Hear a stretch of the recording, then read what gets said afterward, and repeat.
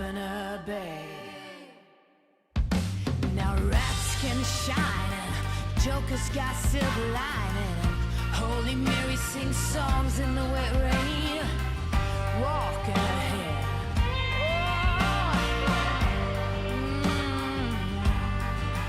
Now every new day's a new firearm to my teeth. Call me a liar, building as you rip. Someone show me someone living a desire.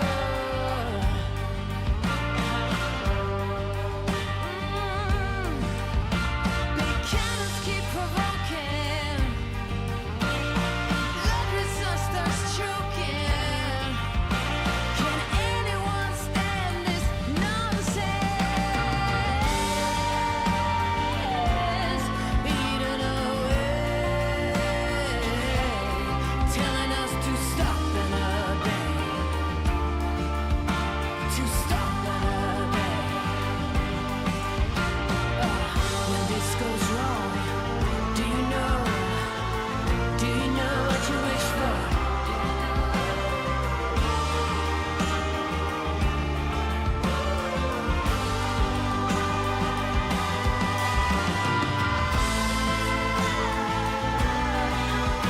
no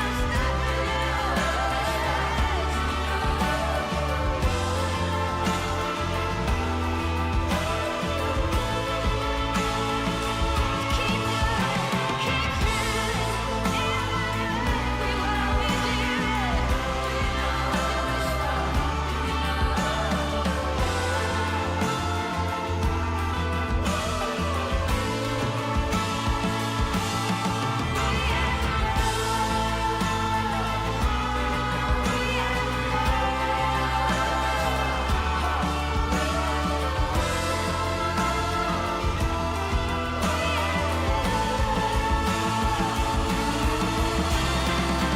When this goes wrong, do you know what you wish for? I don't think you know.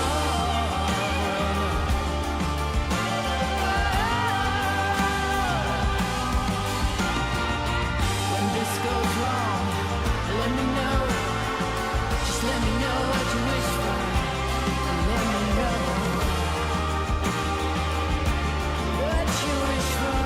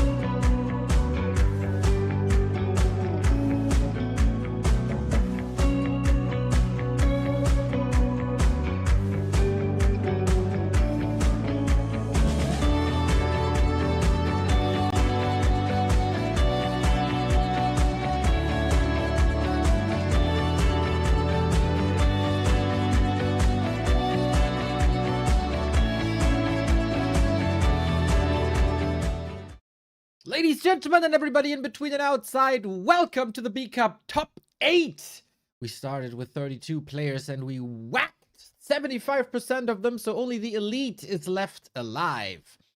4 players in the winner bracket, 4 players in the lower bracket, and we're gonna have ourselves a wonderful, wonderful day with a lot of diversity. We powered through, everybody. Together, we did it, and we survived. 10 Night Elf mirrors in 2 days. Wait, actually, no, that was 10 maps yesterday. It was 4 best of 5 Night Elf mirrors in 2 days, or 5 even. Whatever, it was a lot. Now, we got undeads, 2 of them. We got an orc. We got humans, 2 of them. And we got a Night Elf as well, of course. What a day, what a day, what a day to kick off the top 8. Oh, yeah. Oh, yeah. Hello, Mr. Rain. It is lovely to see. Yahoo! Haven't seen you in a while, buddy. You can still cast your predictions, by the way. The people demanded it, and Neo answered. The bracket prediction game is up. Down to the top 8. Yo, ding dong, ding dang dong. Thank you for the 45. Good to start your day with a sub. Good to start your day with a sub always. Or a prediction game, as I said. So, Happy 120 is our top game and also the early game of the day. FoCuS versus Sock also alive in the upper bracket. Infy, Colorful, so in life, fighting for survival. Cast your brackets. All you need is a challenge account. The link, I should probably post you the link. There it is, there it is, there it is. When the first game starts, the predictions will close. When the first game starts, the predictions will close. We got 16 people participating. That is all right. We need more. Show that you are the one true expert. It's something special here today, as... Okay, wasn't necessarily sure if YouTube is working. Wasn't necessarily sure if YouTube is working, but it is now. We got the first Happy vs 120 game in 2 months. Oh yeah. I'm very hyped for this. I got no clue where this at. I got no real clue where the matchup currently stands. Last time was Super League, and it was a hell of a match. One of my favorite undead mirrors of the entire year, I would say. It was ultimately close. The past 2 encounters between them were ultimately close. That was last time in B Cup, which was in July, with a 4-3 upper bracket final, and Happy with the 3-2 over 120, then in Super League Season 1. So, where are these 2 in the mirror? For Happy, there's very, very little game tape in Undead Mirror, actually. We see this. He got a 4-0 versus Labby, but he always defeats Labby, and that was also the grand final. So that was, of course, Happy in tip-top mega shape. Since then, it is pretty much exactly 2 months where he didn't play a competitive match as an Undead Mirror.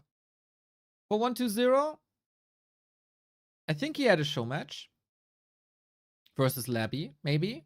And it was really close. With 2-3, that was just yesterday, actually. So a little bit of practice here, but you know how it is. Happy beats Labby, Labby beats 120, and then the logical consequence is that also 120 has to beat Happy. That happens sometimes. It's actually kind of 50-50 in this triangle against Labby in general. Labby's style just clashes well with 120, and he has a little bit of an upper hand here that dates back to like Stars War tournaments 1.5 years ago. So incredibly hard to predict what's gonna happen and who comes out victorious. We don't know. What we do know is that I should join the lobby, and I am.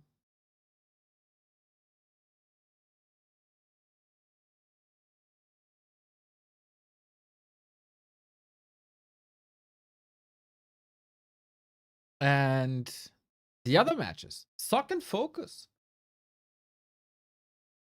Where are Sock and FoCuS? Sock went through an orc already. And you know, there's two different styles, right? Heli Rifle and Archmage. And we see a clear pattern here. Soin was able to defeat the Pally Rifle. Soin was not able to defeat the Archmage Mountain King. Now I think whatever Soin played here against the Pally Rifle, you can use as a carbon copy. Every orc can use as a carbon copy and play exactly that style versus Pally Rifle. That was very close to perfection, in my humble opinion. FoCuS, though, has been known as the weakest anti-Pally Rifle player in the scene by far. Also, my humble opinion. Though I would say he will deal with this Archmage way better. So if you fuse Soin and FoCuS, you could possibly come up with the perfect orc player against human. So will Sock play more Pally Rifle here today? Or because it was successful versus Soin, he leans into this Archmage again?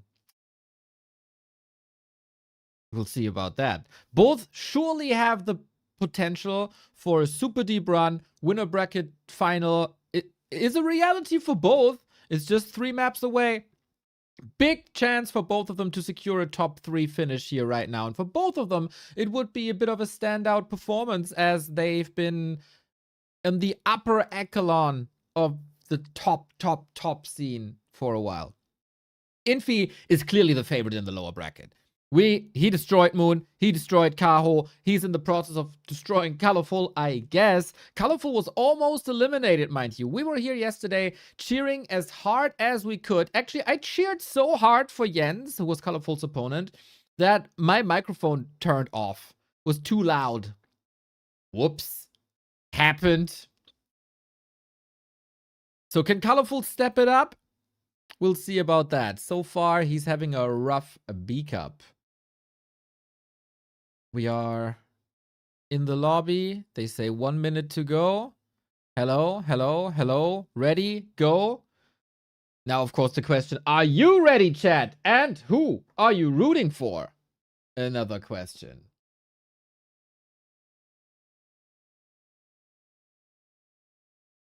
Where are my things?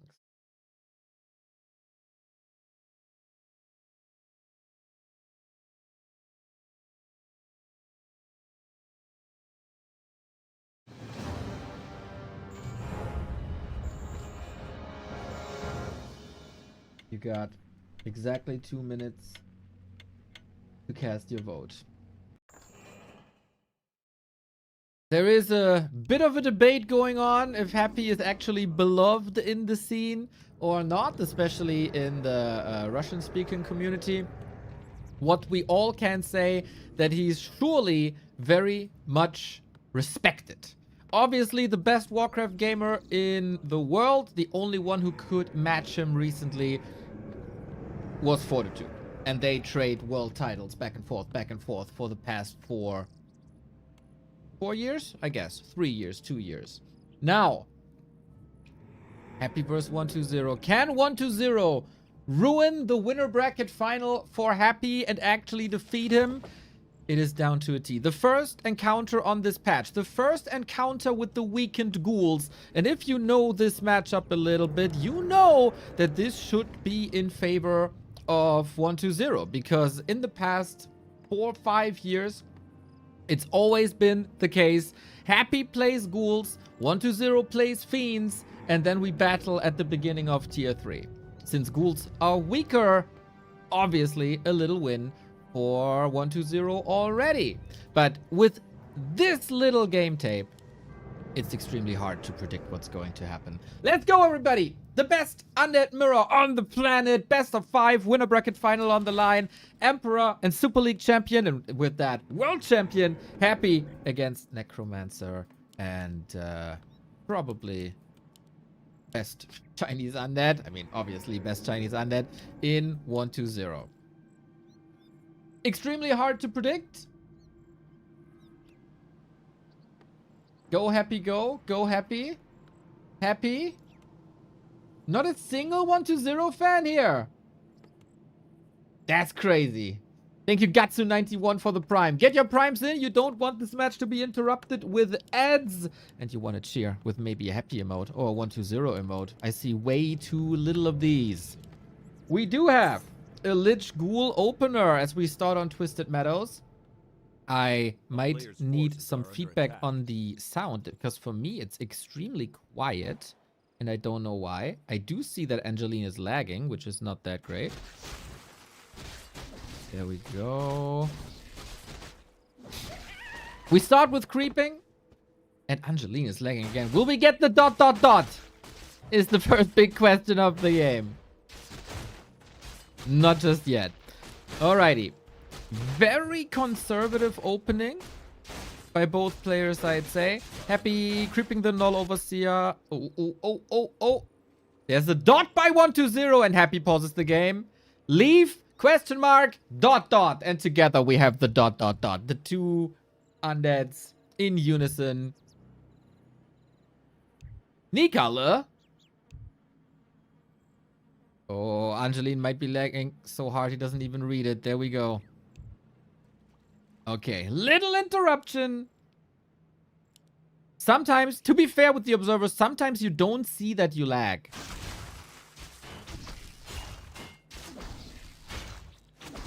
So, usually...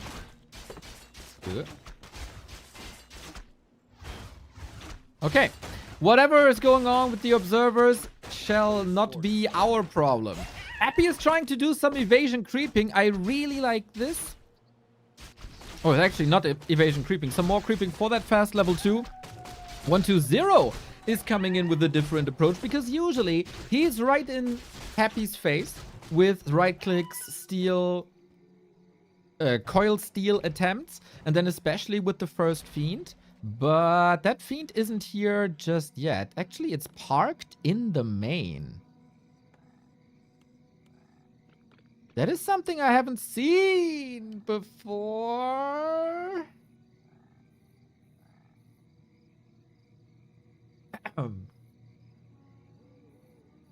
Player's forces are Fly has left the game as well. Oh, that's why you are here. On the premium product that is back to Warcraft. And I will then lag throughout the fight. Lich is putting on pressure on that DK. And there's very little healing at the moment. Of course, an interrupted early game. Hopefully that didn't ruin the rhythm of both of the players. And Happy is creeping quite a bit. 2.5 first level 2. 120 with a different approach to the early game. I can't really see the upside right now of not delaying the Lich. I mean, you can't creep faster than the Lich does. Because you don't have Nova, you don't have this Mass Ghoul, you just in general have less damage. But usually 120 did a good job in slowing Happy down. So far, I don't really see signs of that. Ghoul, Happy, again... Best Ghoul micro on the planet in the history of this world to go for as many superlatives as possible. Great rotations, no losses here.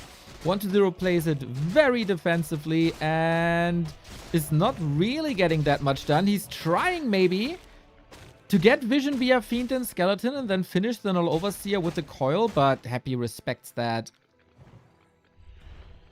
Oh, sick dribble. Player's forces are under attack. It is like the hero and army composition is the same as it's been in the past 3 years. The way they're playing this though is really odd. The movement by 120 especially is really odd.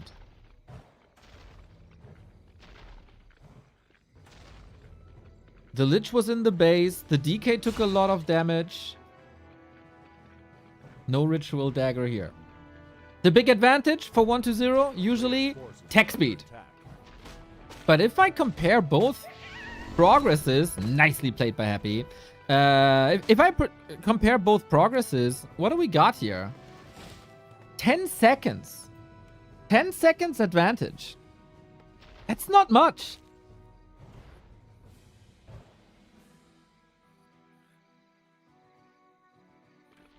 Currently, 120 doesn't hold any of the usual advantages that he has, and maybe Happy has structured his Undead Mirror a bit better. Maybe it's a map-dependent thing.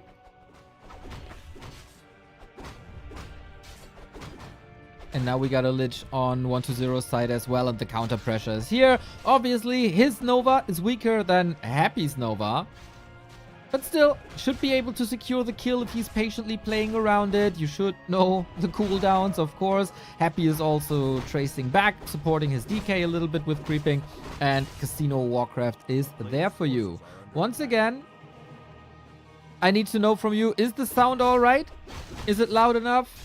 Give me some feedback in case it needs to be improved a little. For 120, level 3 DK, number 1 priority. Should be fine. Getting the tier 3 ready here. Rope of the Magi. Nice. Good, good, good. Fine. Thank you. First statue has arrived. And if there's something different between the players in the late game, is statue usage. I feel like this is incredibly noticeable when you watch games via the Chinese overlay and not too much our overlay because we don't have the stats. But the mana return from 120 statues is always higher than Happy's. And maybe that will give him the edge here. Ring of the Archmagi for more stats. For Happy, Boots of Kel'Thalas might be nice for the Dark Ranger. Third heroes are actually a bit of a question, especially on the 120 side. Sometimes, if you feel cheeky, it's a Naga. Most often, it's a Dark Ranger. Sometimes, it's even a Crypt Lord. So, this is not set in stone. There's an Acolyte here. There's an Acolyte here. Wow! Tier 3 Expo this fast! Prior to the Dark Ranger. Prior to a third hero. This is incredibly hard to read for Happy, I feel. He never did this before. Maybe he checks now. Okay, you're not at the tavern. This is the timing. What are you doing? But no. Wow. We will have a big power spike for 120, and it's always been that way. If you're a frequent viewer, you know this already. The beginning of tier 3 is 120 territory. He got Fiends already. That is the late game army. Happy still has Ghouls. On paper, Ghouls destroy Fiends obviously in open battle, but 120 has the best Fiend control on the planet and trying to keep the distance. You can slow down Ghouls and destroy them with Nova, and the other destroyer then, of course, with Orb of Annihilation, with more AoE, destroys Ghouls as well. So Happy in the first fight will lose the Ghouls that are in the fight. That's 3 to 4. And that's almost 10 supply. 6, 8, 10, depending on how much he's pulling for that sad fight. And 120 ideally is not losing Fiends. If everything goes well. But we have a creeping game here. Both get the Orb of Darkness, which is very good skeletons. It was changed recently. Thank you, Richard, for the feedback on YouTube as well. That got changed recently. You don't get level 1 skeletons anymore, but level 2 skeletons. So actually, at the moment, it's actually more effective to disable the Black Arrow of the Dark Ranger and use the Orb. Could actually give the Orb to Dark Ranger and go Life Drain. Happy with the creep check. Has no TP, but a big mana potion. Is that the moment to fight already? 120's expansion is up, and now Scouted. The Fiend reinforcement is being caught, but the coil is there to the rescue. Destroyer in with the Dispel, and 120 trying to buy time here. Not as explosive as his fights usually are, because Happy is keeping the Ghouls back. I think that's a rather new development, not sending them into the front line, but the front line are, interestingly, the heroes and the Fiends. He's waiting for the moment to commit them, because he knows it's a sacrifice. 50 foot on both sides. 120, of course, can easily replenish losses with that Expo now. Both DKs far forward. Different focus fire here. One goes to the Fiend. 6 saved by 120, and Happy's Destroyer goes down. Huge loss. Fiend falling now. The coil saves the Fiend at like 10 HP. Now he's satisfied with it. Ghouls. The coil misses. 2 Fiends down for 120. Destroyer and Ghoul lost for Happy. I think this is still a net win for the Necromancer, as of course he has that Expo down, and now the pressure is on Happy. What do you do against that cheeky second base? There was a statue going down? Was it Didn't actually see what happened. Oh, wasn't part of the TP. Okay, thank you. Okay, sorry. I was Forces are under looking at the mini-map and at chat right now. Thanks, chat. Glad to have you by my side. XP? Slightly in favor of 1-2-0, but that will change. We're going to get to 4-4 heroes, and instead of attacking, Happy is going for the counter expansion. I am very sure Happy did scout it. I think there was a blue dot in the middle of the fight. He should have seen it, I think. Down to a T. forces are under Happy is not an upkeep yet, 1-2-0 is. We get a lot of upgrades. Interesting to see that 1-2-0 stays on 2 production buildings with that second base. You could opt for like 2 more, I guess. Dark Rangers are monsters. Liches are monsters. Both parties. Very well equipped. It might come down to consumables. And there I think Happy still has the upper hand, especially with the big mana potion on the DK. 1-0 definitely leads to level 4. Interesting to see that both have the Orb of Darkness on the DK, so the DK can attack destroyers. And we have another fight, but it's a creepjack. This is level 4 for 1-2-0, which is huge because it's way more mana. Thanks to the level up of Dark Ritual. 2 destroyers up still. 64 food for 1-2-0. Is this fight everything he wants? Silence on the DK. Still a little bit of healing. Destroyer falls immediately. Can he get the revenge kill? So far, I'd say slightly better for Happy, but the pendulum is shifting. Lots of units falling. Fiend as well. More reinforcements trickling in. Not too easy to get a good position with them as they're coming right into Happy's army here. 2 Fiends about to fall. Destroyer falling as well. Next statue wants to be in the back of the army. Nova hits hard on both sides. Actually, the denies during the fight are extraordinary. Supply gap stays intact though. Lots and lots of kills continue. The skeletons are coming in from the left hand side. Happy didn't see that coming. A new Fiend falling, and 1-2-0's macro during the fight is impeccable. Both players actually. Might come down to a hero kill. Next Fiend down. Lich in trouble. Info potion next to the skeleton. Super close affair. And now we play Hero Arena. Whoever loses the heroes first is probably gonna die. And 1-2-0, if he's not making a mistake, seems to have the upper hand. Another Fiend. The statue still up in this fight right now is a godsend. Having healing, having mana regen, but Happy keeps up with that. 1-2-0, maybe one Nova away from dying, but both are. TP here, chasing, Lich, shot. Oh my god! The Fiend forces an info potion. The heroes are still here. What a wacky situation. He ran away. He wants this DK so bad, even making sure there's a Nova. So the ring doesn't work. Can he buy time for the Lich? Last chance for Happy. Info potion here coming in with the statue block. Nova to slow him down. Any chance to go to the shop. The DK is coming. No, kills the Lich as well. Oh my god. Crazy start to this best of 5 series. Happy almost looked out. Can he get the Lich back from the tavern maybe? Both have an expo. Both are rich. Lots of resources to work with. Oh, he can. Lich is back. DK as well. That puts 1-2-0 in a bit of trouble because that DK is rather low. Statue about to fall here as well. 10 food lead stays intact. Wild brawl between 2 amazing undead players. But 1-2-0 holds the lead, and that was the fight with the big mana potion.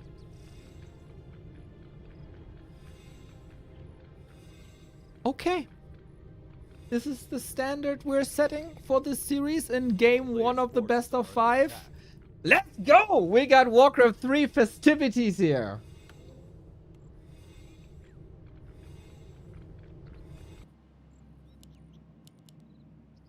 One to 0 should have scouted the expo by now.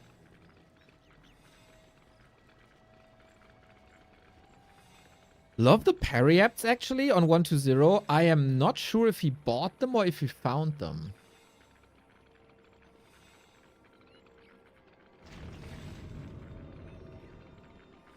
Lots more Fiends for 1-2-0 now.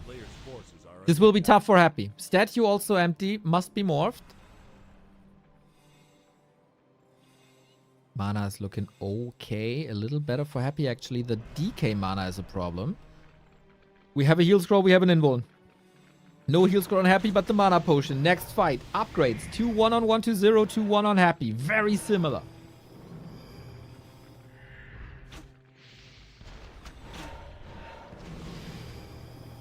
Close to level 5 Lich on both sides. Close to level 5 DK. 1-0 has the lead here. A bigger area of effect of Silence, but for the Dark Ranger, that shouldn't make a big difference, to be fair. Happy is getting reinforcements way, way, way quicker now.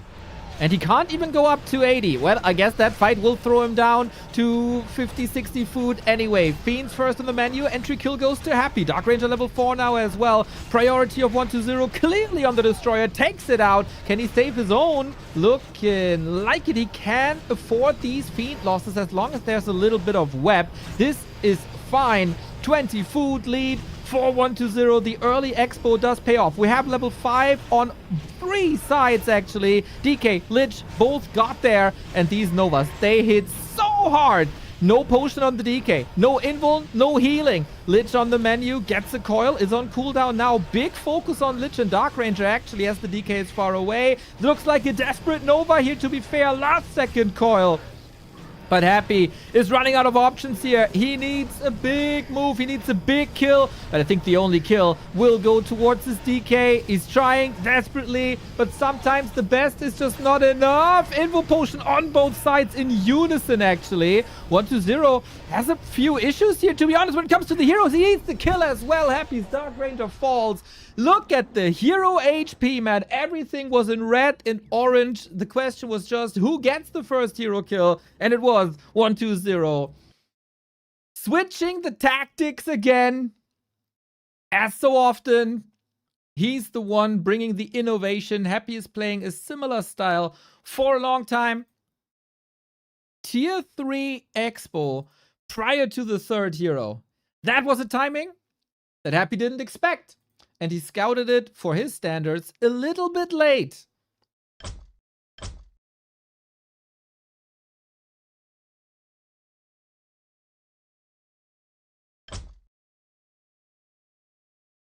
And 1-0 takes a little break here. Scouted it a little bit late. But that was a solid start to the day.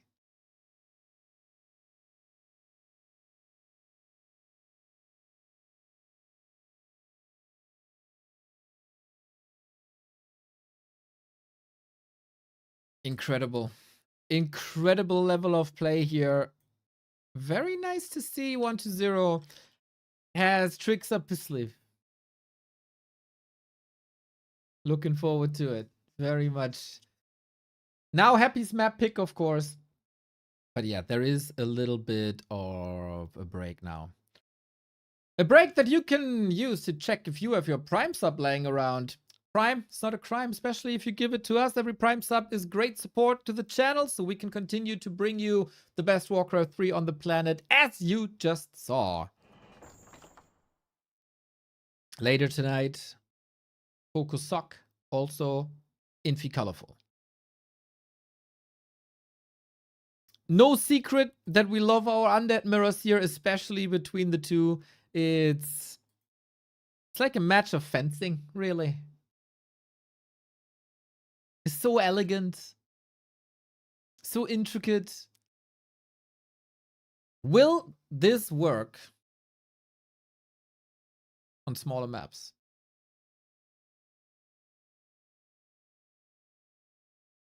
Or was that a twisted exclusive?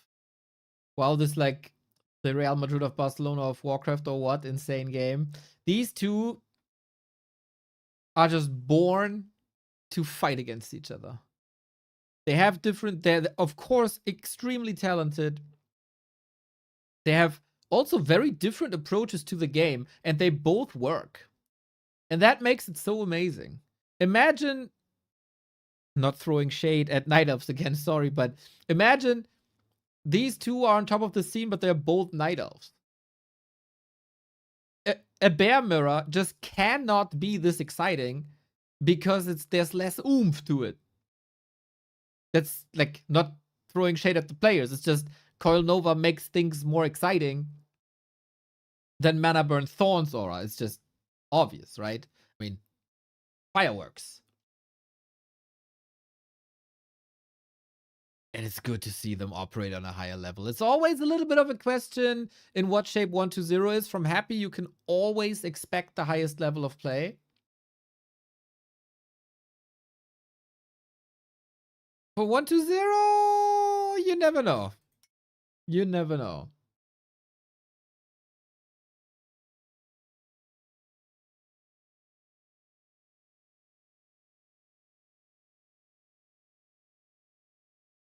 There are different ways to play this still. We haven't seen Banshees. We haven't seen Mass Destroyers. There's ways. There's ways to switch it up. Waiting for the day where Happy is returning to Ted Fiends as well. Was a cool idea to hold the ghouls back and send them into the fight when maybe the first Nova was used on a hero. On the 1-0 side, you also don't want to hold your Novas for too long. You want the damage. You want to keep spamming it, spamming it, spamming it. He was very ready.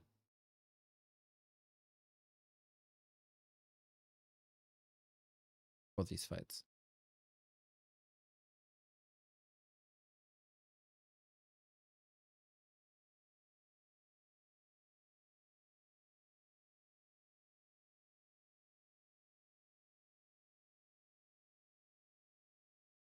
Always feel like 1-0 is a bit extra motivated. He can be slacking in other matchups. Against Happy, always special. And as much as we can criticize him about his matchup versus Human, which is definitely to be improved, in Undead Mirror, he's the maestro.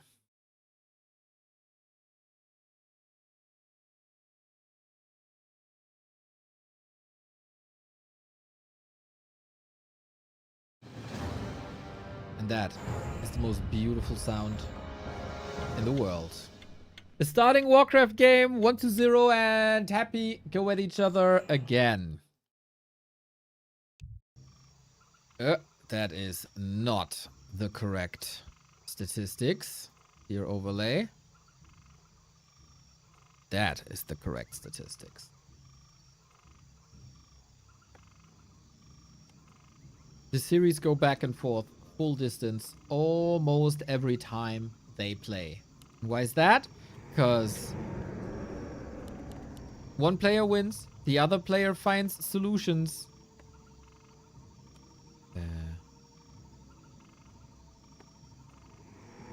Happy in the red. Very odd. Half the overlay is cut off. The Blizzard overlay. Oh, I'm a bit confused here. But Happy in the red. Starting on the upper left-hand side.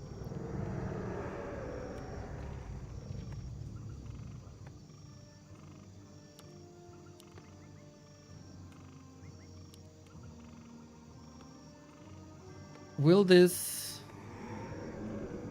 be the moment where Happy changes his approach? I doubt it. It should very much be Lich Ghouls versus Ted Fiends. Always is.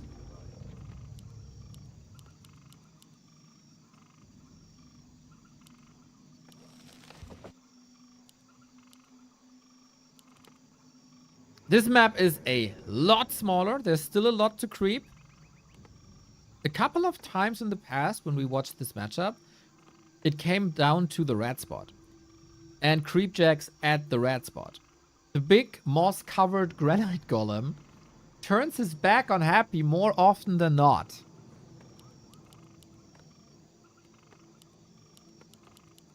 But that is, of course, far, far, far down the road. It comes down to who has the better start.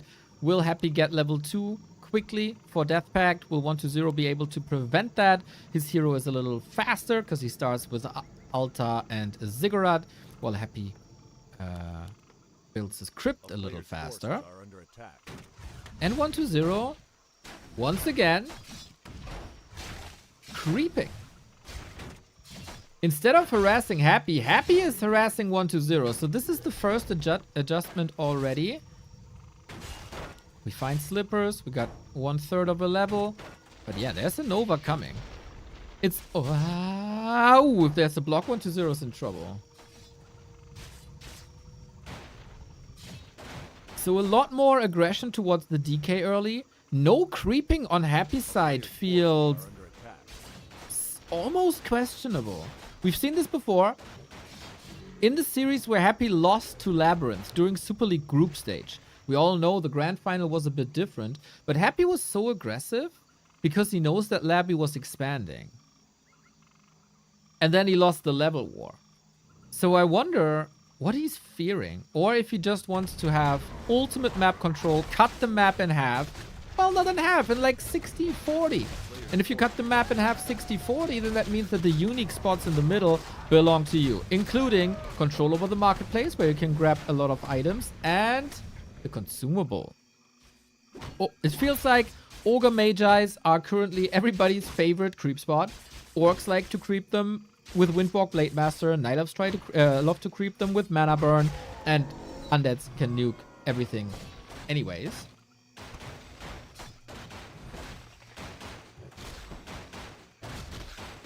And Happy is of the opinion that stealing XP from 120 side is the way to go. He's catching slow here. Whoa, that Fiend is greedy. Is resulting in a ghoul kill. At least it was a sacrifice.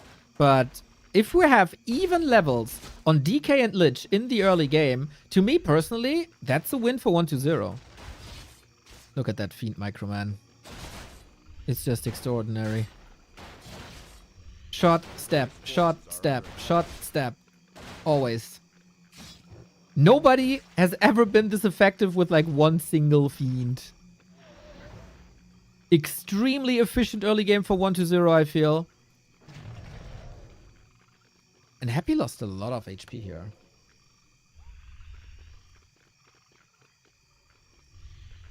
Ideally, you want to cancel the regeneration, of course, but that doesn't work that way. Tech timings. 4 seconds only. Are under attack. Happy is definitely changing his tech timings. We have to observe that a little more closely in the following games. But we had games where Happy was like 20 seconds behind, where 120 had Destroyer upgrade ready and Happy had not. And that's then his timing.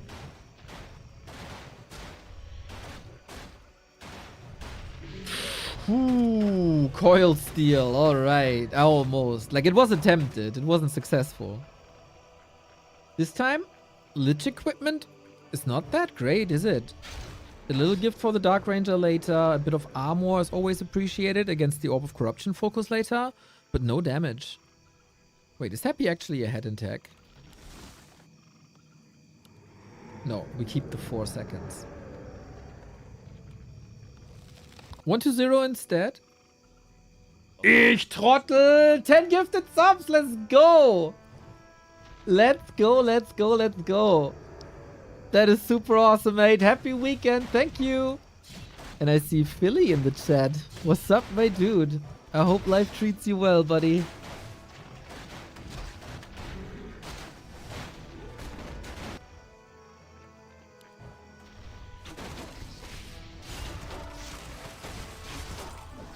I think this early game is a win for 120.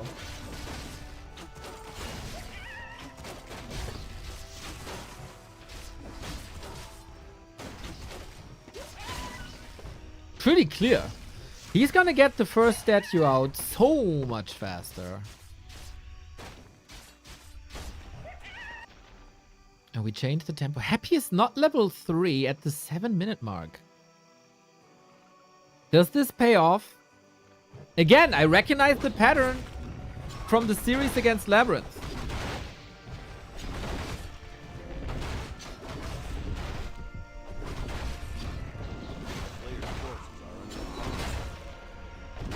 The lower levels might bite him. But again, very different approach to the creep route.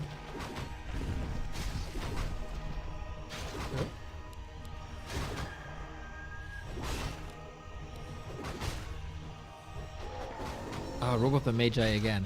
Lich of 1-0 is aiming for some good damage. He will be a late game machine. Lich level 3 now, same as the DK. We got a level advantage on the second hero though.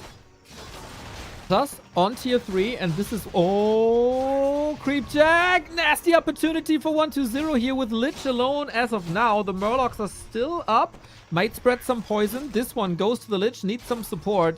Happy getting the heal wards. Fantastic, as Nova and Coil can't kill the wards anymore. They're now magic immune. Yeah, it's an entire level, guys.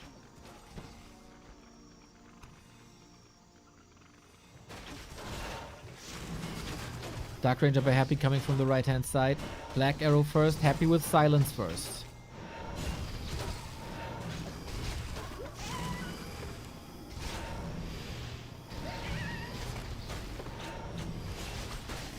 Ooh, was about to say, if you silence the DK here, is there a nuke possible on the Lich? But probably not. Last hit. Goes to 1-0. There was a coil invested.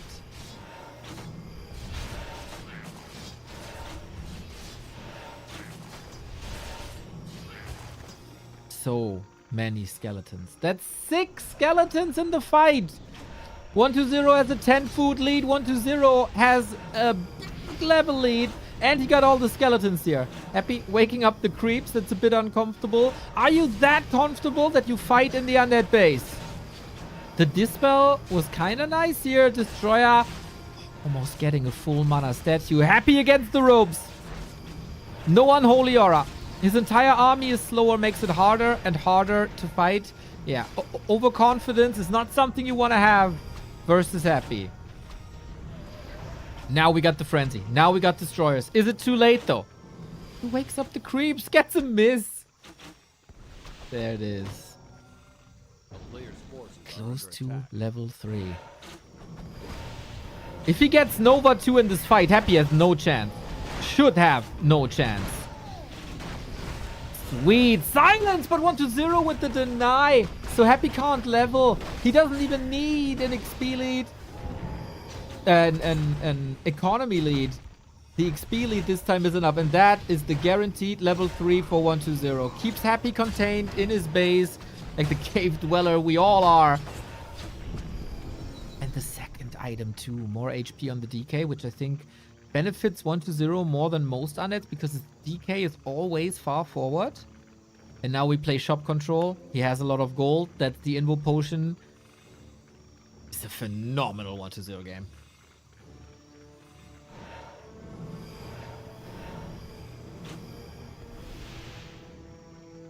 The first fight needs to be a home run for Happy.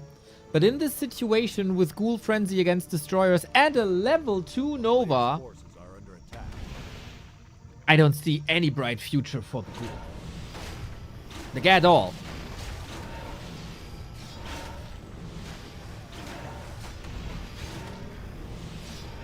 Big mana potion for 1-0 too.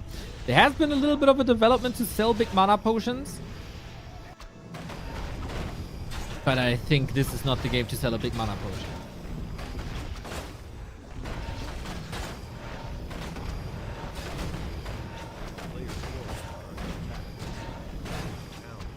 This is the classic Happy red spot where he got punished for what's the target. Onto Acolytes we go.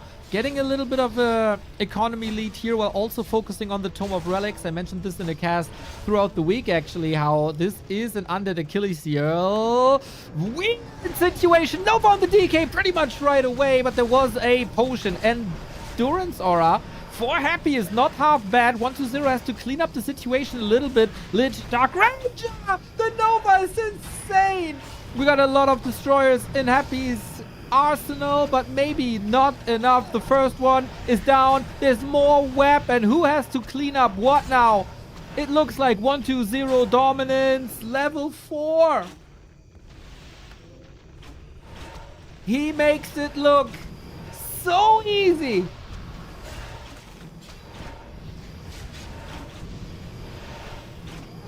Tidehunter's early aggression backfires. The Nova doesn't even lead to a kill. The coil is there.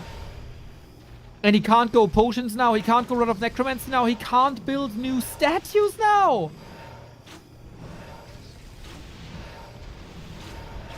And it seems like this is just the victory lap for 120. Desperate attempt to throw the ghouls into the brink, but it's 2-0 for 120.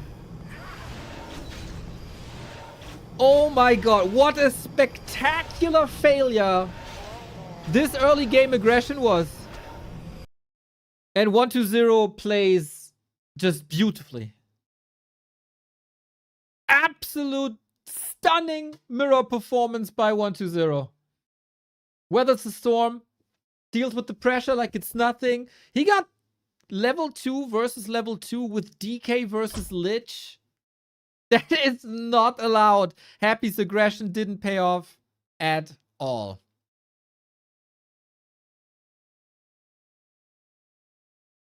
And now we need a reverse sweep by Happy. I'm not saying it's impossible. We have seen that before, but I also want to throw up a warning sign that usually 120 starts slow into the series and then accelerates. Dude is on 200 miles an hour already. He's off into the sunset in these series. And this was Happy's first losers pick, where he thought he has the biggest advantage.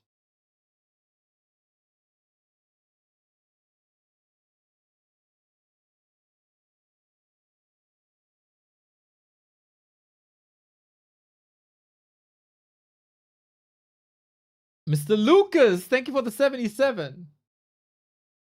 Less than 3, my dude, smile. 3, my dude, smile indeed. This could be a very quick affair here, to be honest.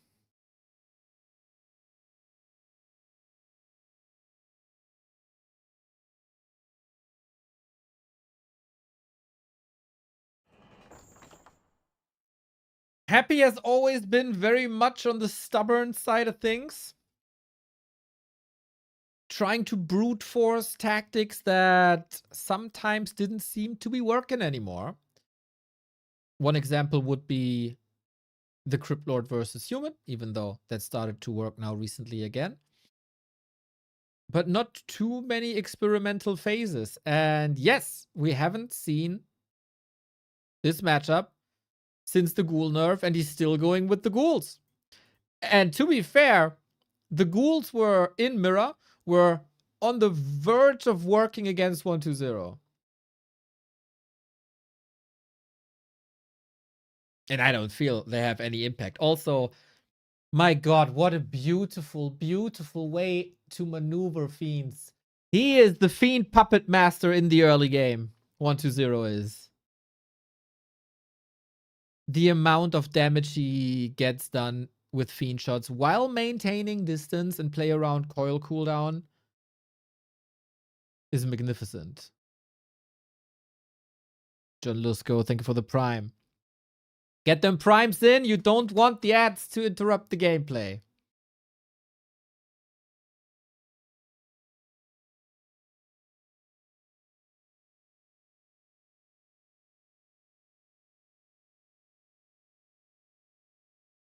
Capo ban, let's I am go. in desperate need of some Lin action. Less than 3. Exclamation mark Lin.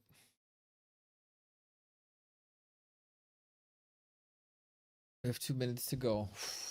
It needs one of Happy's legendary turnarounds here. How often did we see Happy against the ropes and clawing back somehow?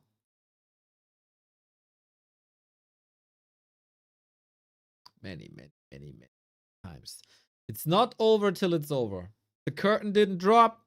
Fat lady ain't singing. And I feel like, because, you know, B Cup has these longer breaks than any other tournaments in between matches and series, that should benefit Happy now. He already changed the approach from map 1 to map 2, even though, yes, also very different map. And now he has to reevaluate. And I wouldn't be too surprised if he's coming up with like a Crypt Lord.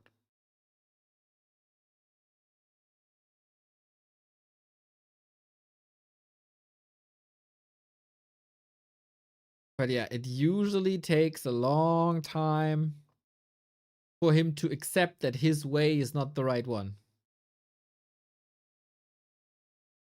But then also all of nowhere he comes up with a solution. When was the last time Happy got 3-0'd in anything?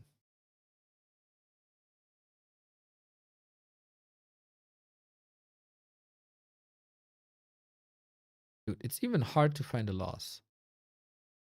He got 0-4'd by Fortitude. But that was, I think, a show match. I mean, in a tournament performance, 0-3. Can anyone remember? It should be like a standout moment in time in like world history, you know? Moon landing, fall of the Berlin Wall, Happy loses 3-0. That's like the order things go in.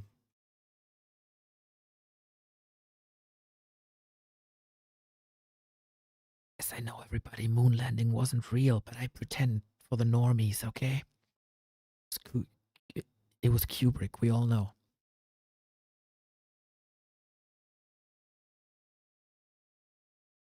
I cannot find a result of a 3-0. I'm down to like 2024 already. He was 3-0'd by Lin last year, October. He was 3-0'd by 40 in a Don't Force Me Cup. But Crumbs TV? We have Butt Crumbs TV now?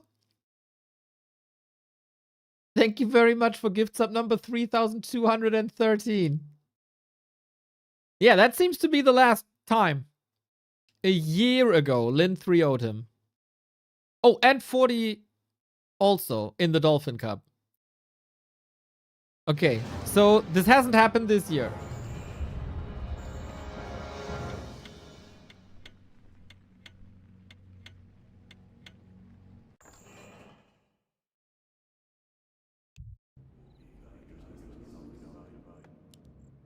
Game time. Match points 1-0.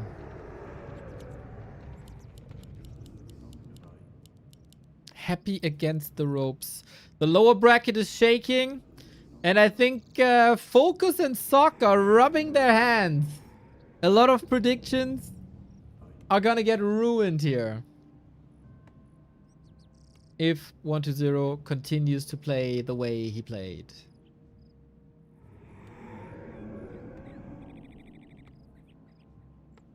Happy, do you twist some knobs?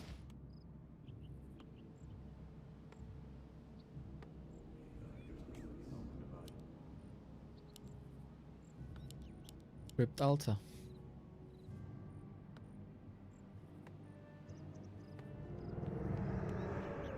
Both go with their builds.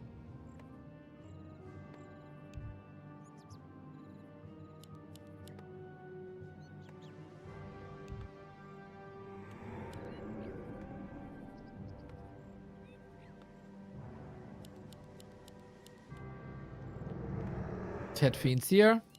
Lich Ghoul's here. You can, of course, go with the same strat, but still play a very different game.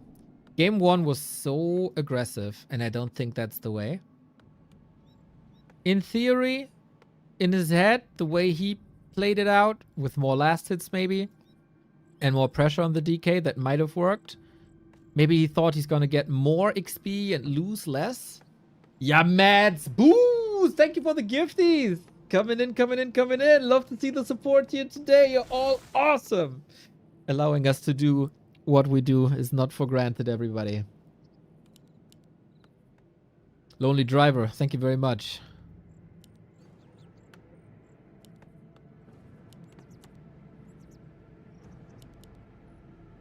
And yes, it is creeping now. And that should be the better answer. Get a Lich advantage early. Ideally, force a level 3 Lich versus level 2 DK situation. And then play into that moment. DK is here. Lich gets the kill. That's how it's supposed to be.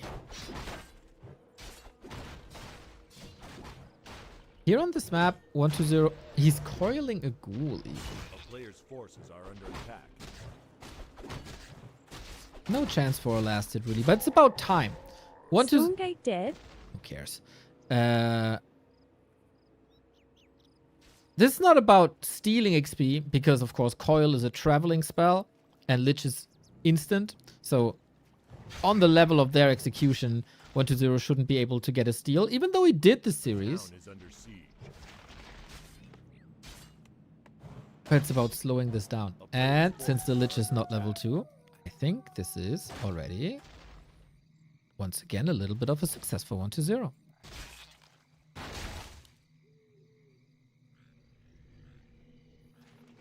It's very annoying, actually. Sending in the skeletons. Chip, chip, chip, chip, chip. Happy has the multitasking, of course, to deal with that. He was a little bit unlucky with this Lich in the last game. So getting some damage here is sweet. Now, it's time for the first Fiend of 120. This is oftentimes a can opener. It's an extremifier. As the Harass was good with DK alone, the Fiend will open some more moments here. As we've seen on Tidehunters with that sick Fiend micro. But actually, he's pulling back. Not too interested in fighting right now. A player's forces are under attack. And so the creeping continues. Waiting in the wings here. Lich is level 2.3. Not a single point of XP currently. And Happy is maneuvering across. Does he feel like he has that necessary advantage already?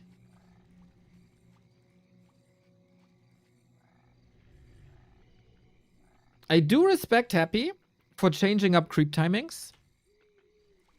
Oh, if he steals this one. A player's forces are That's a under attack. nice touch. Sea turtles are easy to creep always with normal damage.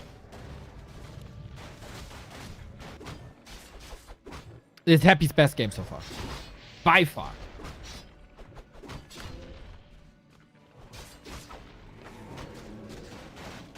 Sneaky, sneaky, sneaky. 120 for once doesn't have his eyes on the map. Fully focused on this, and Happy also steals the Berserker. I feel Happy is finally online. Level 3 versus level 1 is absurd. I feel Happy finally found the moment. Yep. This is exactly what you want to force. The situation you want to force. A player's forces are Ghouls under did a hell of a job. Lich got the necessary clicks. And 120's first and also second Fiend didn't lead to anything.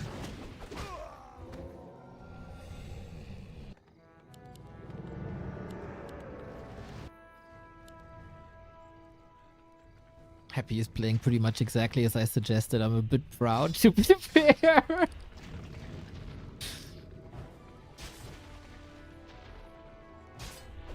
Nicely waking up the creep, so the ogre already has enough fire and bloodlust and is harder to kill. Super cool. Okay, this is Happy 100%. Still, not saying this is a foregone conclusion, because now we do have that tech advantage that 120 usually has. He has a lot to catch up, especially level-wise. If you annihilate all the ghouls, you are catching up in levels a bit.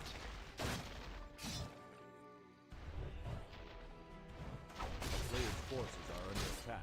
And as much as we praised... Wow. Oh, Happy got all the steals here. That's an incredible Lich play. It's outstanding Lich play. I was about to say, as much as we praised the Fiend control of 120 in Game 2, you gotta give respect to Happy's Lich in Game 3. And seeing this Lich makes you wonder, like, why are you so stubborn and aren't playing it against human? He's so good sometimes, man. A player's forces are under attack. And is switching into Fiends already while creeping the DK while he sleeps and bounce ahead. That's the perfect example of keeping the same heroes, same units, same general tactic, but switching the game plan entirely. And it's a different game. It's the same unit compositions. It's a completely different game. If Happy steals this, I think we can go next. We got a Dark Ranger with silence once again. Phenomenal position for Happy. Moves forward with the Lich, gets immediately punished. Silence and TP force. That is the Ogre Lord for Happy. A clinic of a game.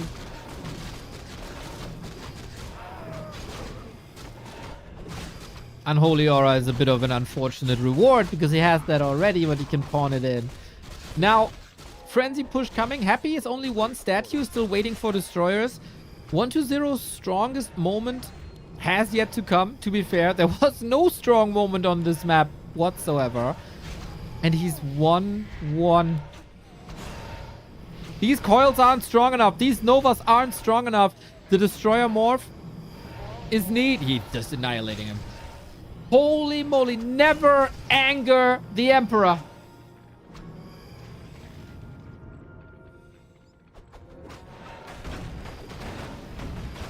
This is, let's be honest, this is very close to a perfect game for Happy. Invo potion as well for these fights. Yeah. He's in this series now. Not too many people on this blue earth can 3-0 Happy. And certainly not 1-0 today.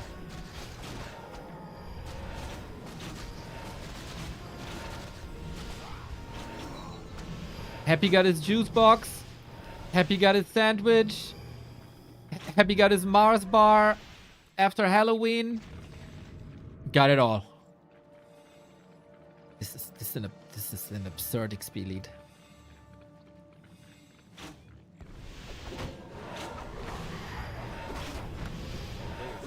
Happy is ahead 1,200 XP.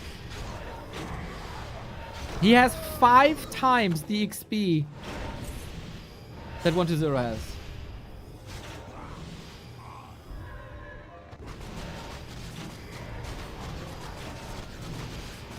Where does 1-0 see the win condition? He's also expanding on the back of this. A player's forces are under attack.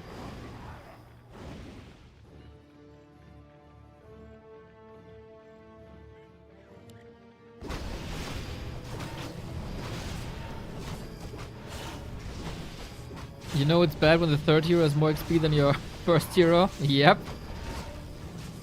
Hey, we got rune braces, but Happy is tired of this shenanigans. He knows the outcome. We know the outcome. It's just a question of what 1-0 estimates the crucial damage. The momentum has completely shifted. Within the span of 11 minutes and 30 seconds.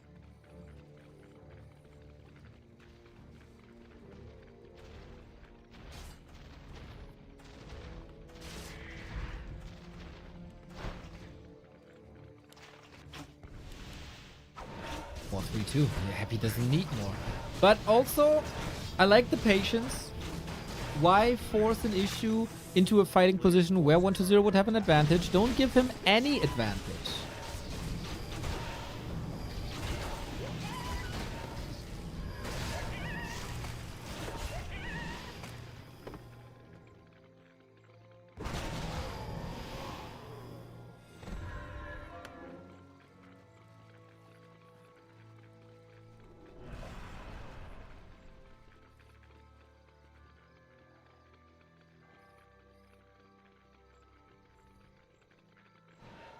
Players' forces are under Can you attack. force a mistake against Happy? That's rough. 4-3-3 against 2-2-2. And the big mana potion, and the flute, and the heal scroll, and the invo potion, and the expo is up. Yeah, this is a foregone conclusion, guys. Happy is gonna eat him alive.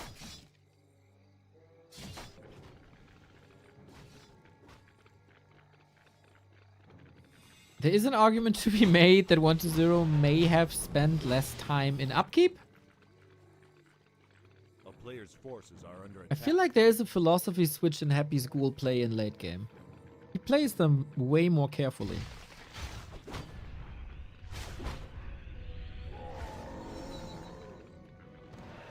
Rune Bracer's kind of sweet too. Oh, army a bit separate here. Creeps are getting involved as well with slow. It's not great. Next up, the fight. And this not gonna be so exciting as the previous ones were. The coil is missing too. Everything goes wrong for 1-0. He had a Herculean task ahead of him, and he is not able to follow up with that task. A 20 food lead, more or less. Destroyers are falling. Hail Mary on the Lich, but of course Happy is too careful. And that's the DK falling as well. Clinic, very, very, very close to a perfect game. I have nothing to criticize here. If you go through this with a comb, maybe you find something. But this was amazing creeping in the beginning. Amazing change of tempo in the early mid game, where he put the pressure on 1-0 when he had that Lich advantage. And from there on out, there was no recovery for 1-0 anymore. Nobody 3-0 is happy in B Cup. And now there's pressure rising on 1-0. Oh snap, what can I do? What happens if this continues to be the play by Happy? It's of course also map dependent. Can you reach the creep spots in given time, etc, etc, etc. And I can tell you, next map is Shattered Exile, a bigger map. Maybe Exposed again. Neo, why do you switch the colors? I do not switch the colors. Actually, on Warcraft III Champions, you cannot switch the colors. It's automated. So sometimes we keep the colors and sometimes don't. But we don't have this control with us.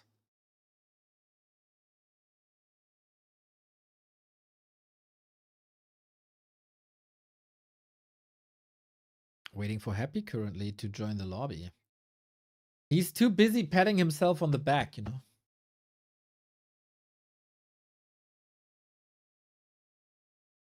That was the Happy that we expected. In game 1 and 2, he didn't play the ideal way.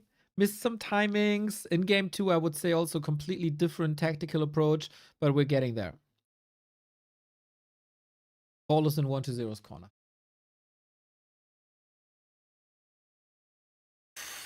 It would just be natural that Happy forces a game 5 here.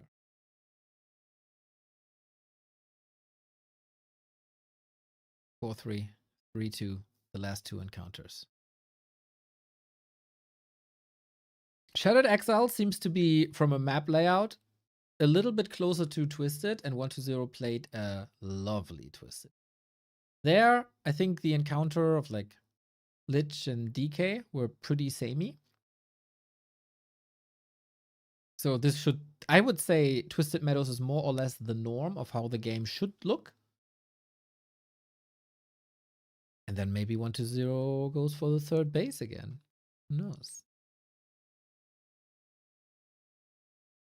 Thank you, Verntje, for the 300 bits. And again, Mats Boost and Ich Trottel, thank you so much for the gifted subs.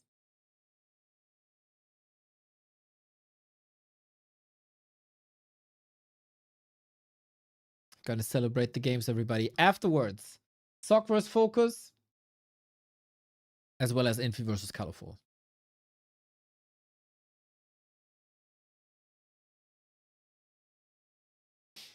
What's the feeling in the chat? 1-0 closes it out? Closes it out? We're happy with reverse sweep. I'm not too sure anymore. After this game, you start to think.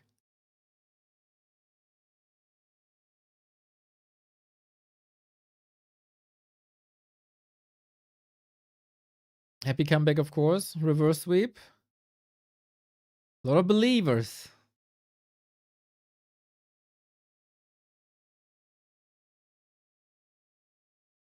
I don't believe. I'll go AFK for one tiny second. Check if your Prime sub is available.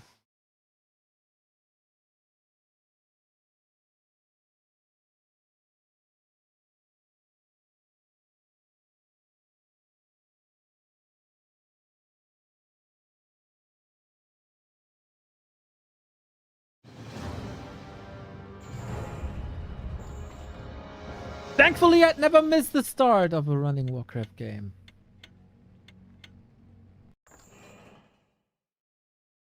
Shattered Exile. It is, boys.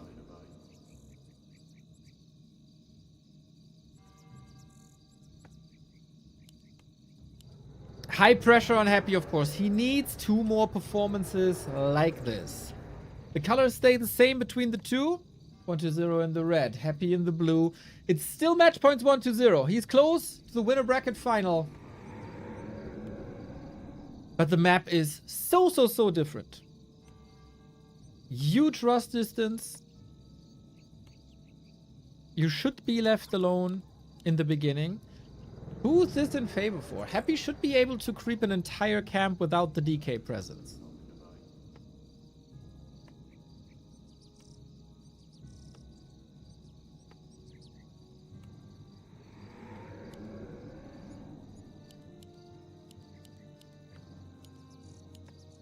Any switcheroos?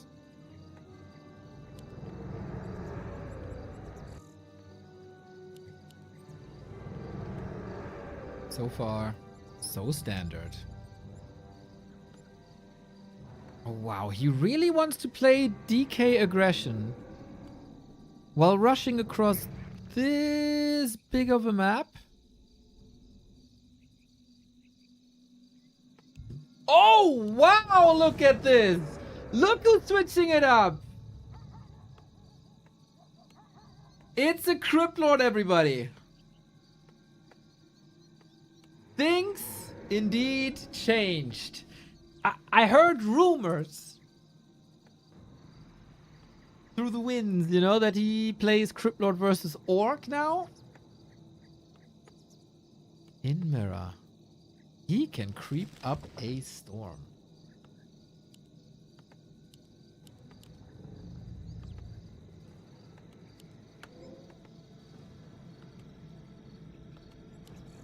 Very interesting. That means automatically no Dark Ranger third. That also means, with Happy skills, he can go for surrounds. He got a lot of summons. He got a lot of surround potential. And 1-2-0 has to play this a little more careful than you should. But what this also means is, good scout by 1-2-0. Important scout by 1-2-0. That 1-2-0 is on pressure now. He needs to delay this expansion as much as possible. He's a very good Ted Fiend player, and Ted Fiend has... Oh, the coil misses! Ted Fiend has its origins in anti-expansion play versus human. He's pulling 2 ghouls though. This is 1-2-0 Fiends with 4 ghouls into tech. This should be very fast. No Fiends. That means earlier pressure. Crypt Lord already at 50%, and good counter surrounds here as well. All the beetles, all the skeletons can't get an encirclement done, and there's still creeps. This Taskmaster is causing quite some trouble. 1-2-0 is causing quite some trouble. The Ziggurat is dead. Frostborn hungers, and 1-2-0 is playing the counter beautifully, with as if he expected this. Oh, Happy, this is sink or swim right now for you. You gotta clean this up. It's not easy when the Taskmaster is bashing you. I think you can give up on this expansion here, to be honest. 1-2-0 is teching already, done 1/3. We have no run of Necromancy anymore, so that helps a little bit. But Happy is playing behind from here on out. 1-2-0 serves for the match, and he opens up the set with an ace. A player's forces are under attack. He has a staff against the surround as well. I like that forecast.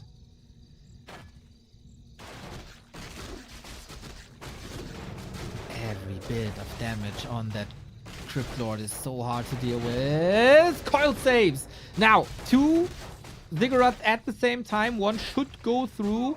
Ghoul save. Also, we praise 120's Fiend Micro, but obviously this goes with Ghoul as well. Bit of damage here. Impale. Surround on the DK. He saw that coming. And gets out. That needs a lot of healing now. The Taskmaster is still not done. We cancel one of the Ziggurats. It was basically an investment and now can go Haunted. 120 is on tier 2. What do you do as the Crypt Lord player when your opponent is just rushing for destroyers? Classic. 5 HP save. A player's forces are under attack. So, huge tech lead for 120. Happy is far, far, far behind. He will need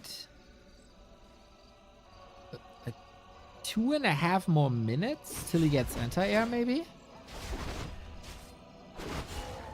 But it's Happy we're talking about. He's been in worse positions. Player's forces are under attack. And still won. He's getting level 3 now. He got an amazing Lich inventory already and Crypt Lord hitting hard as well.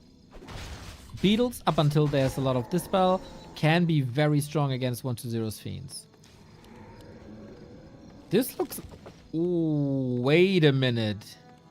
Dark Ranger second with Black Arrow.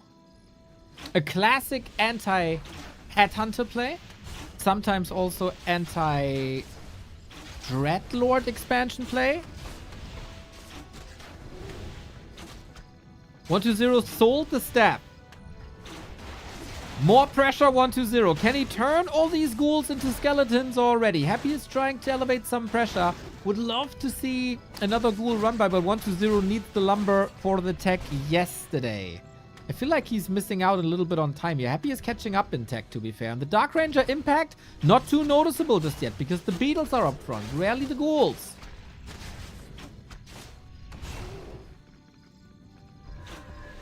Happy has a lot. Dark Ranger. Surrounded. Is 120 letting go of this series? We go straight for the Crippy, actually. He has no TP. But the DK can also not reach. The Fiend shots do, but it's not enough. Dark Ranger has another coil. Any chance to fight her out? Oh, if only she had life drain here. But then, of course...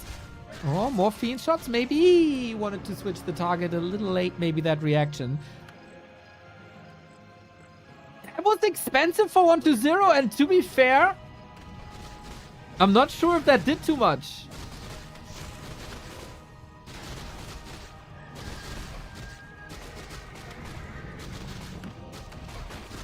Follow up. No coil. He is playing with fire. Heal scroll by Happy. DK forward. Frostborn wants to secure the kill. But the Beetles are nibbling away the Dark Ranger. Oh my god. DK. Crypt Lord. He has a town portal. Invo potion on the other side. 120 is losing almost this goal. Saves it for now. Oh my god, what a game. And oh my god, what great support. Ari, you lovely. A bit weird, but lovely soul. Oh man, 5, 10, 20 gift subs already today. Ari is with us since before Reforged. What a legend. We're tuning in at a great time. I feel like 120... I mean, he still has his Destroyer push, right? But the Destroyer push is delayed already. There's no Spirit Towers up. There's no Spirit Towers up here. Happy high focus on tech, of course. Catching up, catching up, catching up. 120 wanted to close out the game here, but Happy had the right response. Retreating with the Crypt Lord pretty much immediately. And then there was barely any damage anymore. And the expansion is ticking. Tick tock, tick tock, tick tock. 120 might have one last push in him.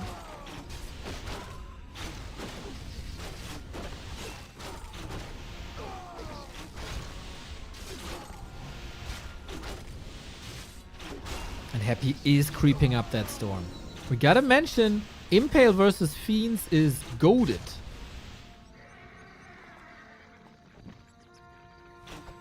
Good check opportunity, actually. There is no Lich yet, so hard to control the beetle. Doesn't really care. Rest of the army is coming in. Impale!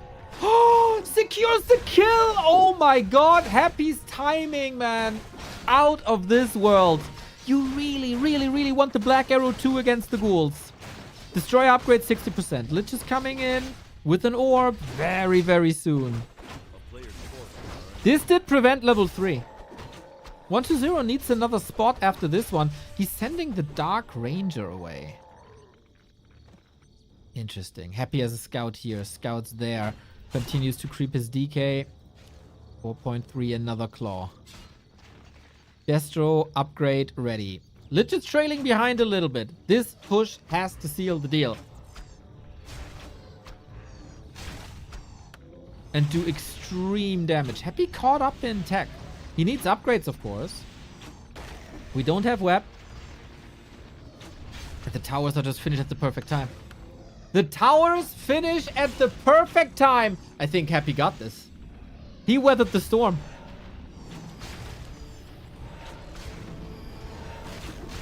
Extremely difficult situation for 120. Not without chances, but no heal scroll, no mana pot, one big heal. All right. Even the feet is getting killed here. 120 is getting slippy hands. What the hell happened between game 2 and game 3? It's a different world we're living in. And he buys the potion at the last second before the shop dies. Are the floodgates open now? For Nova Black Arrow. DK brings a mana potion for more impale or more coils. Having no level 3 on the Dark Ranger. Getting the Destroyer webbed here.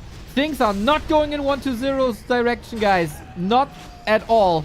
When you're on one base and you get your carry unit sniped that way, that's almost lights out.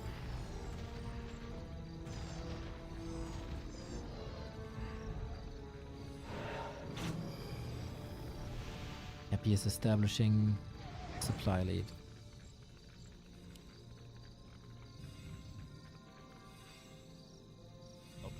And this Lich is a freaking beast right off the gate. Look at this Lich.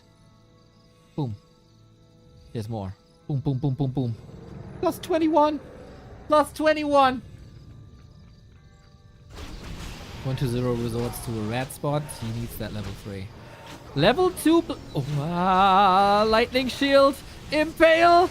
Wacky situation. We got more movement speed on 120 side. Destroyer morph once again. He wanted that Black Arrow level 2. That's his last chance. The walls are closing in on 120. Happy might force game 5 here. There's no place to run. No place to hide. TP is gone. The lightning shield is doing magnificent damage. And Happy just has the mass. Potion must be necessary here. But the Lich is melting the hero focus for 120. Doesn't land. No. He used the potion before. That's it. That's gotta be it! The DK is gone. The DK falls on the other side as well, but you trade a level 3 hero against a level 1 hero any day of the week. And this is why Happy is one of the most legendary players this game has ever seen. Being squashed 2 maps in a row, but having the mental fortitude of thinking, I'm fine, I'm good, I can defeat you 3 times in a row, and I'm not even breaking a sweat.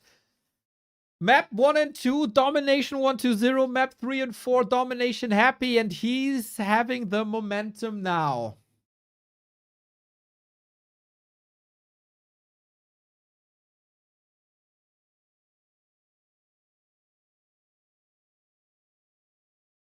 That's a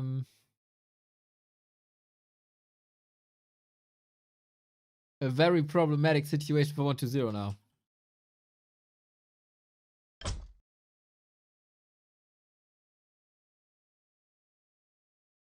But it is as it always is. Full distance. The answer to the Crypt Lord was really good, it seems.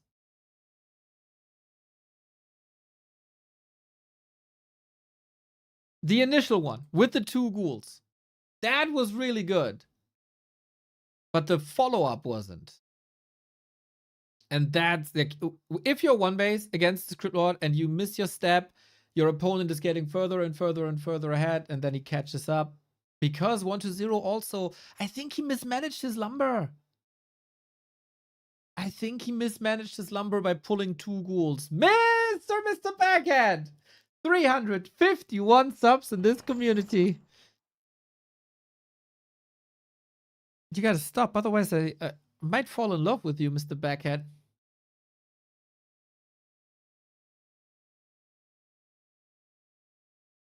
And I love that Happy is willing to switch it up depending on maps as well.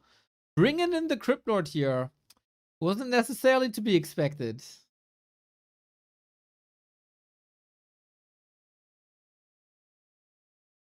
Problem is, when you go Dark Ranger second, you really need to micro well and find enough ghoul kills.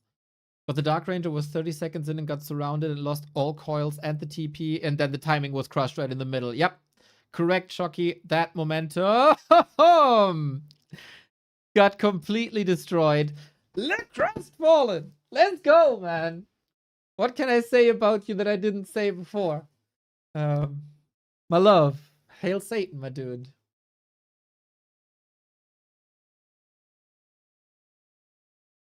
$510 gift subs. I really hope you can make it to Rara, my dude. I really do.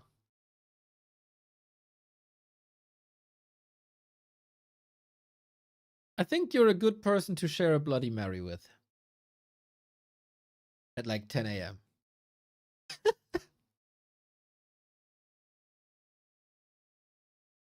Autumn leaves the cider.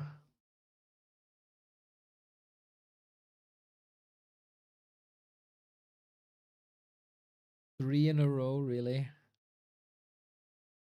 3 in a row. I really hope 1-0 has an ace up his.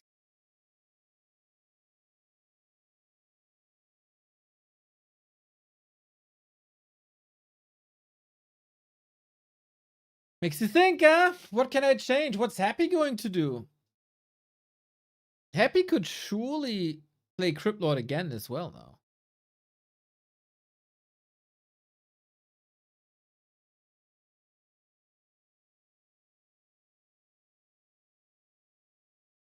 It's fascinating. It's so fascinating. Especially like if you switch map 1 and 2, I'd kind of understand. But Happy had like not an ideal start with the 1-0, and then he got completely crushed on map 2, and then he blasts out a perfect game. Amazing. Cryo Sleep, thank you very much for the 2 months.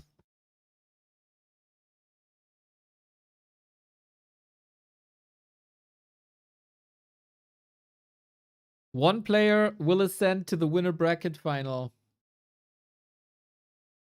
after this map.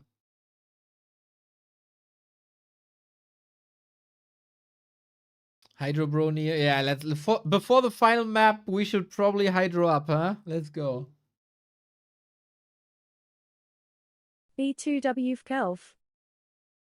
Golf. Thank you very much, Random Bad Gamer. Yesterday, the idea was summoned that the entire Night Elf Discord shows up in Fuck Neo t-shirts. And since this is planted in my head, I'd be so disappointed by the Night Elf players if they don't do this.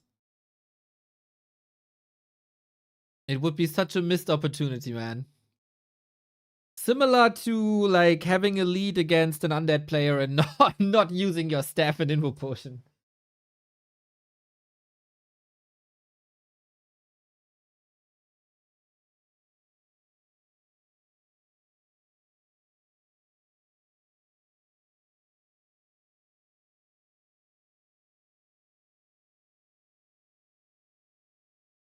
BBC and Magic Gang are also taking a sweet time here. Oh, of course. The final map, everybody.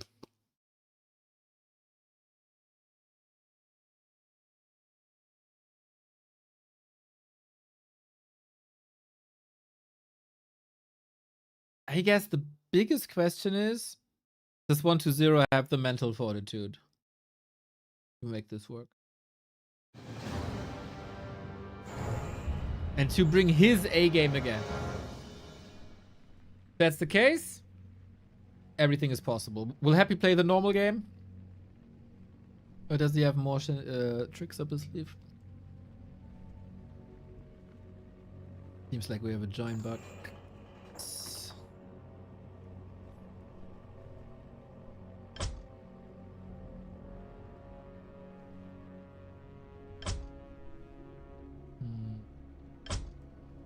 No rehost yet.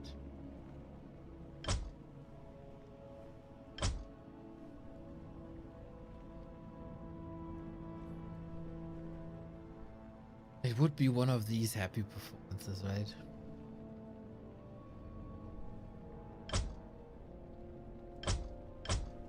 It shouldn't surprise us that Happy is capable of this. But it always is.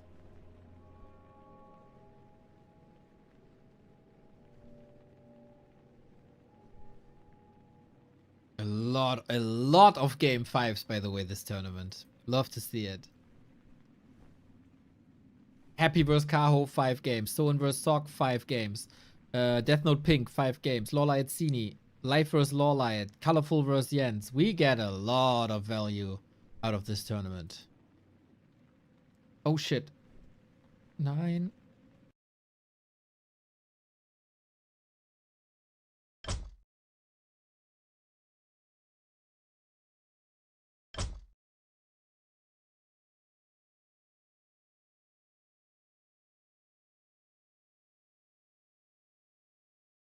Game might have crashed again. Maybe just me.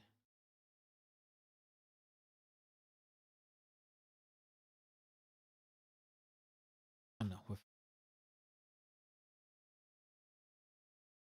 All the smoke. Thank you for the sub.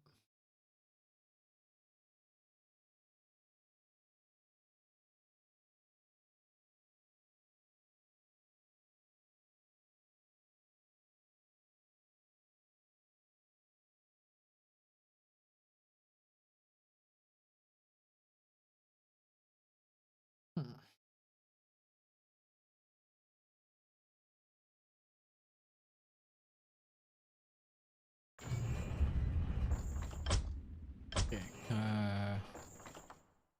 Little bit of a tech difficulty. Okay.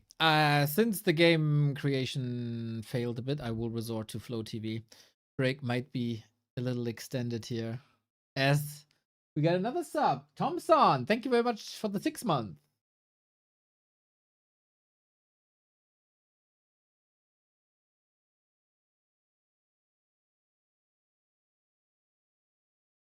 Yeah, the game creation failed a bit. Let's do Flow TV time.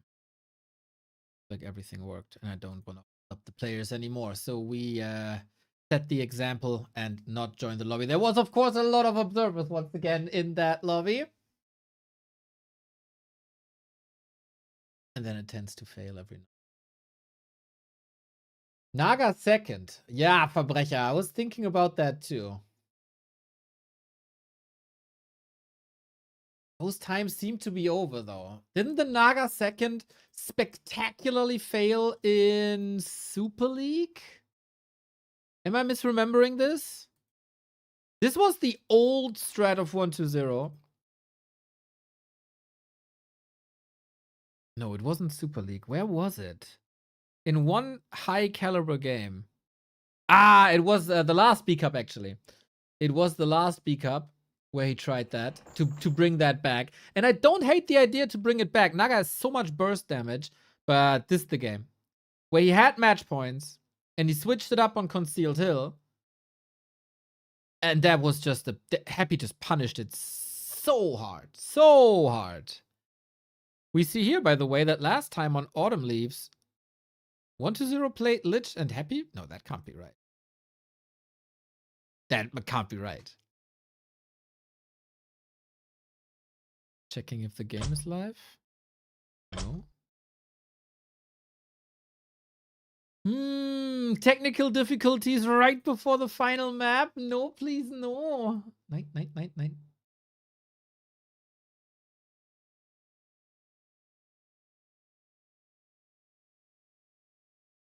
We got our Chinese broadcast talent here. BBC, Magic Yang, Miss Noisy. Miss Noisy is very active on his on her phone.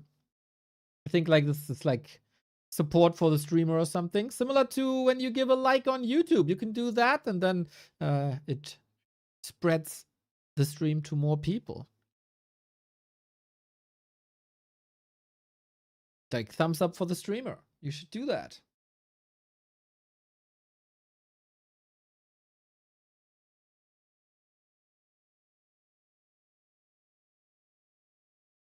Yeah, the match is too important to eat beef jerky. Come on. Come on. This is not a beef jerky game, everybody. High stakes. Game is up. Autumn leaves. Let's go. We had to wait a little bit, but that's just for the anticipation to rise a little bit, right? 1-0 takes the first 2 maps. Happy strikes back. The score is 2-2. Whoever wins Autumn Leaves is the winner of this series and will advance to the winner bracket final versus either SOC or FoCuS. The stage is set. I can tell you, the majority of maps were won by the player in the blue color. And 1-0 has the blue color.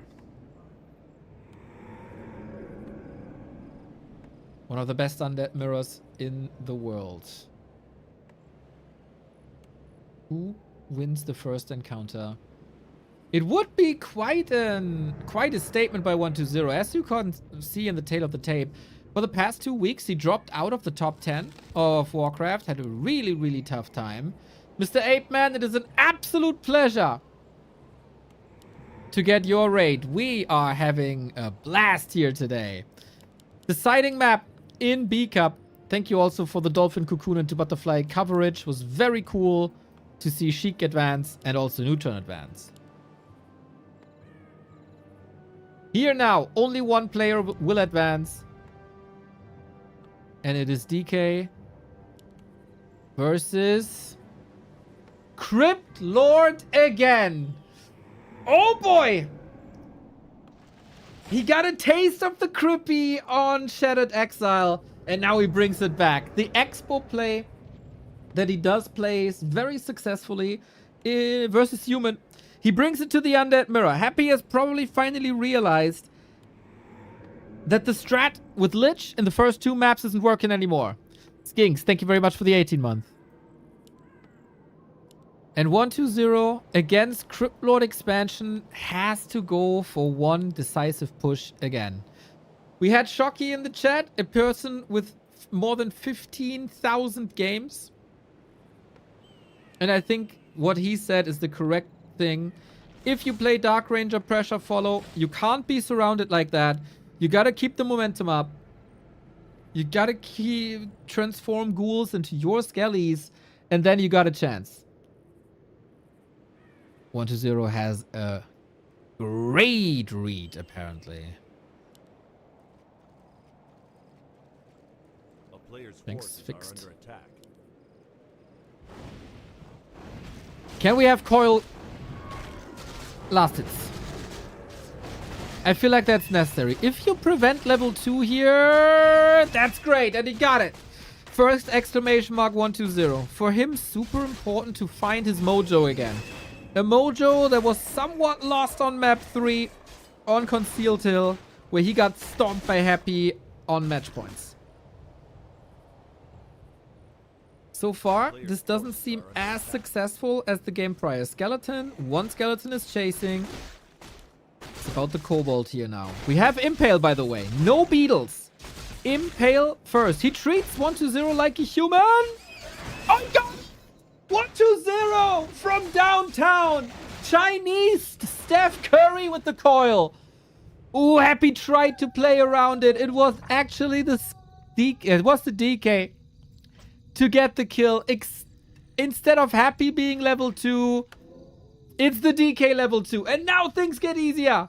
With Unholy Aura, you can keep your distance. It's no beetles. It was a gamble by Happy to go for that Impale to secure the kill, and he didn't secure the kills. And when I said it's not as bad as it was in the previous game, oh my god, it's bad now. Sometimes one click We haven't seen a single impale. 1-0 keeps his distance. Now we got beetles. Forces are under attack. But we get the tele staff. Again, we sell the TP. Makes sense because the Dark Ranger pressure will arrive here. Tower, up, Expo, not started. Dark Ranger will arrive soon.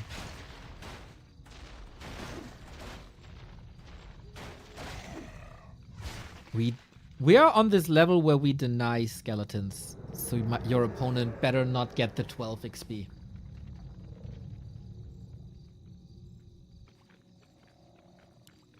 A player's forces are under Fall attack. back, build fiends, get Dark Ranger, go. Seems like 1-0 is one. This was a no ghoul harass, by the way. So lumber of 1-0 is fine. It's still a little low, but he can go for Dark Ranger into Slaughterhouse. He got the next Ziggurat already. So he will spend more time on tier 2 with an extra fiend, with the statues, and then go tier 3.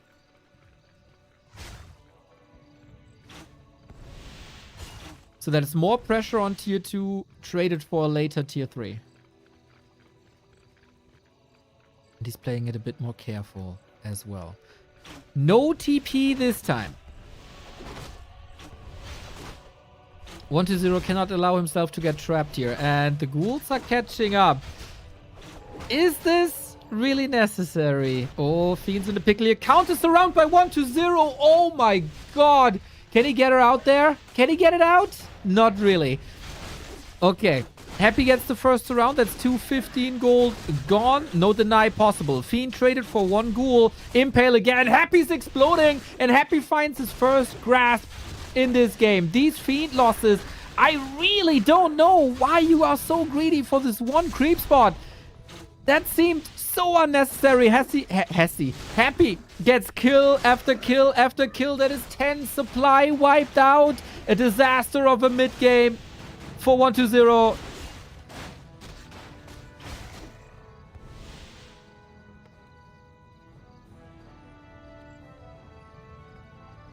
Stunned. A player's forces are under attack. Legit stunned.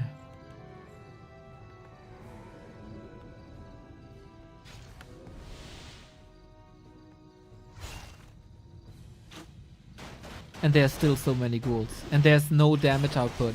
The Dark Ranger alone won't carry this game. It's the synergy of Dark Ranger and Fiend shots from the back that makes it so powerful. Why is this creep spot so important to you? Oh, the coil doesn't work either. Happy in full momentum now. His expansion is up and running. And that's an impale. And that's another surround. The Dark Ranger might squeeze out the Fiend. Luckily escapes as well. One last tier 3. One last tier 3 push is all that 1-0 got. No signs of a counter expansion. And the tech advantage is all he got left.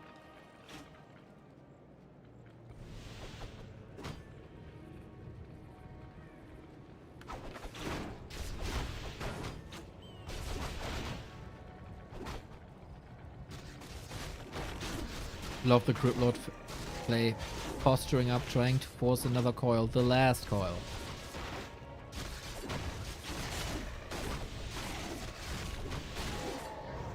Happy has to weather the storm a little bit longer, but he got so much on the ground. On the block for once. Doesn't work. Oh, does work? Doesn't work. Trading ghouls for fiends, and it's a similar situation than before. The man who was praised for his fiend micro for years sleeps on the fiend micro. Happy destroys him.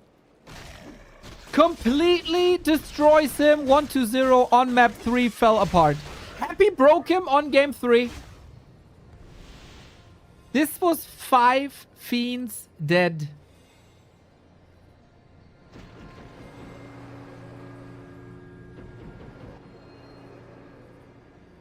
Don't poke the bear. How are you supposed to do a timing push when the units to push are dead? 6 fiends. 6 fiends indeed. That's exactly 18 supply.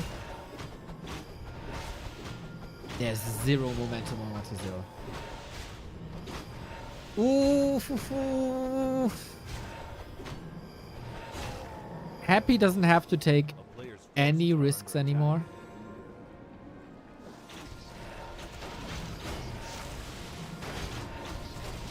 It's 1-0 has to take the risks. What are you supposed to do? You can only hope for a moment where Happy doesn't have anti-air and is maybe getting a bit too confident. And then have this one fight with destroyers against ghouls.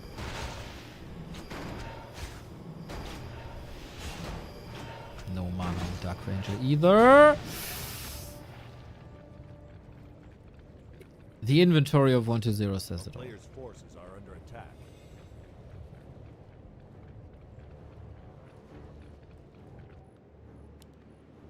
Counter Expo.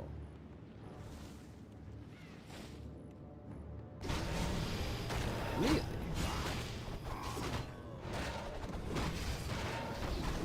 I mean, Happy is on tier 3 in 30 seconds. Sees higher chances with that counter expo. Okay. Since there are like... Oh. Oh. He got it. With an impale, man. He's truly playing this Crypt Lord like he plays against human. And with that, 1-0 is too late for the creep check.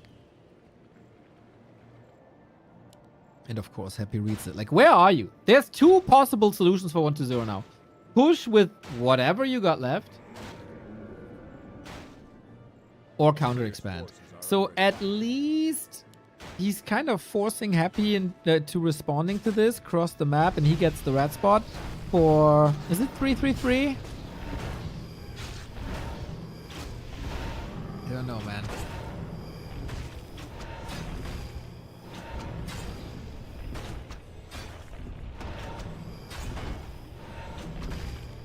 Big mana potion for Happy as well, of course. A player's forces Beetles, are under annoying, harassing. I would be very, very, very surprised if there's any chance for 1-0. He can stay in no upkeep for a little bit. Happy gets the other red spot. So still a 50-50 situation.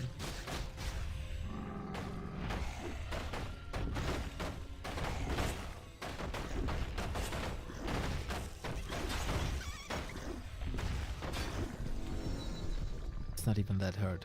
16 food down.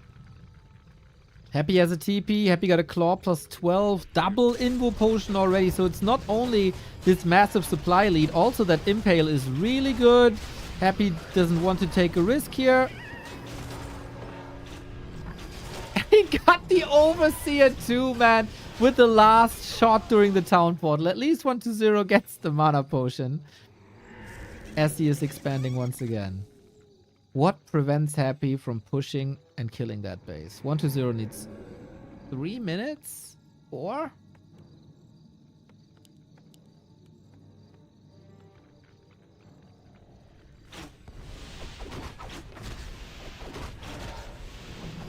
Is there hope that the Crypt Lord will fall off? We got double mana potion now as well. 3 mana potions in total. 1-0's one advantage is Lich levels. Very evenly distributed. The downside of 1-0 is a player who's constantly relying on Fiends will be facing level 3 Impale.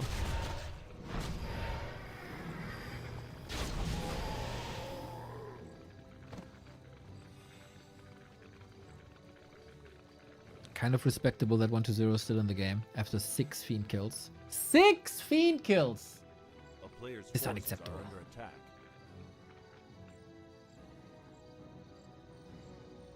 Happy is going for the maximum power spike. We still got... Oh, he's bringing 6 ghouls. That's 12 food.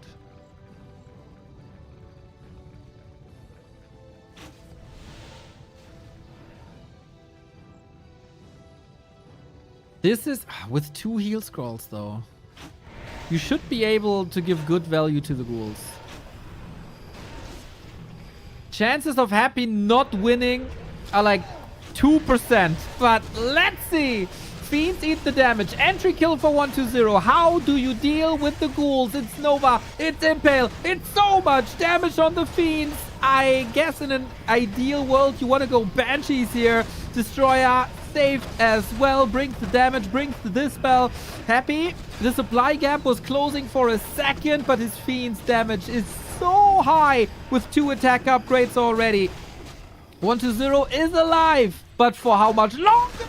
He's way too crazy, way too much. The 2 heal scrolls, he only used one of them. Also, one of the 2 mana potions. There's way much potential for Happy to win this somehow. The ghouls are split to the side. They wreck the acolytes, so no double income anymore. I guess, given the circumstances, 120 did as much as he could here, but we're getting closer and closer to the reverse sweep in this series. The Dark Ranger was almost dead. The Lich is almost dead. One of them could be saved. Not this Lich, though. With that, the damage is gone, and Happy wins 3 in a row. It felt like he turned this around just at will. Adjust his strategy away from Lich first. Leaning into especially Crypt Lord first. But man, the mental fortitude after being slapped around on 2 maps, knowing what to adjust timing wise and early game wise, and then knowing what to adjust later on different maps with the Crypt Lord. That's just world class. That's why he's happy. That's why he's the Emperor and dominating the scene for a long time.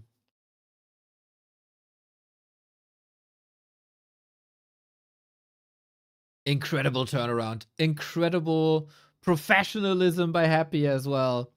And this Crypt Lord for 120 for the future is scary. It was like an anime character who held back his transformation power-up while he let the opponent have fun just to see what he could do. Happy looked pretty desperate on map 2, to be fair. He needed some experimentation. Map 2 was experimentation, and that backfired as hard as the other 3 game plans worked. I don't think Happy was completely sure what to do. Thank you, Sonic, though. At the end, he fooled 120, and it is a tragedy because I feel like 120 wasn't playing like near to his A game anymore. If you have the best Fiend micro in the world, you can't lose the Fiends the way you did on Shattered Exile and can't get the Dark Rangers surrounded either. Let's be honest, the Dark Ranger is kind of a Fiend. And 6 Fiends on Autumn Leaves.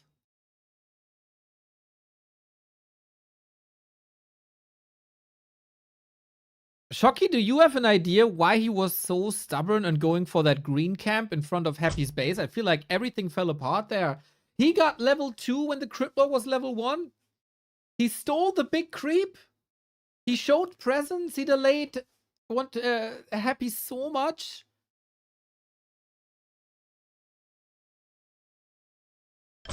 And then the fatal decision to go for the green camp.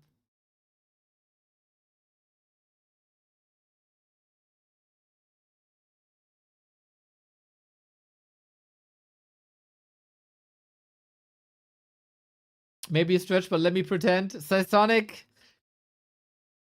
I'm a big fan of Mila Ayuhara. You know, the volleyball anime. And they were practicing with like ankle weights for half a season. And when they finally took them off, it did look exactly like the 3 maps that Happy won. So in that sense, you're exactly right. Props to 120 for the first 2 maps.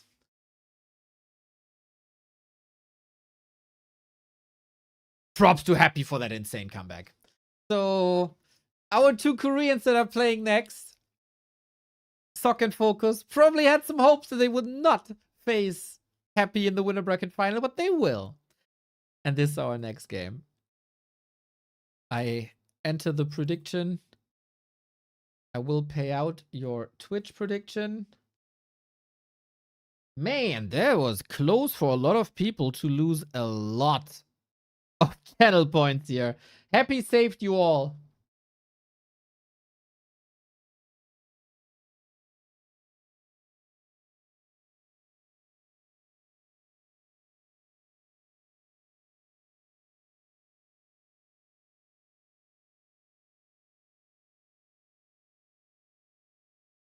Here we go, guys. Since you're doing all right with Let's the go FoCuS give PLZB2 woe take energy.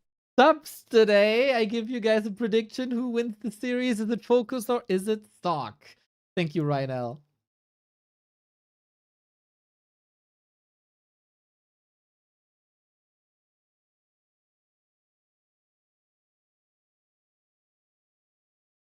Mila kann lachen wie die Sonne über Fujiyama. Mila kann fliegen.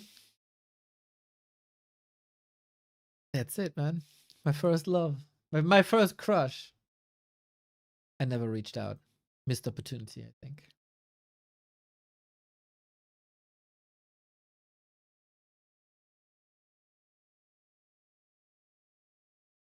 So, different topic now. Away from the undeads.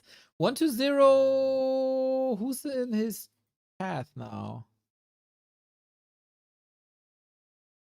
In the lower bracket. Let's check real quick. Here's the bracket as it stands. There it is. Happy upper bracket final 1-0. I don't know how it crosses, to be fair.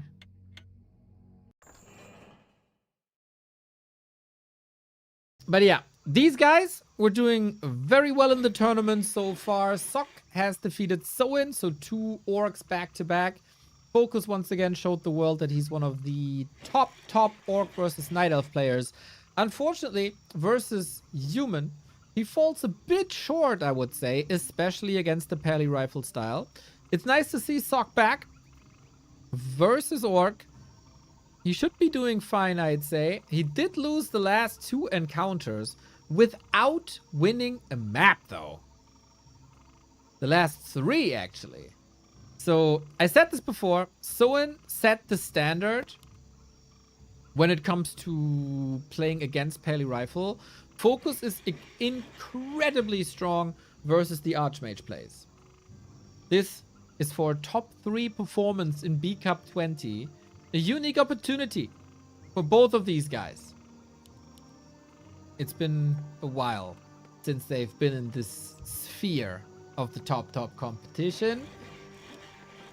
Let's see what their limit is. The odds are spectacularly stacked against Sock when it comes to this direct encounter versus FoCuS. There seems to be something that FoCuS does what Sock can't counter. We'll be figuring this out. I still see tremendous flaws of FoCuS versus Pally Rifle. And guess what? It is the Pally and the Rifle.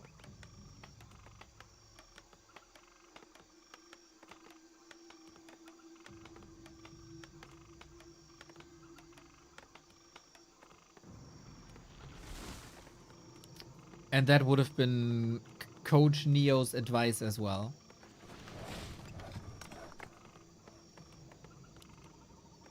FoCuS is not Soin. FoCuS and Soin are very opposite of each other. Not only in this matchup, pretty much overall. Soin can be a standout player with these epic micro moments. FoCuS has a very, very high base level, but rarely the highlight clip moments.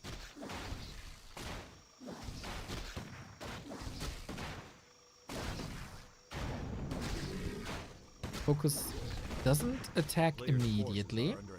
Cleans the camp, gets an item. That is a free camp for Sock as well. FoCuS, I hope you learned the lesson from Soin's plays 2 days ago. Naga Farseer pressure. Oh, lasted. Let's go. Sock got the last one. Okay. But it's 1.3 on the Paladin. That's not too bad.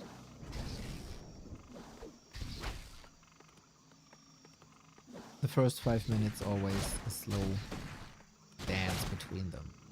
Last game of the day will be Infy versus Colorful, where we'll see how Colorful counters the modern Pally rifle in the hands of Infy.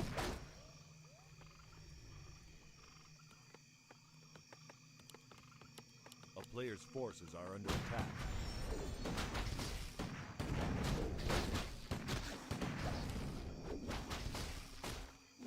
And it's all about a little bit of damage, forcing Holy Lights, calling Militia. And every Militia call is a win. Every Militia call is a delayed tech, is a delayed upgrade, is a delayed tier 3 tech.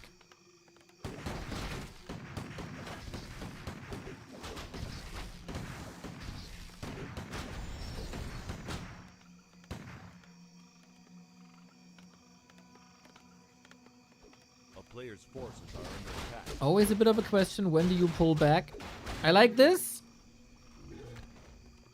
Wolf Headhunter creeping at the same time. This is something that I haven't seen before. FoCuS's major flaw from when I saw this the last time is when the Naga is out, creeping with the Naga. That's not allowed. And Soen showed the world again why Naga is so good at keeping people in check. The answer, if FoCuS learned, will be coming now. And given that the Headhunters are still hanging around here, he might have learned his lesson. Or he still has a different philosophy. No. Naga is not going to the market, not going to the merchant, two targets that if you creep should be on the menu.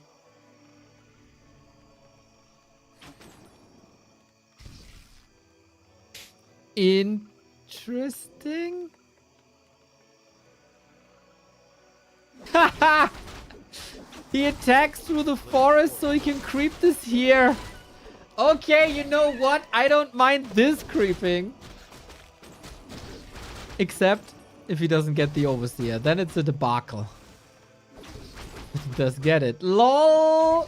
The orcs and their creeping tricks, man, never cease to amaze me.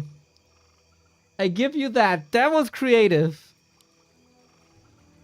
And something you totally wouldn't expect. The downside is the Paladin is level 2. And he has now out-leveled the Farseer.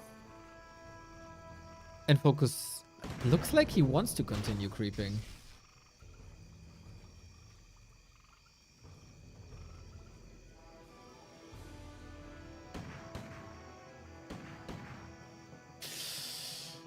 How do I cast this now without sounding again like a broken record?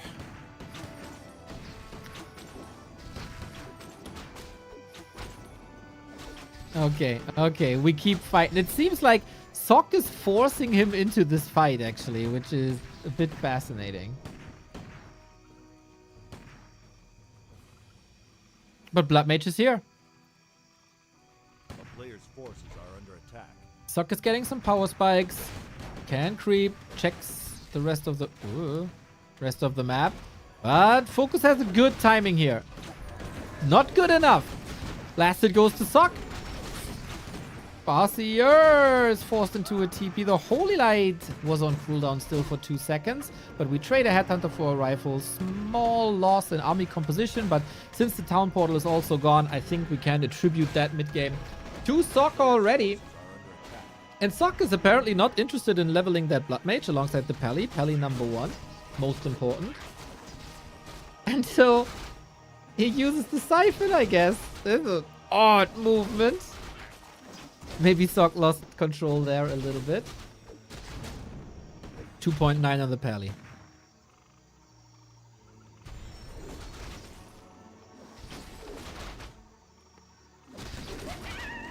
And that's Fork Lightning. He's pushing right into the tier 3. Because of that, I think FoCuS is... Wait. This is a bestiary. Player's forces are under He's attack. not going Warcraft III.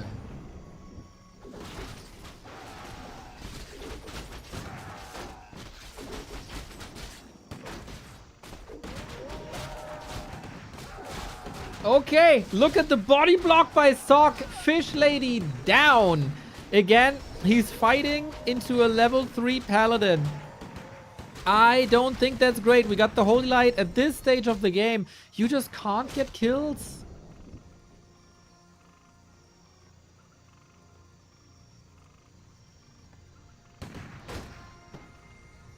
Boink. Boink. And how do you want to prevent the Pally Rifle player from pushing you now? TC third also. That means no healing in these fights. A little bit of... yeah.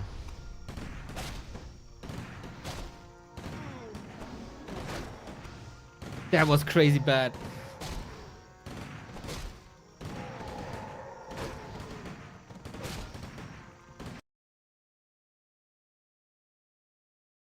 I don't get it, man.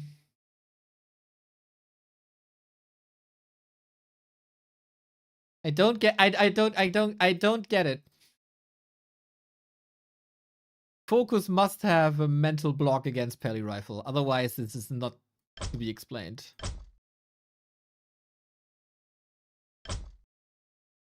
Sweet idea there. Sweet idea with the creep spot, pull, etc. But why is that better than what FoCuS played, than what Soin played? Like, the answer is here in the bracket from a friend of yours. Like, they're here. That's the answer. Same map.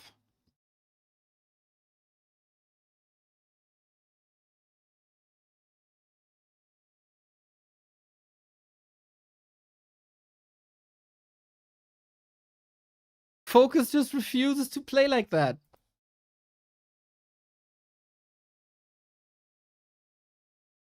What does Soin do? Farseer Headhunter pressure, as everyone does. When you get the Naga, use Farseer Naga to distract. Creep with wolves and headhunters. Keep the pressure up. Don't let the paladin reach level 3. Cancel healing with a couple of Farseer shots. Develop your tech. Go one walker for Spirit Link. Go Tauren. Go Shadowhunter. Win the game. And when the human tries to bring the fight to you, hit his base. Hit his base. Every time the human comes to you, you go to the human. Then you both portal. And then he comes to you, you go to him, you do a lot more damage. You can split Tauren away to the peasant line. Does Soin lame? I hate the word laming. Like, he's hitting the base. He's hitting the base. And FoCuS has this idea that he buys a Naga and the pressure stops immediately, and he's leveling that Naga for some reason. And the human takes all the advantages that he can get and wins the game.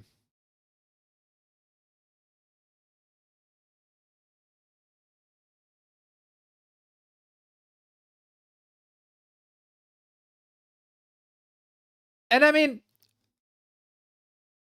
who was here? Who was here when Soin played it? This was perfect gaming. Perfect anti-Pala gaming. 2 maps in a row. So perfect that Sock saw no chance, had to switch it up, and went for an entirely different strategy. FoCuS plays bad against Pally Rifle. As I said, like, he's amazing versus Archmage. But FoCuS level versus Pally Rifle is just bad. And it's not getting better.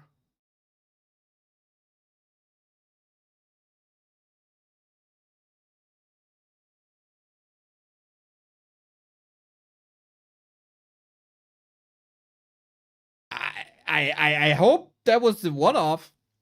And I hope he proves me wrong.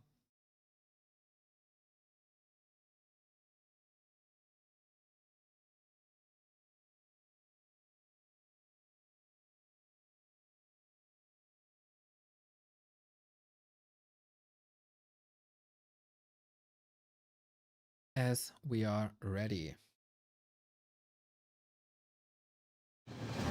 Let's go. 1-0 lead for Sock. A very swift, very simple win.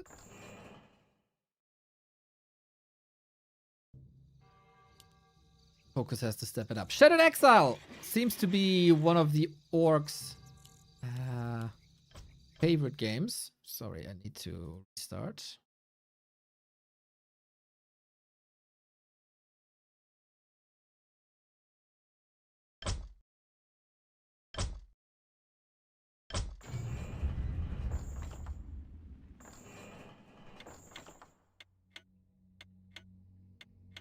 Different map, different outcome. Maybe.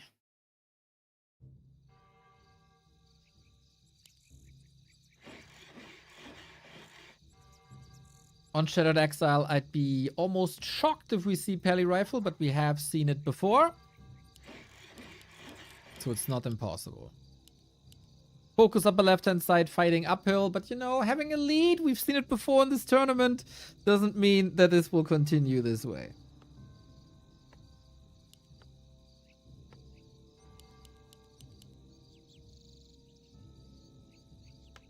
Sock so far rock solid, and he is going with Pally Rifle again. Okay, I always thought that because the rush distance is so high, you don't do that, but this is telling, right? Against Soin, Sock played Archmage here. Because this worked better versus Soin. Versus FoCuS, he can decide, okay, I feel so comfortable against your anti-Pally Rifle play, I just go Pally Rifle, even though the map is not ideal because of it.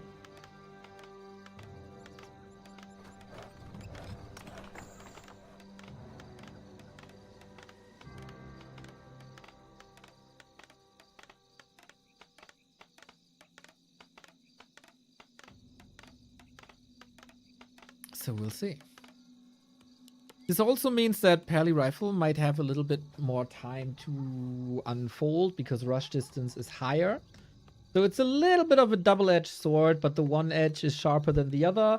The initial harass might be a bit later, but Farseer, due to the build order of a late altar, is also arriving still pretty much on time.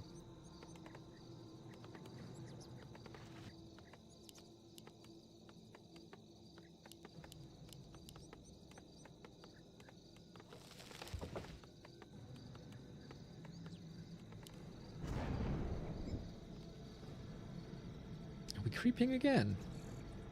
Is he trying the green on the way to the enemy? I still feel this camp is a bit underrated in terms of how hard it is. The sea elemental is nothing to sneeze at, to be fair.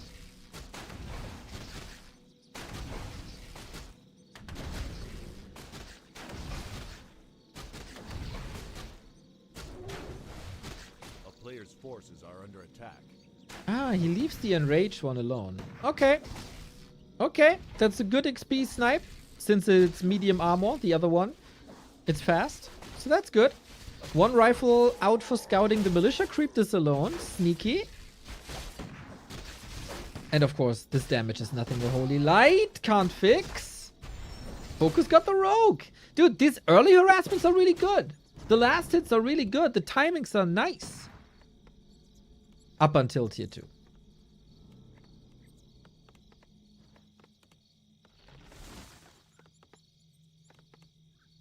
Pasok, everything's chill. He doesn't feel the need to go into an arcane tower. This Burrow might be exposed later. We'll see about that.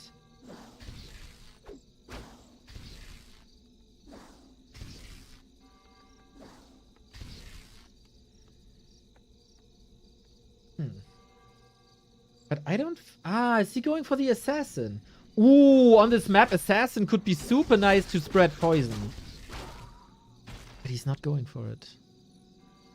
Maybe he didn't have the resources? Player's forces are under attack.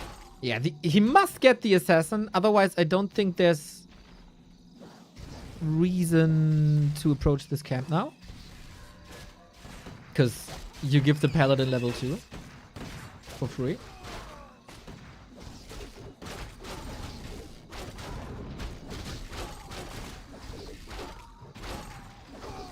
Got it. Okay. And Wand of Mana stealing as well. Not too bad. And tier 2 is done. Anything at the tavern? Not yet. Due to the size... Ah, he's splitting a wolf. I was about to say, due to the size, you could play TC second tier 2.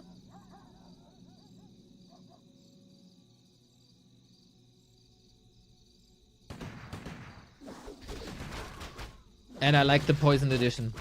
Really, really much. One shot is so much damage, and you can swift it to multiple targets.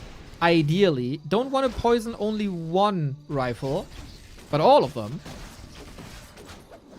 But the assassin seems to be on the focus group of the others. So we got Militia Call here. We get a rifle. Little bit hurt, but yeah, this is all doing a lot better, and he keeps the pressure up.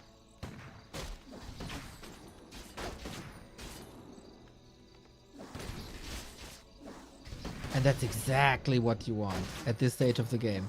Due to this one Militia Call, or two Militia Call with creeping, I think. Already low. Oh, second kill with the Chain Lightning. Nice.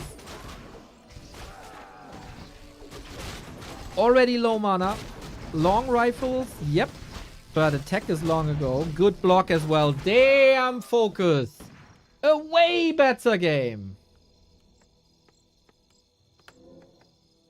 Is there Mortal Strike in Warcraft? Can you explain what Mortal Strike is? I don't know what that is.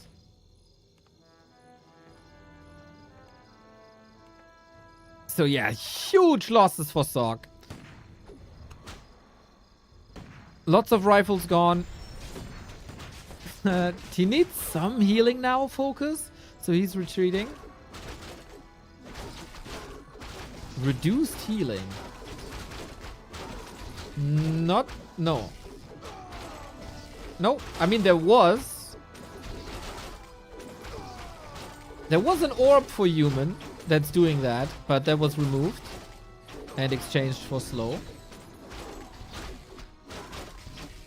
So no, there's not. Yeah, this mid game not great by Sok, but he still has room to improve. FoCuS needs healing desperately. Player's forces are under attack. Got a big mana potion for his efforts. Continues creeping. Now, he will survive the mid game. Sok is not in a position to march across. That would take forever.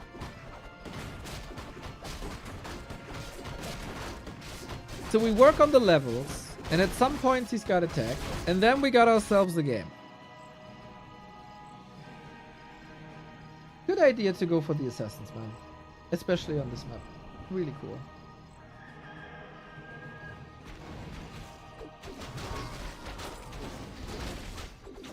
Seems to be Sok's play to go scouting with the Blood Mage and drain the mana.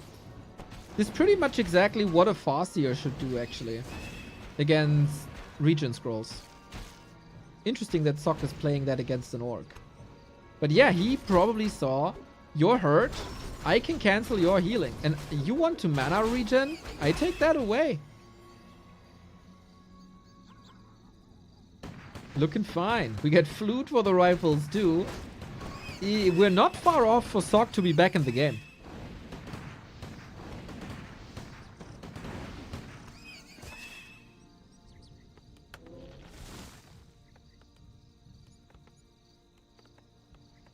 Damn, Blood Mage sucks.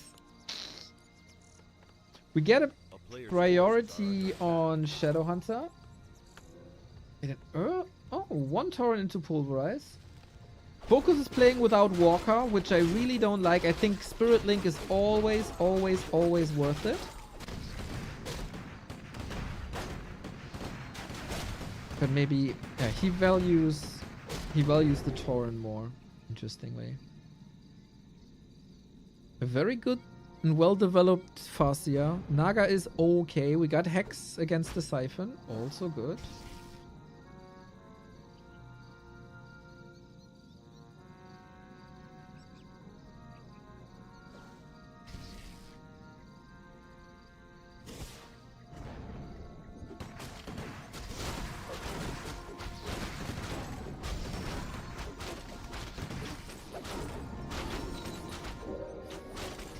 Getting another rifle.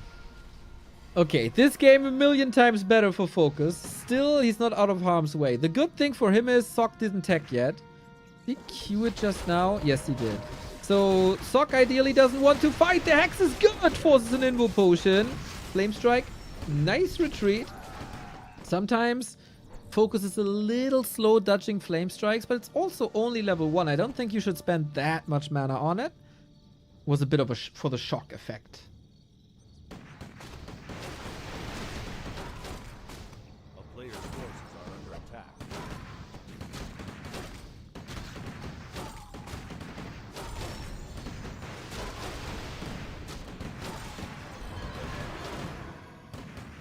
But still, Sock is leveling.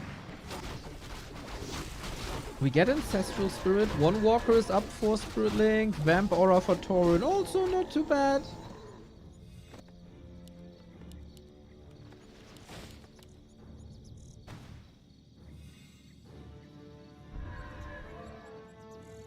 Seven rifles. Damage output is solid.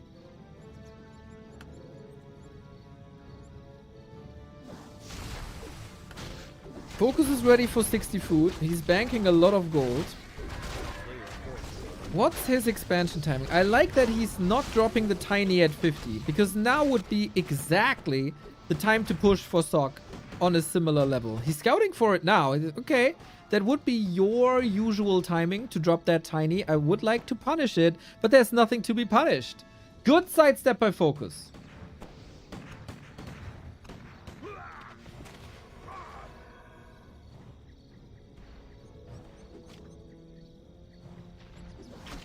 Seems like he's waiting a little bit to see some timings. A player's forces are under attack. And here's the tiny. Huh.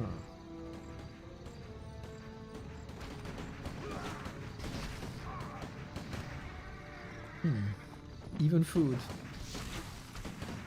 Everything I praised just a minute ago seems like it's out the window again.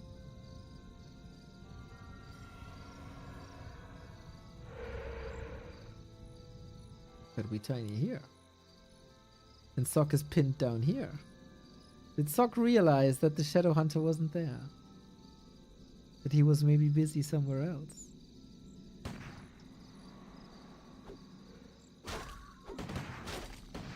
Good assessment in chat. Hopefully he buys a shredder. Forces are under attack. It's 5 workers here, it's 5 workers here, and it's 3 lumber workers for 2 bases. Yeah, he needs extra lumber income. The Tauren is 100 lumber.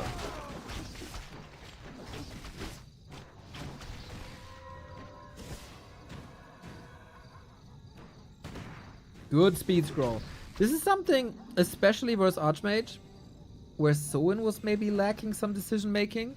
Having speed scrolls to get out. And currently, FoCuS just wants to buy time. Of course.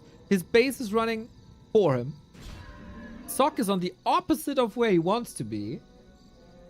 And now you hit the base. And now you keep him away from the north. Yes, FoCuS. And Ensnare against birdies as well. A 180 from game 1. Very good adjustments. And this is exactly what we mean. Like, Sock wanted to do something in the north. He wanted to attack something. He was here. He was here. But now he's again on the opposite side of the map. Very good. Player's forces are under attack. We got a bit of a Raz. Annoying, but not the end of the world.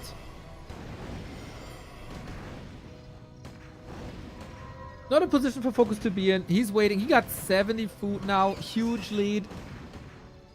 Sock's still careful on one base. He is interrupting some mining. Oh, Headhunter has the range actually. So yeah, we're stacking up on heal scrolls. The Raider is waiting here too. Very good defense. Sometimes it's very simple things that make a difference. Like one Headhunter. He's opening up the tree line so the Headhunter can move forward a little bit more.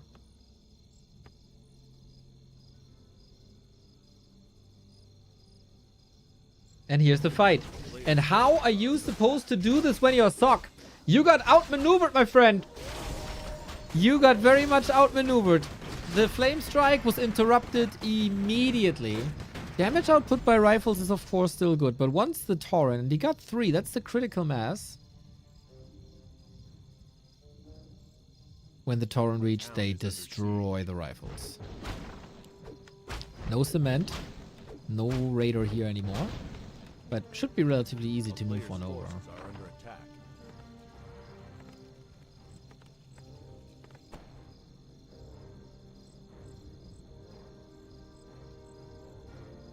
And Sock hope for one big Griffin army on one base.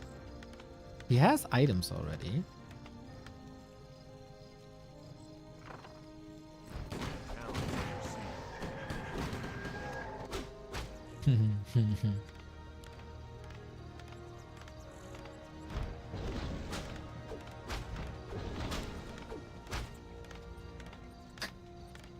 Bit of a game of chicken here, I gotta say. But yeah, lumber is low. It's kind of cool, actually. Sock might realize, hey, you have very few lumber workers.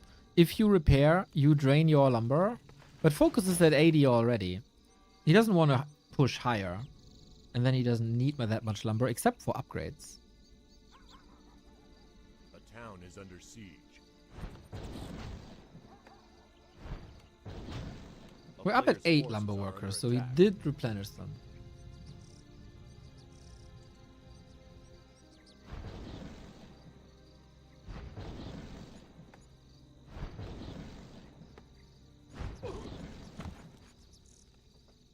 Very, very tame game. As FoCuS sees no reason to push. Like, Sock is the one who has to push.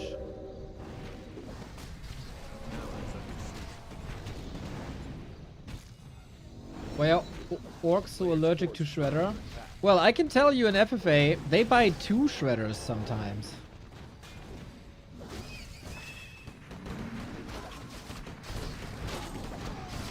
So they know.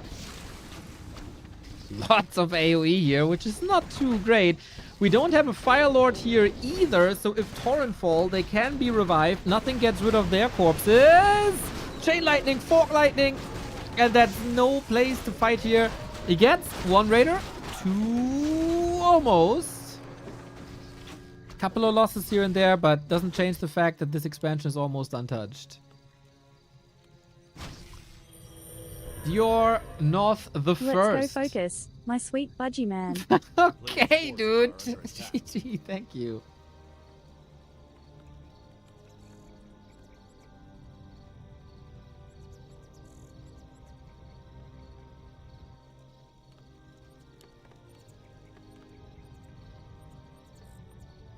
Yeah, safe to say that FFA is obviously different tempo, but for late game, I think there's a case to be made that lumber is good to have.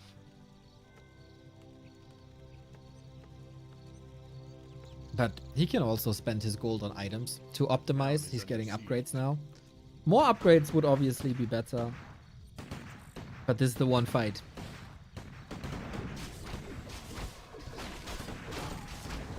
This is not enough Griffins at all. He got 2 Griffins. He needs like 7, I would say.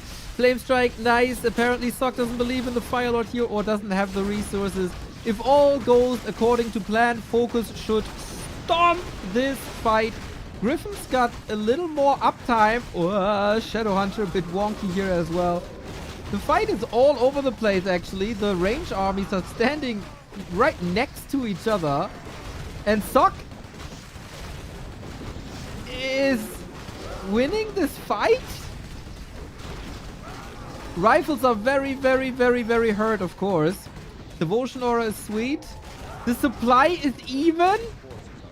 This was never to be allowed. Never. FoCuS might still win here, though. With the reinforcements he gets, Torrent are coming back. Ancestral Spirit, boom. And the next round of production. And now, this should be an easy task for FoCuS. Even though his heroes are out of mana, the reinforcements are too great. Man, FoCuS had to use a lot of attention for that Shadow Hunter for him to survive.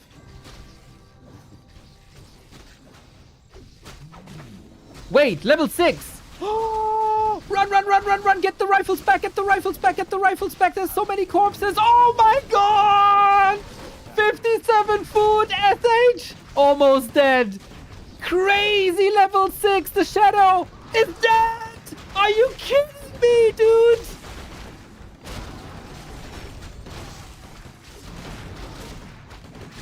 The Great Resurrection! Unreal!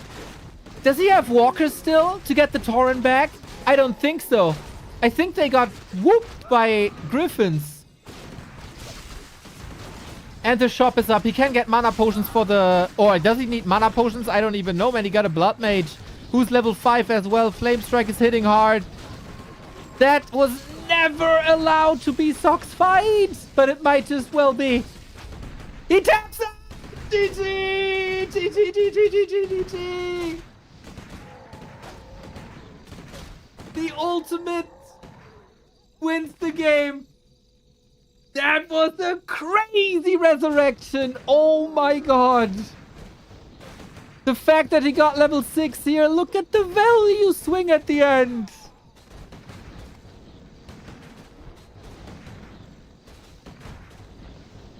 That is shocking. That is shocking. He got that. Like, the fight was, the start to the fight was way worse for FoCuS than it had any right to be, really. He should have just crushed this fight with the advantages he got. But it was a bad initiation. Everything was all over the place. And the Headhunters were super exposed. Sock had a better control there about this chaos. Then FoCuS got the momentum with the Ancestral Spirit revive of the Torrent. And then again, it was like FoCuS, you gotta crush this now. And then it's level 6 Paladin. At the perfect time.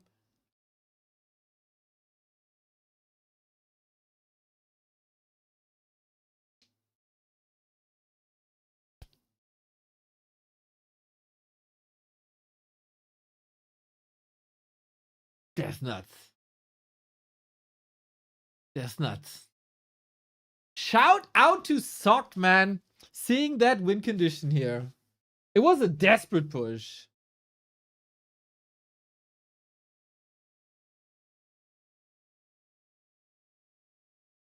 He tanked the flame strikes, wasted the scrolls, wasted the Ankh too. Yeah. Good call, mate. Good call.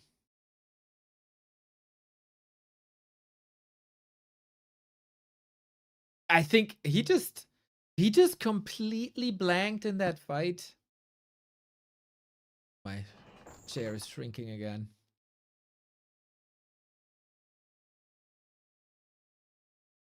God, I need a new chair.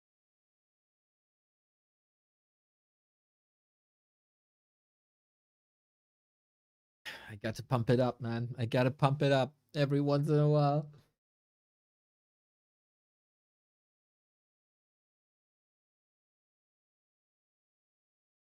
Insane, that Sock one. Top 3 performance is right there. I can tell you the next map is Twisted. There's no way there's Pally Rifle on Twisted. What? FDB, thank you for the 8 month. Smile. Depends. Depends if you're for the orc or for the human. If you're for exciting games, then hell yeah, that's a smile right there. Shared shrinking news euphemism for eating too many pies. Hey! Last pie is a while ago, actually.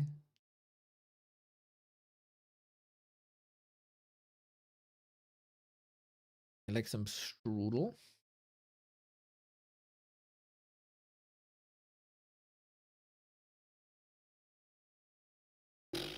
Okay. Guys. There's a clip. What's the clip? Game starts. Oh, is that the beautiful resurrection? Res. The Riz with the res. Got thrown into the game again. That Kodo kill, man. That Kodo kill is everything. Boink. Level 6. So many corpses. Oh, 5 rifles. And he's eating the shots with the Shadow Hunter as well. He got double orb of lightning, I just noticed.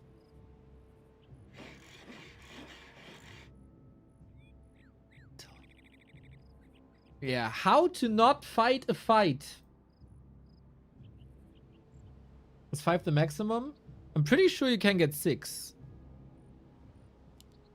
6, right? Hey Neo, thanks for the commentary. Listening to this while playing PoE. It's up there with professional sports casting. Thank you very much, man. Thank you very much. You know, in Germany, our sportscasters are really bad. Let's say you watch football. What they do is Groß passes the ball to Müller. Müller passes the ball to Groß. Groß passes the ball to Klose. Klose passes the ball to Müller. I hope this is a little bit better. A little more exciting. Not as professional. But I take that as a compliment.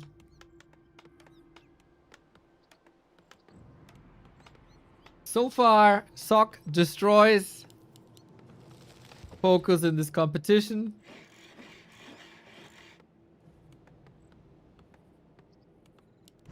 A player's forces are And it is a Mountain King. Now look at that. Cool. Sock is doing a good strategic job.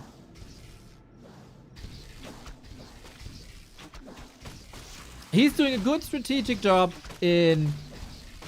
against these orcs. Versus Soin. He identified Soin is top versus Pally Rifle. He stopped playing Pally Rifle. He played Archmage. Soin's weak matchup is versus Archmage. He leaned into the Archmage and got better and better.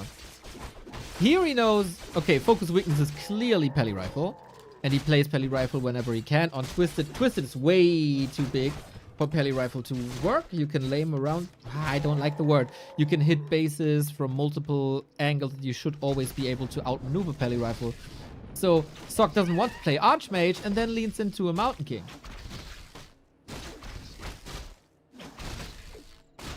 But yeah, it's crazy. Something seemed to have changed, man. The last encounters, FoCuS always won without dropping maps.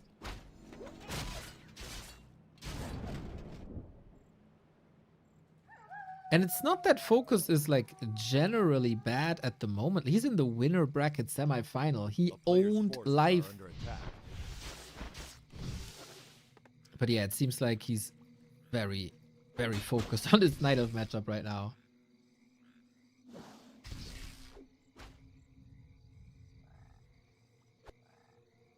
Mountain King, Expo. Mountain King is somewhat fragile being. By the way, shout out to the Hydro homies. Take a sip.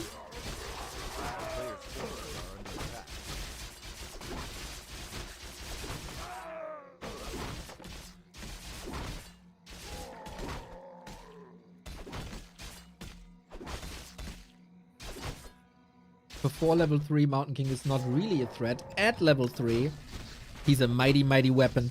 who can almost insta-gib headhunters, and he's getting in range. And Quad eras demonstrandum. Or something like that. A player's forces are under attack.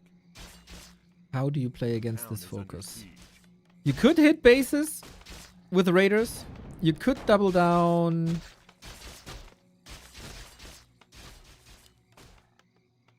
With Firelord.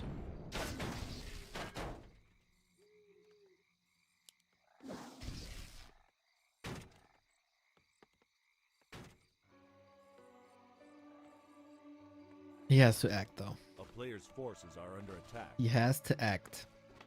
Is there's a mini potential for Wyvern. Okay, we go TC.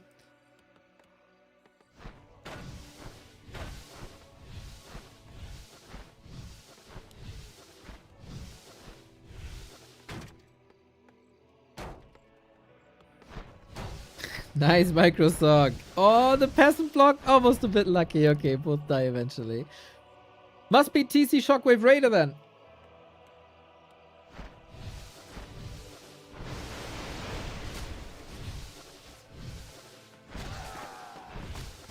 So far the harass is good. I have not much to complain.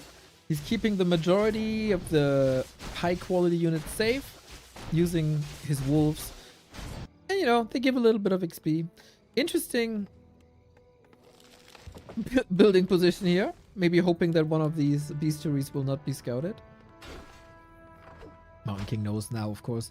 We've seen the Surge and like mid-game towers for orcs. I think like against the Mountain King, you don't need that. Against an Archmage, it's really good and more people should play this. And FoCuS is getting lots of damage done. Man! The level 2 wolves, man. Really, really good. He might be blocked here, but Sock allows him to get away.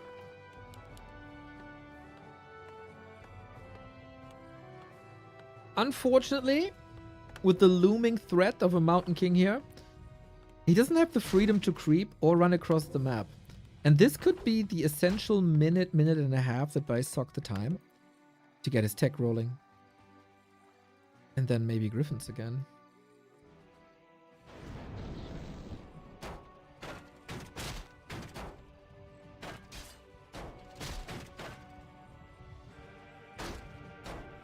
How does the Pally ultimate work? Does it prioritize higher supply units? Oh, I don't know. Maybe chat can answer. A player's forces are under attack.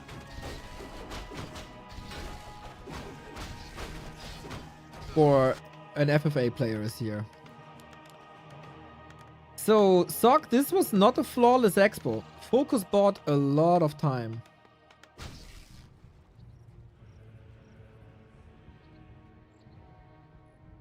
But the TC is only level 1 and the follow-up is minutes delayed.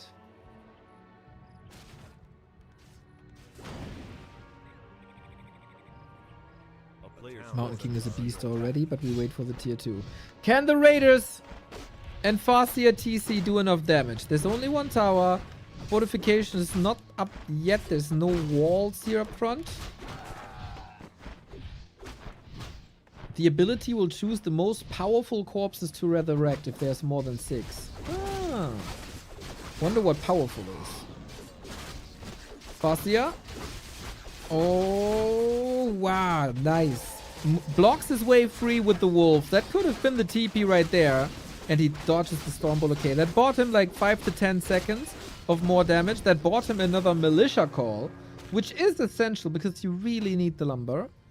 And Sock decides it's not time for air, it's time for casters. With Archmage. I like that. Casters, Sorks, Priest, Sustain, maybe even Blizzard.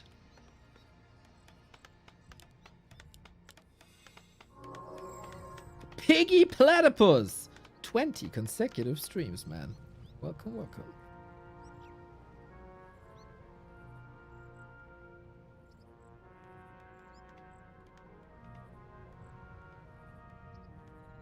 Oh, the indicator for unit power is HP? Oh, the XP that they get. So the unit level. Damn, we learned something today.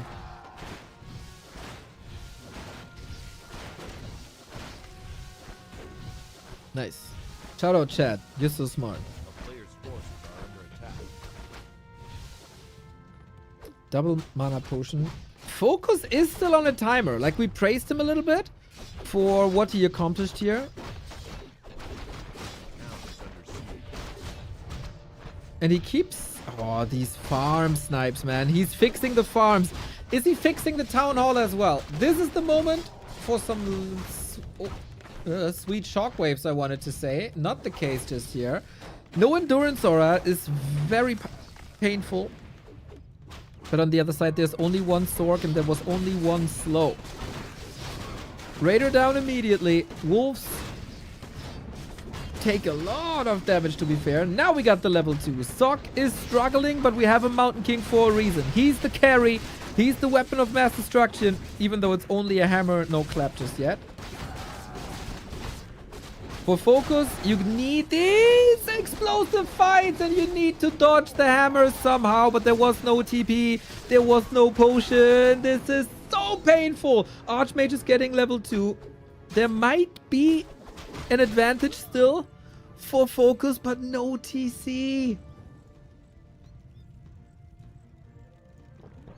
And no Raider also. The prioritization of Sok, of what to snipe, was really good. As long as the Town Hall stands, that's his game. And Sok could 3-0 FoCuS here in the winner bracket final. After 4 consecutive losses, a lot of them without winning a map. Paladin Rifle and Mountain King Expo instead of Archmage. If you know your opponent is good against a certain strategy, don't play that strategy. We have the strategic variance, especially in the human department. He is relying on that Mountain King still. And he has a potion for that. Mauler blocks the way free. Every Stormbolt should be a kill.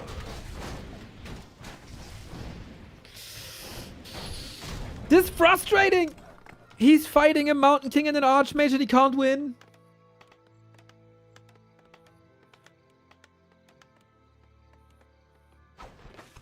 We got Sorks at home. They are exposed though.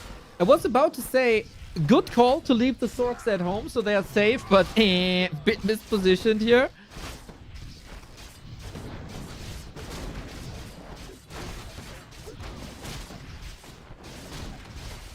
But all that Sok has to do is hold. Production on the way. He's getting more and more and more gold, and the Mountain King is getting more and more kills. FoCuS, I think your future is in the lower bracket. Good multi-kill here, to be fair. The fighting spirit is there. He, of course, always gets a little bit extra gold thanks to pillage. Or I shouldn't say, of course, because we've missed that a bit recently. But yeah, we have the economy here. He can pump peasants from 2 sides.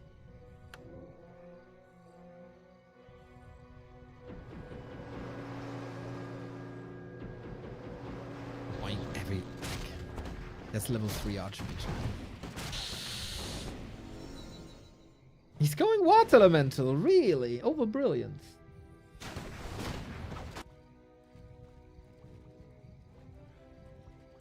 Is there one last hurrah? The Farseer is close to 5. Chain Lightning is a powerful, powerful, powerful tool. So are Wolves.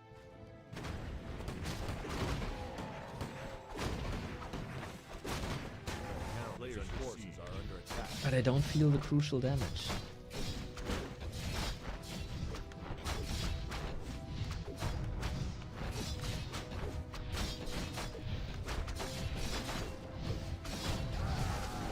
That's level 5.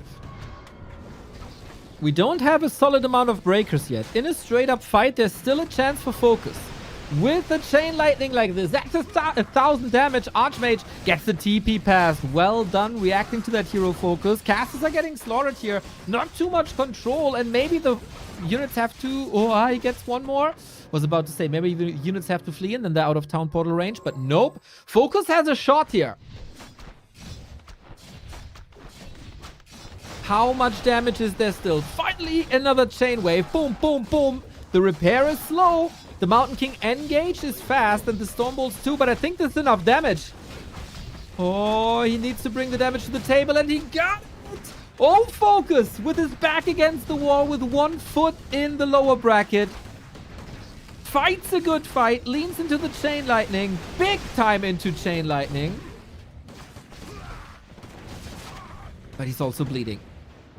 And he's still facing a level 5 Mountain King. He lost so much to Stormbolt before.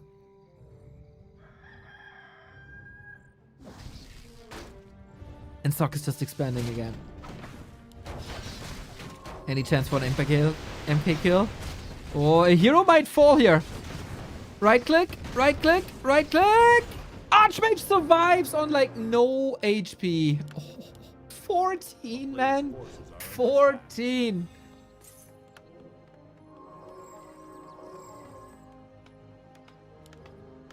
Our build costs him more than a minute. Oh, is that unlucky? One more Farseer hit. One more swipe of the pole arm. And the game isn't like completely different, because if the Archmage isn't there, the Brilliance Aura isn't there, and then you don't have that much healing and that much mana regen, so the Mountain King can chill.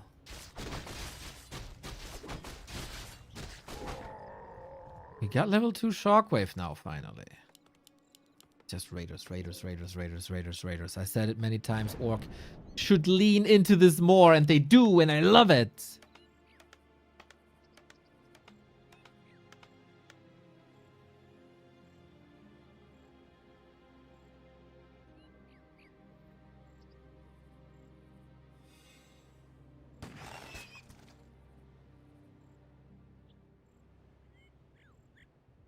It's only 6 Raiders. Expo is up again. Hasn't paid off whatsoever. This was 600 gold again.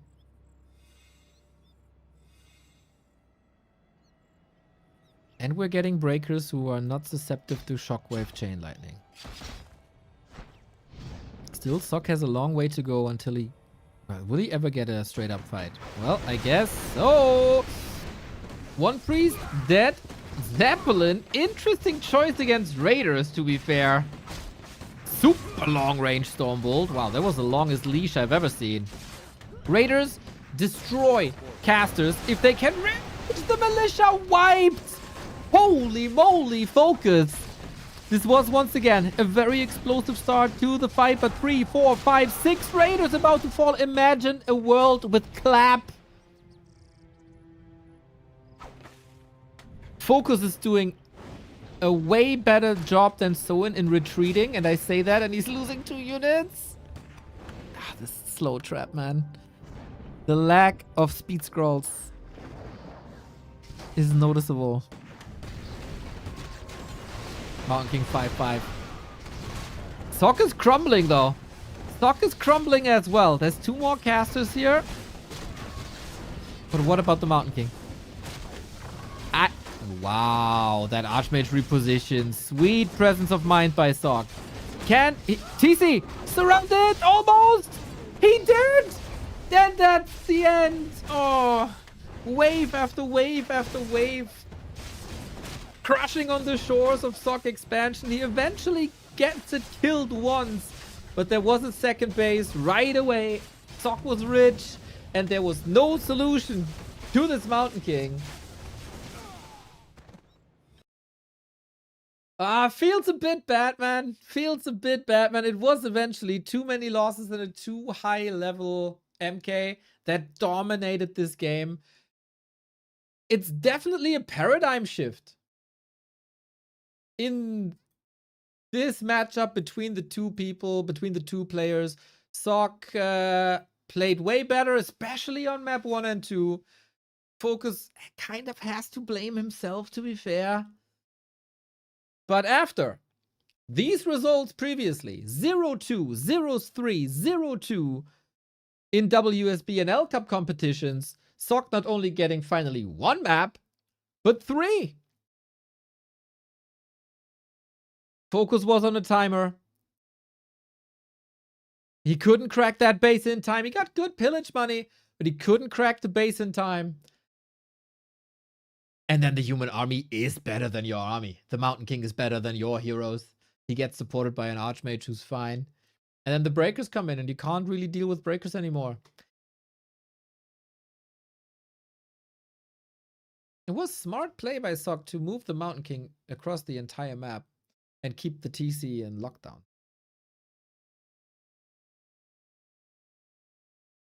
Smart. Thank you, Drunken Panda. 37 months, man.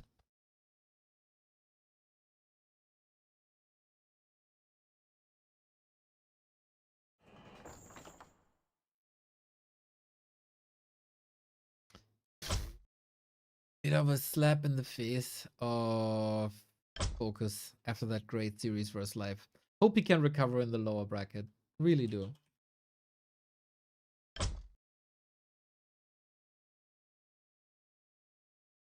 For SOC, top 3. Man, I didn't expect this. At the start of the tournament, I did not expect SOC to get this far. Like, what was his recent performances prior to this? He got a cool 2nd place in L Cup, but there was a shared 2nd place. WSB 5th to 6th. It's like, Also here, 5th to 6th.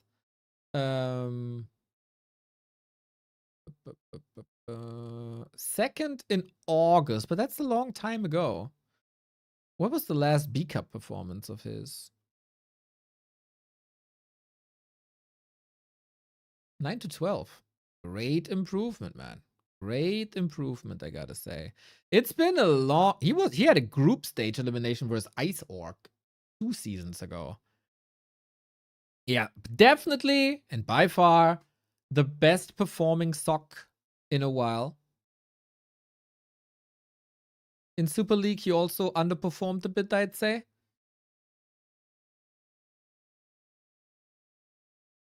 Ninth place, he should have higher aspirations. He should be the one human player behind 40.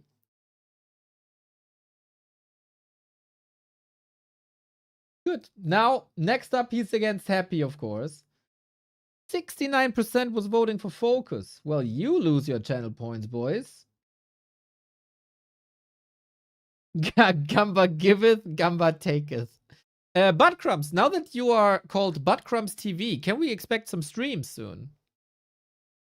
That's a very important question to me. By the way, you guys were talking about funny Warcraft. If you were here throughout the week, I was talking a lot about Firelord. Firelord being the only source of damage that is infinite in Warcraft 3. And Funny Warcraft must be a viewer of our channel because he has this.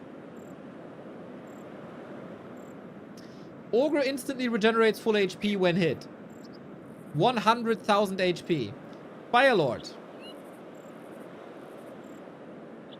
Toby Mask for infinite mana. What are we doing here? Incinerate gets added damage every time it hits a target. So 2, 4, 6, 8, etc. After 10 minutes, one hit does 1,000 damage.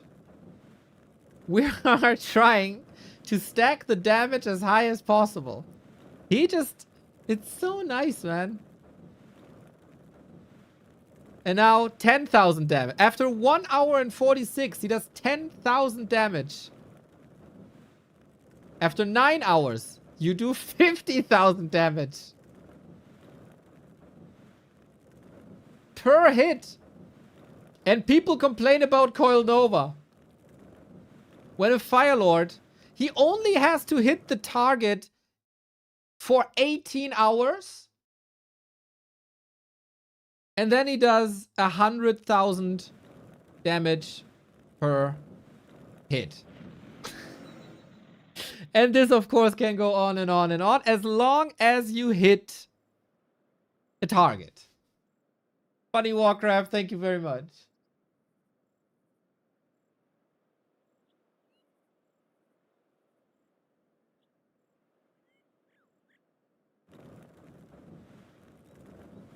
So the damage of a Fire Lord is infinite.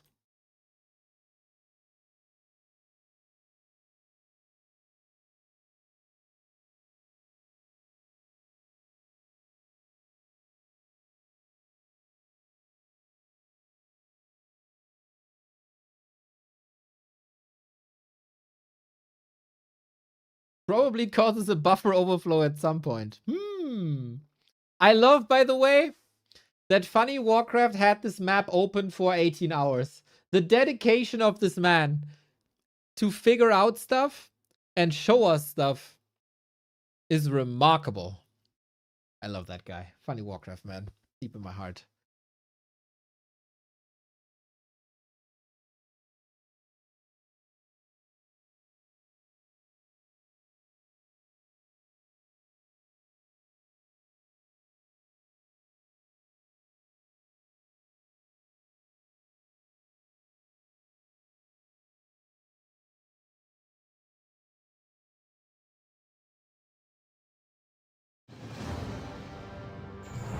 All right, everybody.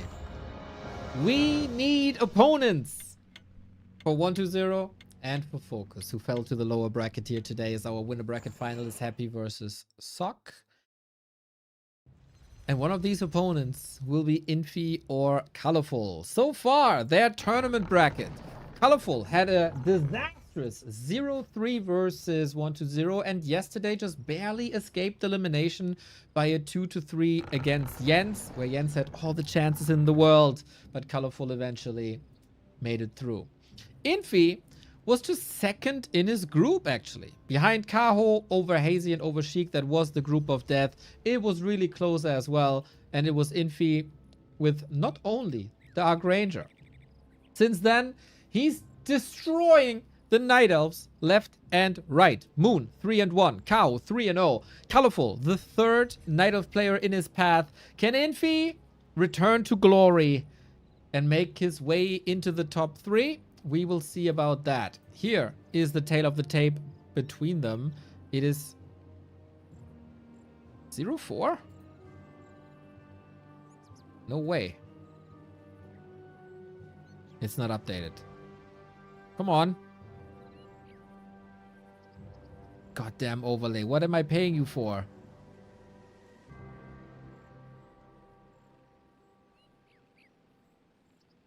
There we go. No, that's also not true.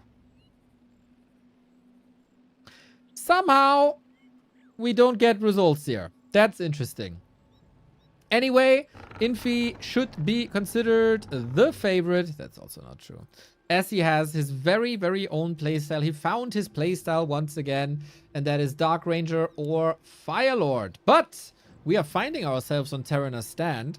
And the Asian community still plays the old Terraner stand. I really don't know why. But on the old Terraner stand, you can have a blast with Warden and Mountain King. Again, no Dark Ranger here. Soul sad, man, right now.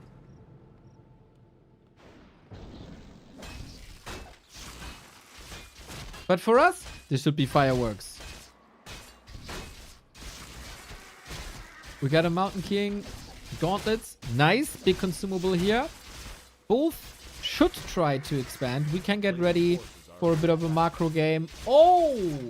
Yes, please. Big mana potion for the dwarf. These guys know each other inside out, of course. Many show matches. Aw, Infy luring the creeps against the shop. That is an early shop that's going through. Usually it's kind of cancelled, but still going for it. Shout out to Hitor in the YouTube chat saying it's 8-3 in favor of Infy on this patch. Thank you. Players' forces are under attack. I have found a lot of respect for Colorful's Warden in the past 1.5 years. He was once the weakest pro Night Elf Warden player. I would say nowadays he's one of the best. And I say that and he might die. Lol. No, not yet. Good kills.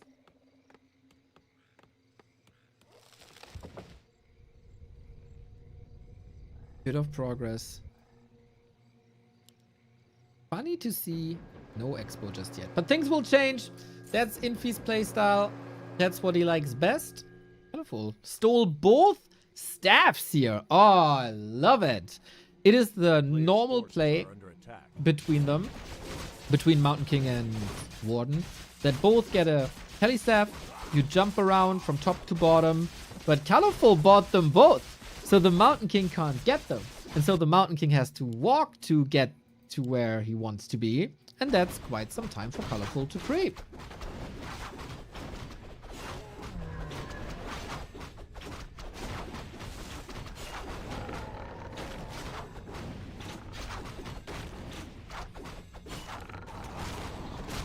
Not level 3 just yet. Close to 3.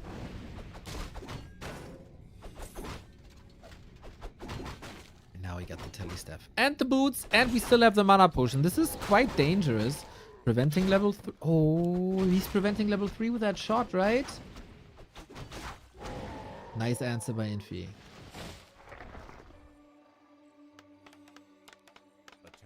And with that, he buys time for his expo. Infy is a smart player.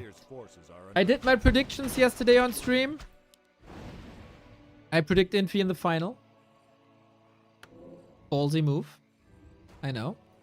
Gotta take a risk every once in a while.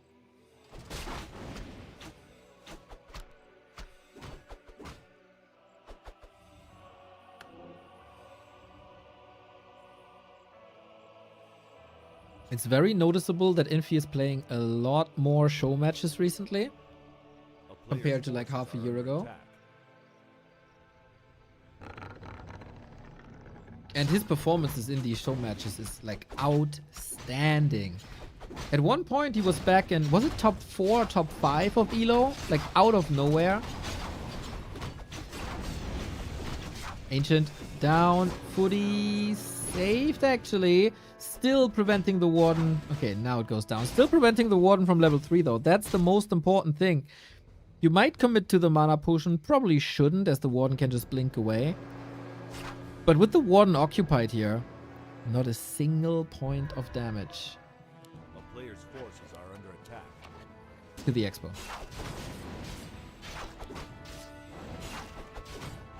Fortitude has to keep his cool here. In the late game, she excels. And he's getting some creeping done. Good. Fan of Knives unlocked. Good. Dodges the bolt. Good. Getting another kill. Very good. Oh, Colorful. With the arrival on level 3, like boom, boom, boom. Instant 3 good moves in a row. And the next blink. Make it 4. Top. Still, an untouched human army is a win condition.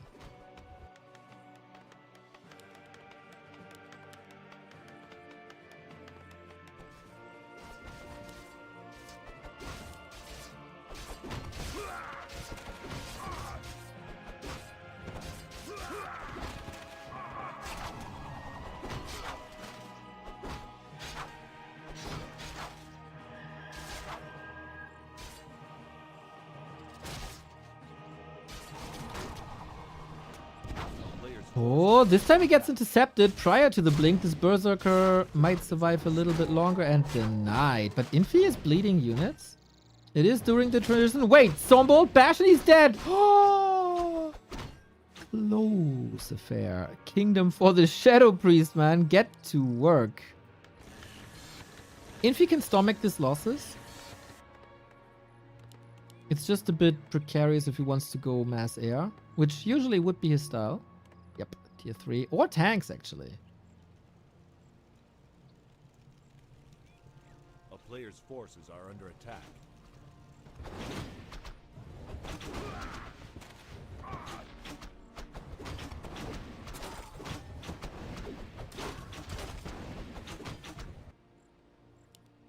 Colorful decides not to play 2 base. 1 bear bust. Maybe a Zeppelin drop. Is he tricky enough for that? If he wants to do that, time is running short. A player's Griffin forces are Aviary under coming. attack. Dragonhawks will be coming. Might be time for Blood Mage or Alchemist after. There we go. With a Zeppelin even. Cool. So it's a fast arrival. Pretty much perfect to the push. Oh, this is so well done. This is so well crafted timing-wise. The Zeppelin is unfortunately not here to load up the workers. So last chance for the Warden to get significant echo damage done without Zeppelin. Infy is a bit occupied here with the Sasquatch. The 1 bear timing. So far, Infy isn't ready. He's still working on the Griffin Aviaries. This should be Colorful's moment. But Infy knows his ways. He's pretty broke though. This might work. Very, very dedicated 1 base play. The blacksmith almost not finishing, but now it is.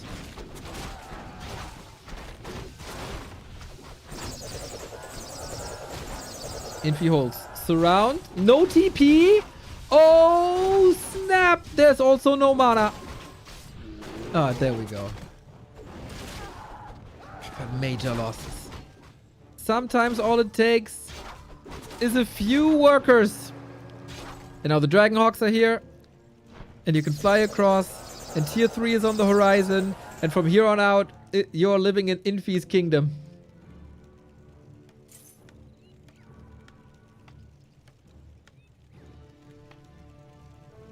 Interesting approach trying to do this 1 base.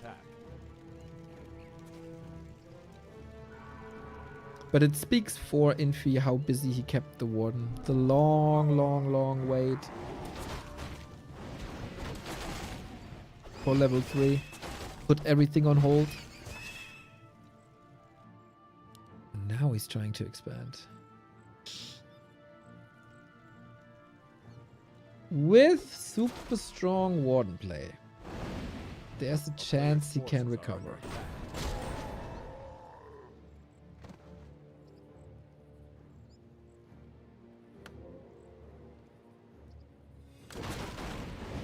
Sounds odd, because the supply lead is in Colorful's favor.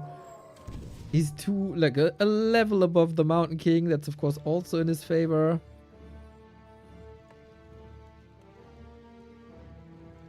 But it's 2 bases.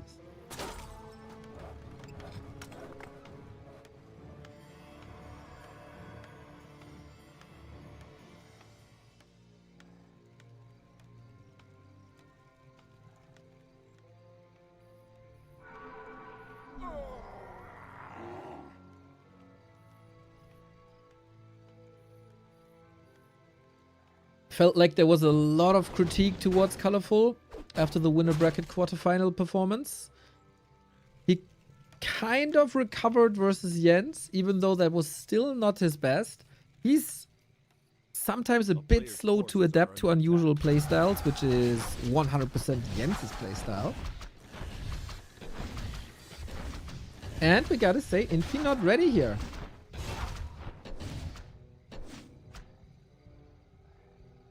Zeppelin only now.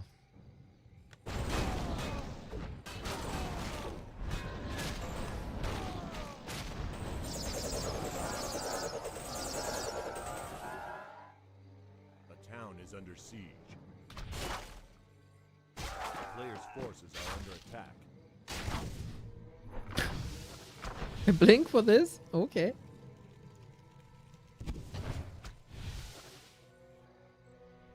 Panda second already. Drunken Haze creeping is sweet for a bigger mischance and fewer HP losses. 70% to level 6. And we're climbing. This time, no mana, but an instant staff out. And Infy's economy is significantly slowed down. Colorful plays this as good as one can, I would say. When does Infy reach critical mass? We gotta be honest here. He's far away from that. But... oh, wait. Don't tell me he snipes this. Mountain King has a TP, has a potion. He snipes the tree. Kingfy. Surgical strike, TP out. And Colorful down in the dirt. He just decided it's time to keep that economy lead. He didn't even need more than 45 food.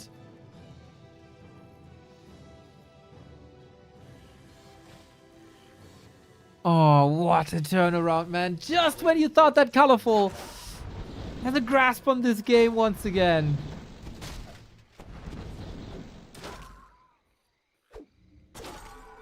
Infy is an evil, evil man.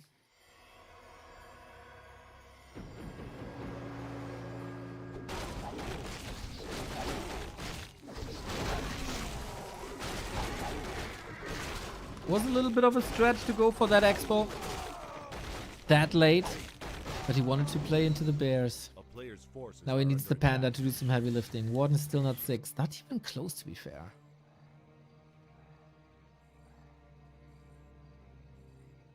Infy is playing with a shredder, by the way. 10 workers at gold. Not a single lumber peasant. Very optimized.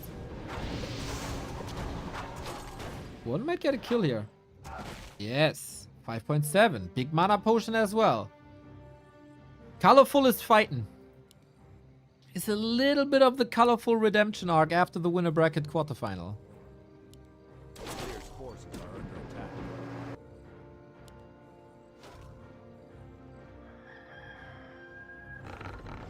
But you need the Warden at 6.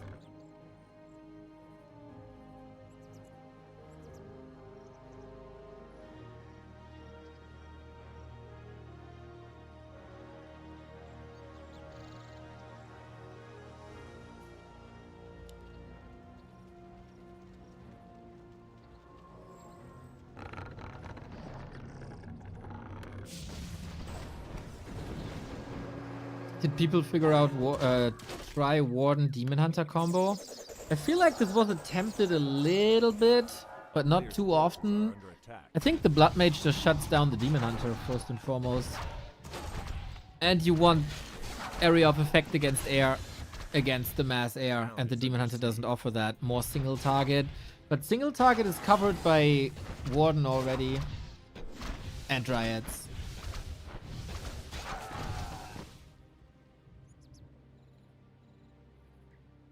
He's also not too sturdy against Stormbolt as a Panda is. Because the Demon Hunter has high armor, Panda has high HP.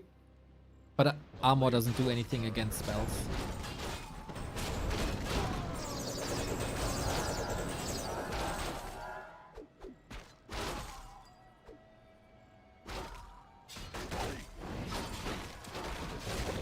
Weird position, to be fair. Very weird position. The creeps are involved. We got a couple of bears here, but not much surface area. Blood Mage would have been level 6, but Colorful. His Expo second attempt is up again. And Infy, Player's forces are under attack. again, like this was like 3 times already. No Zeppelin here. He could really, really benefit from a Zeppelin in his main, which is kind of the norm.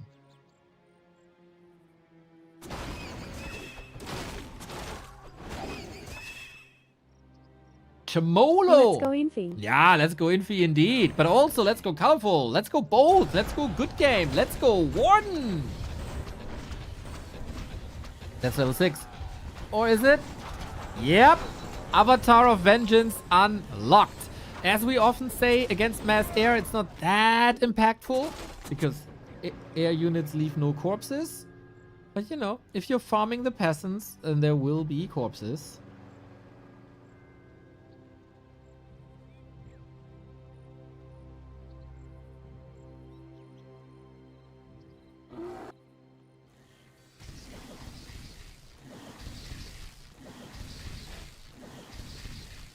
Panda's still holding on to that Player's greater forces mana. are under attack. Can be a nice switch. Good defensive position as well. Colorful is playing a good economy game. Not saying I love his position, Town is but having a under level siege. 3 panda is great. Getting that warden to 6 is great. And it feels like Infy got a bit complacent after this early game.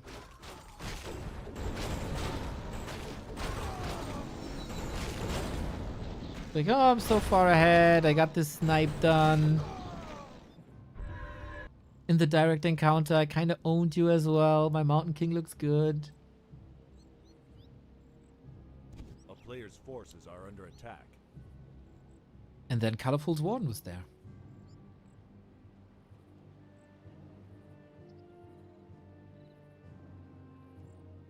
Wouldn't Griffins be better than Dragonhawks? More damage against heroes and bears? Yeah, he can't attack the Dryads with Griffins. That's the problem. So you need Dragonhawks. You need a mix.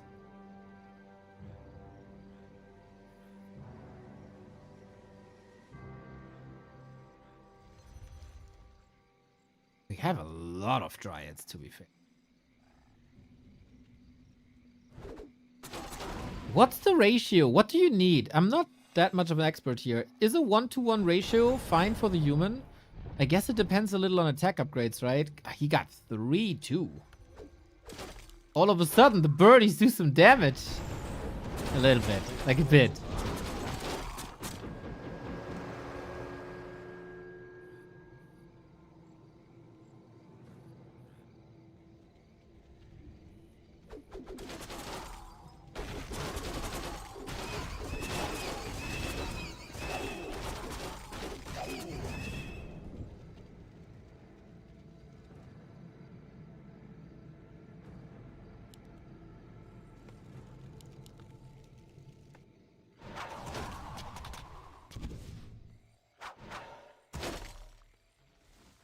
This air is so thick.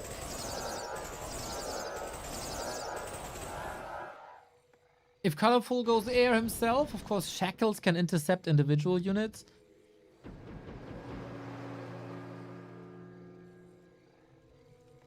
So it's really, really hard to establish this air army. Like we've seen Kahu with 15 talents. That was cool.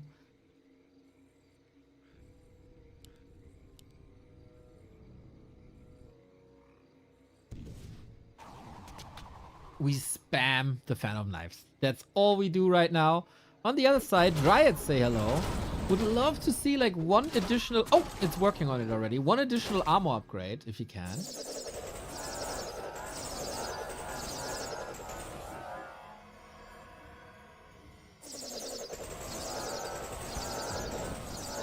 Things are good. Attention is good. And Infy can't crack this base. This will, of course, mine a lot longer than Infy's base does. So at some point, either Infy cracks him, or he needs a third base.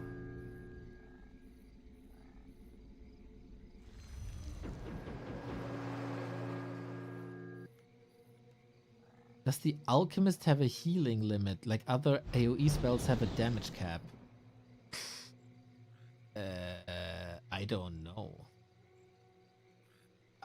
If you put a gun to my head and let me guess, I'd say no. Town is under siege.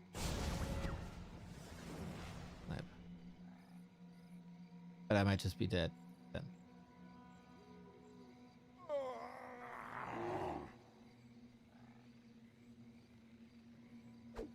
Player's forces are under 80-80. Infy is still very, very, very rich. I guess with a bank like this, shouldn't fight.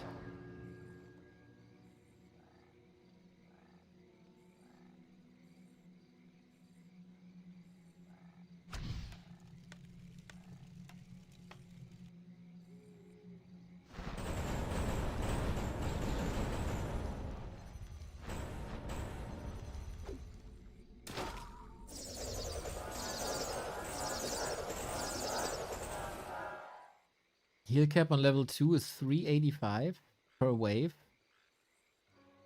A lot of waves though. Okay, after a lot of rinsing and repeating, can we commit to a fight? Infy is so passive. A town is under siege. He lures Colorful out, attacks the gold mine once again, aiming for the exposed whiffs that just wants to do a little bit of repair.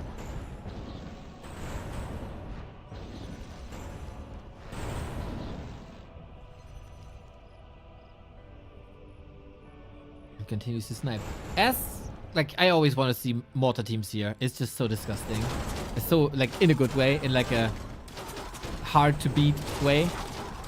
But Infy seems committed for now. The focus fire, not great. The damage is spread. And then the alchemist, yeah, it's so efficient, man. It's so efficient. Even without an archmage. Infy, man. Death by 1,000 cuts to his opponent. He's always been a slow killer. Not a man of too many timing pushes. A man of, let's get further and further and further ahead.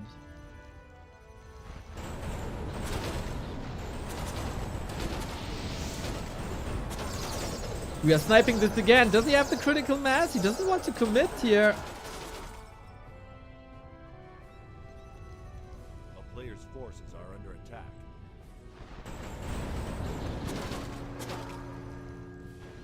I mean, you can delay it, but it feels like you're delaying the inevitable. Warden finally has some freedom once again. The main bases are empty. We still have 4 minutes of mining at that expo for Infy, and then he blasted through 1,000 gold. 2,000 gold. He got 100 supply now. Let's go. This is a fight without the Warden. She didn't step back, or did she? We got an avatar here, so that helps. Oh, Infy didn't lose too much just yet. The Dryad should be disappearing. It's not like one consecutive focus fire. That would also be an easy target for the Panda, who has no mana up until that potion. Marching forward. Is it potion time? Not yet. Not yet. I don't think there's any discussion who the better fight here has.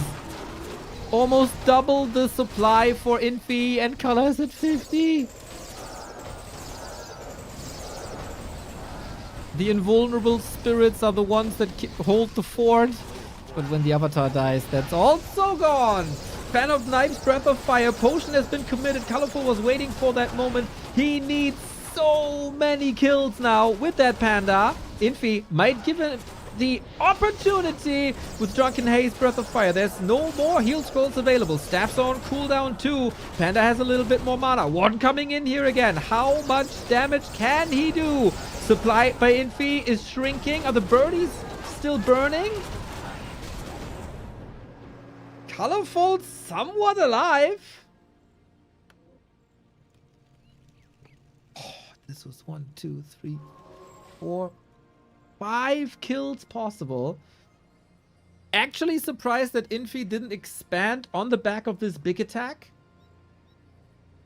How did the Panda keep the big mana potion? Colorful kept a lot of his cool here, to be fair. Infy trying to double down. We don't have a heal scroll. He didn't go to the shop. A player's forces are under attack. A town is under siege. And the Warden needs to be home again. Was this enough healing? Avatar sniped immediately. No spirits this game.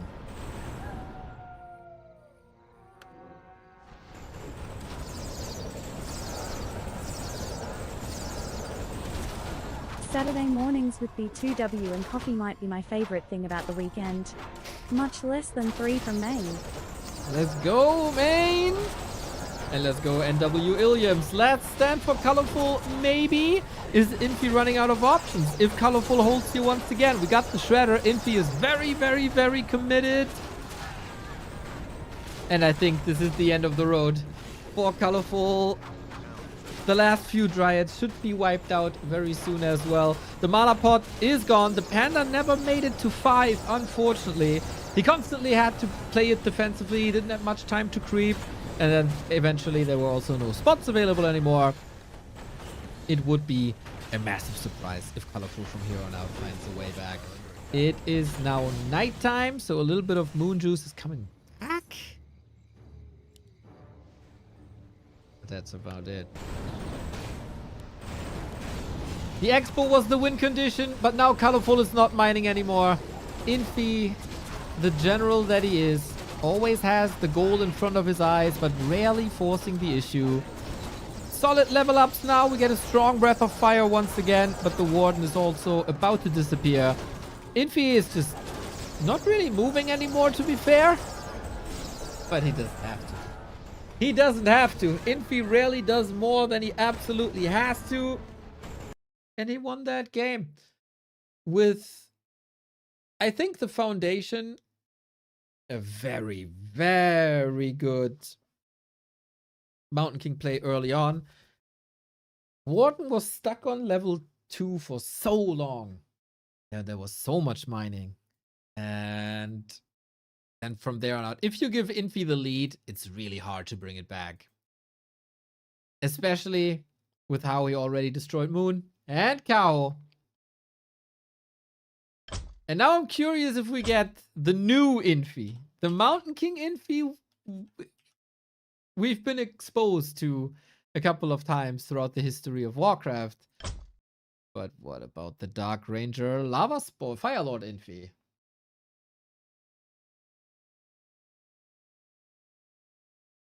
Death by 1,000 cuts. And for once, not the fan of knives.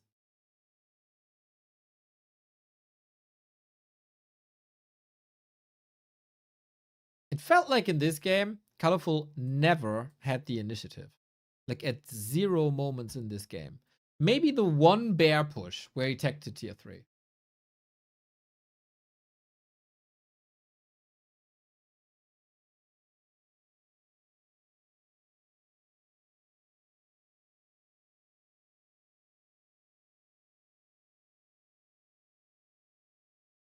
Mr. Williams, it is wonderful that we are part of your weekly routine, of course. Shout out to the missus and to the coffee. And to the doggy. Tough task.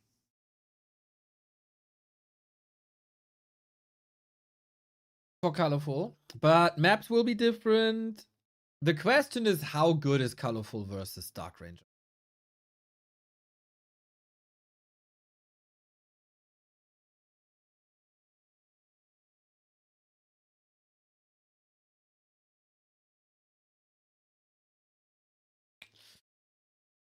I don't think I've seen him play that.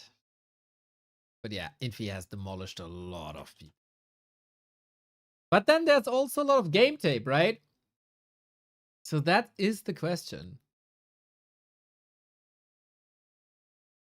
So. Oi, oi, oi. Oi, oi, oi. Oi, oi, oi, oi, oi. Look at these stats, bro. Oh, we do have some clear favorite here. My God. 8-2, 3-2. 1 win. This looks evil. Oh, we don't have heroes. Mountain King, Mountain King, Mountain King. A loss with the Dark Ranger, huh?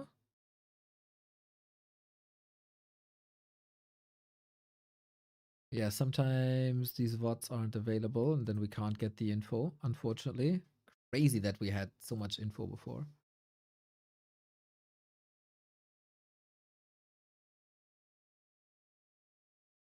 Yeah, I think Warden Mountain King was a one-off. I would be surprised if it wasn't a one-off. He must have put his, like the majority of his prep must have been against Dark Ranger.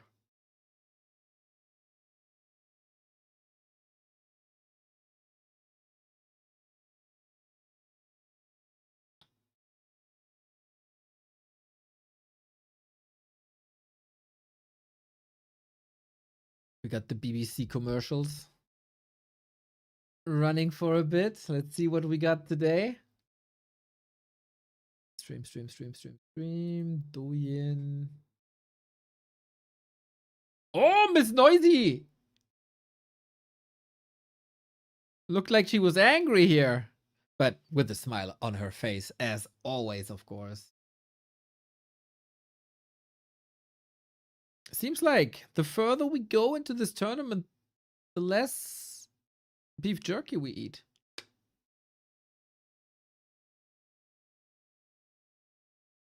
Mr. Yang is not amused about the outcome of the last game, I think.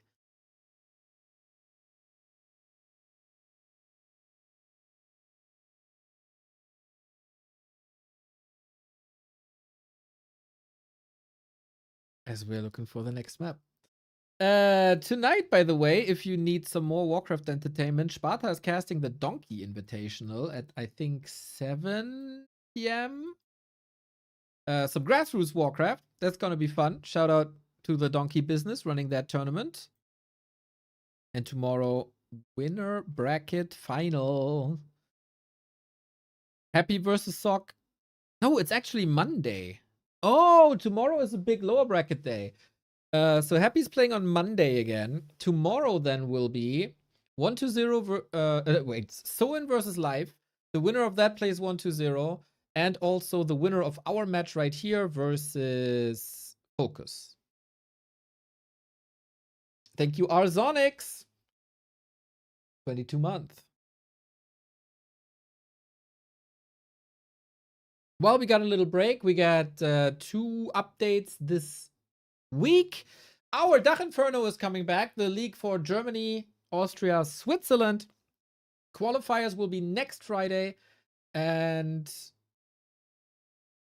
the Friday after, so 7th of November and the 14th of November. I want to see you all there. We need to fill some places in the league. Of course, lots of already qualified from last season, but new faces are necessary. And I want to see a Sushi Core there going deep.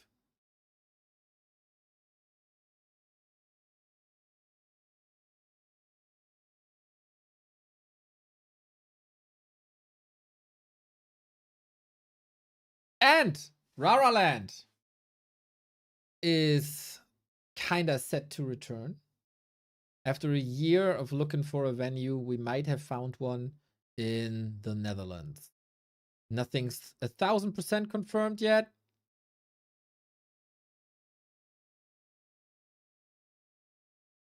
But it's looking really good for May 2026. We had 20 predictions going into these playoffs. So far, Mr. Neo, DV, Vesti, and Sharky are number 1. Oh, that's Lord Helmy. Sorry, that's Lord Helmy. That's an elite group of people. Mamma mia. Neo, Vesti, Sharky, and Lord Helmy. We know our shit. We know our shit.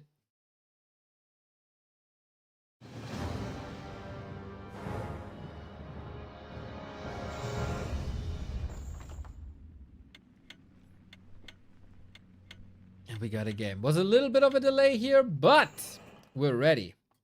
Map number 2. This really, really determines the momentum. And now our stats are working, thankfully.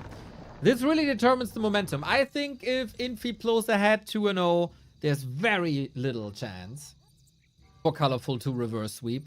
Colorful not a happy, even though when he became the world champion, he reverse swept Moon at WGL. Now, you hear it already. Expert viewers know what's up. Shattered Exile. Bells are ringing. They ring for the Dark Ranger. Let's go. The hype strategy right now, or the most hated strategy, both at the same time can be true. Depends on perspective. Now, if I were Colorful, this is my number 1 priority to practice against. Dark Ranger, Dark Ranger, Dark Ranger, Dark Ranger. Has to be. Or Firelord. Any of the summon heroes. And he's still playing a Warden. Ooh, I think Dark Ranger versus Warden is almost def win.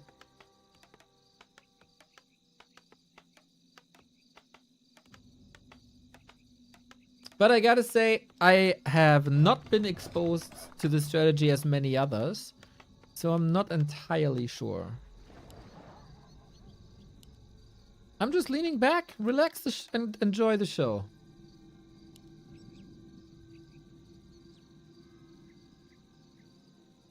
A player's forces are under attack. First question, Infy Firelord or Infy Dark Ranger? Answer in 15 seconds. Infy Scouts, and he can react. You go Warden? Really? Against me? With a Tavern build? Thing is, I guess you have to decide for a hero before you see what Infy is building as the Night Elf, so you're kind of stuck in that regard. And Infy is doing Infy things. Dark Ranger, Life Drain, Power Creep, off we go. This will be the thing to stop.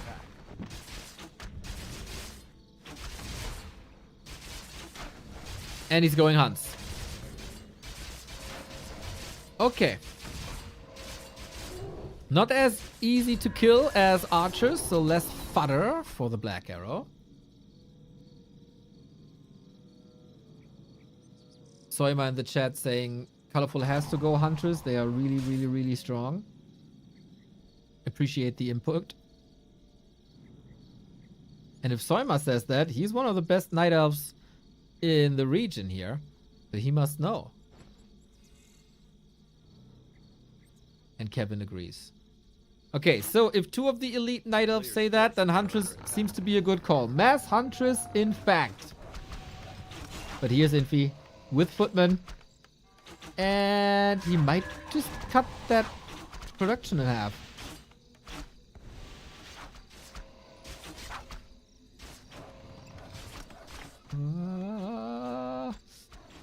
Oh, that would be such nice fodder. It is nice fodder for the Warden. Okay, level 2 can help.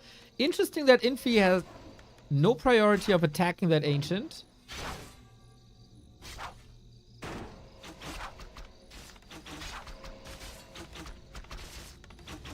Paul in general is great because one AP can do wonders here. Then why is it called Ancient Protector and not Ancient of Wonders? Maybe that could be changed. I think Colorful's defense is good, man. He's canceling the towers. He's putting a lot of pressure on the workers. And he did go mass hunts like right away. His archers too. And the archers are there to deal with the towers. And I think this is an expert defense by Colorful so far. But I want to put an emphasis on so far. Because the Warden is not looking great. Like the majority of you. There's still Moonwells though, and it's during nighttime. The problems arise when it's daytime.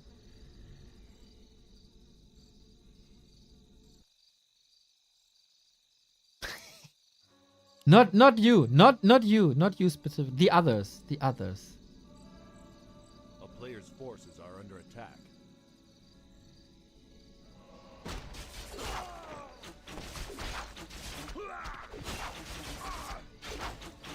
Warden has good inventory. I feel like Infy wanted more out of this push. He didn't even tech behind it. He was very invested actually. And for that...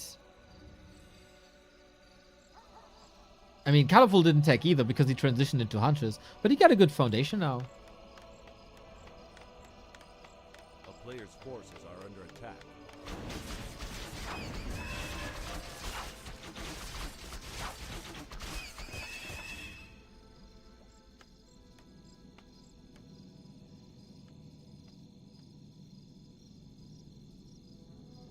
What's Infy's plan B? Can he still expand against Hunts? No way. Infy taps out! Just like that! Just like that! What a defense by Colorful, man. You gotta be proud of him. It is Shattered Exile. It is a big map. There is more time on this map to prepare than on most other maps, I would say. But mix of archers into Hunts. Shut down the Dark Ranger. Shut down the towers. Kill the footies. And Infy realized that was it.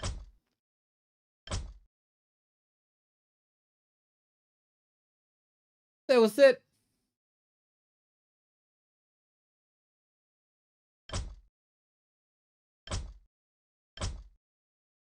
This is the Imba strat you're all talking about? This is supposed to be so strong? That looked easy to me. Very well done, man. Colorful doing homework. Unlike me when I was younger once.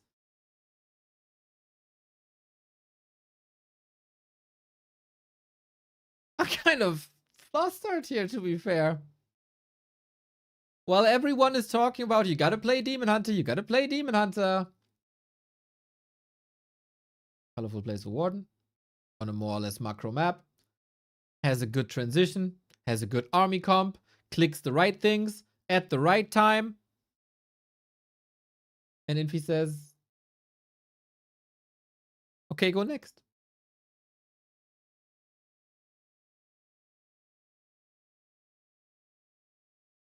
Soima, do you have a comment on the game? I mean, you were right. Huntress were the answers. Huntress were there.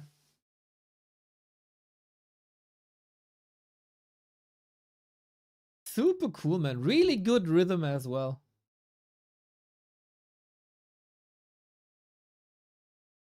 No comment? Sad. Sad. I mean, you said everything when you advised Huntress, and that was the right call. Soima Gosu confirmed. Colorful too strong. That's right. He did that really well. He did that really well. Good to see people are coming up with solutions.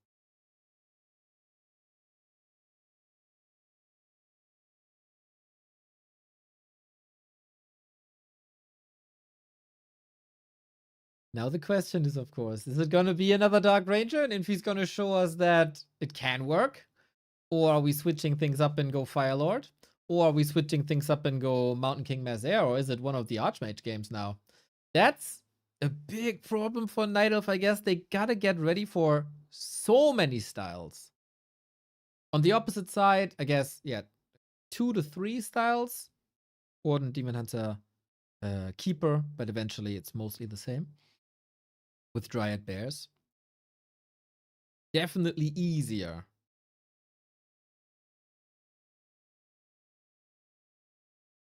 Definitely easier to prepare.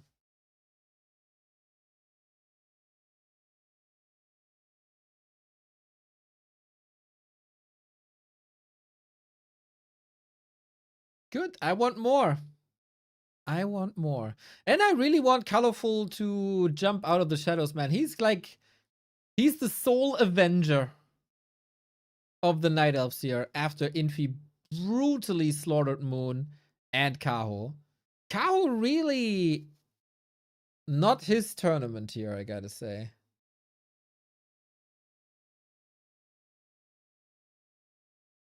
Mr. BBC is asking for 1 minute. Let's see. Still no products we can advertise for him.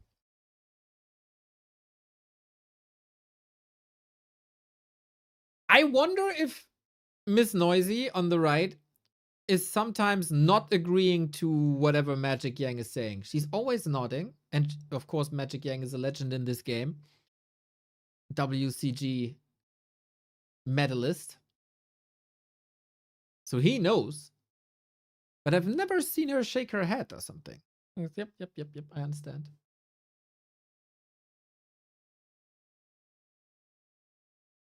They got the game up soon, huh? I don't hear the notification yet.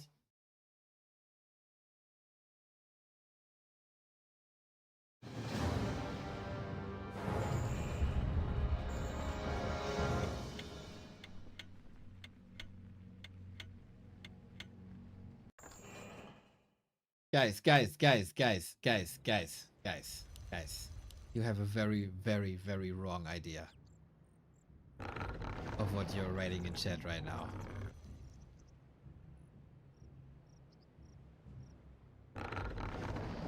Colorful strikes back! And Infy has to come up with solutions. Was that just botched? Was that just the map? Was that a general solution? General solution. Let's see how far we can take this. Who claims match points here in the lower bracket? It is the fight for survival again. And if I look at this, I am confused. The Alta is finishing pretty much on time with everything else.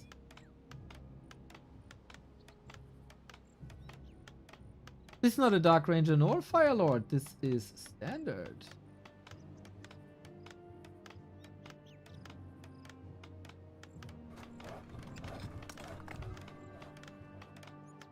And is it a Warden again? Seems like it is the established way of playing in Asia, and it's way more successful than I initially thought. Mountain King! Okay, so is Infy's flirt with the Dark Ranger over? Mountain King brought the victory on Terraner stand already. Might bring the victory here too.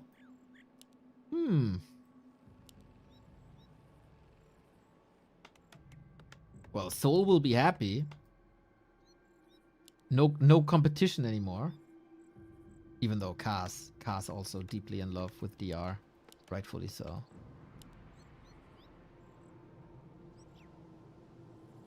A player's forces are under attack.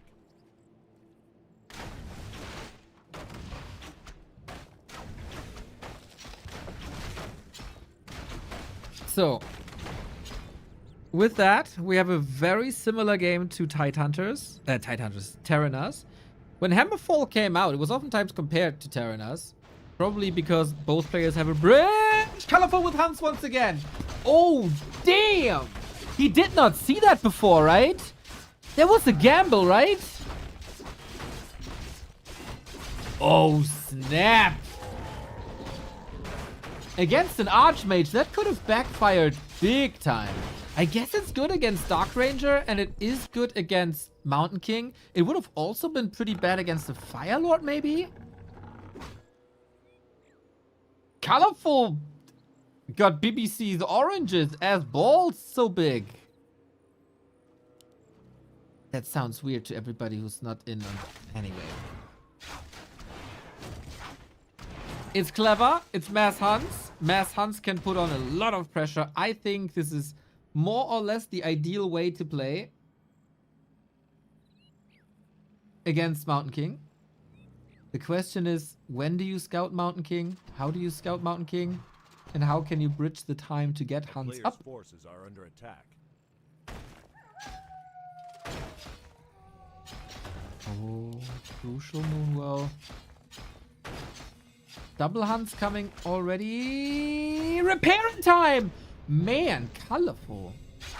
Got the timings down. Hunt in. Why are Hunts so good in comparison to Archers? Well, Footmen have defend. So if you research that, Archers don't do anything to them. And Hunters do normal damage. Very good. Plus, it's AoE. Also very good.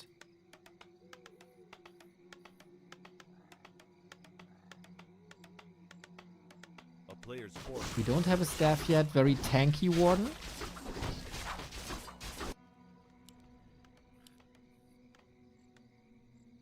By the way, we got a lot of viewers today, don't we? Good to see. Inferno coming. Rara coming. Colorful's tournament coming. Super League coming. A town is under siege. The home of Warcraft 3 esports, everybody. Follow if you haven't yet.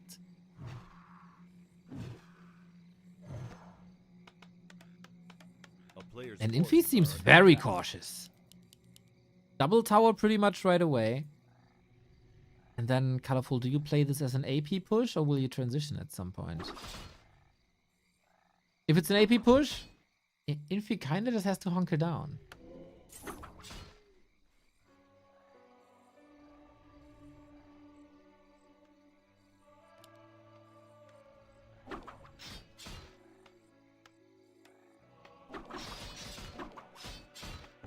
Did Infy reveal too much in the show matches?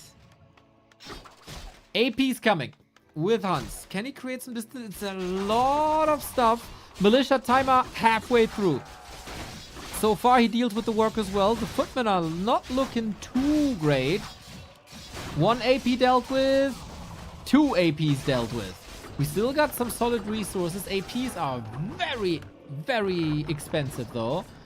And Infy has this sanctuary here with the towers where the hunters can't really come in.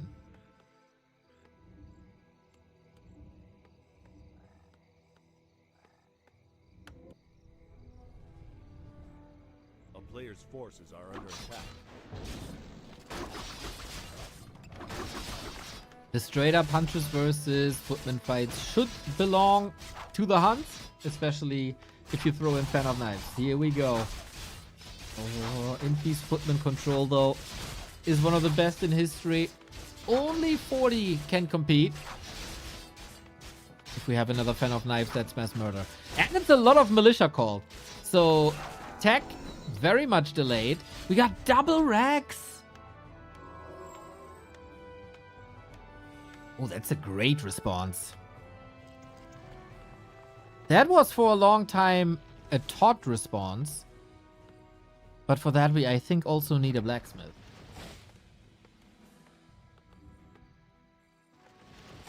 Powers up. Warden healing a bit. We have a tier 2 tech. Once we have Moonglaive upgrades, with the armor type change, Huntress can tank a lot more. Good to intercept the healing if you can afford a little more. And we are marching forward.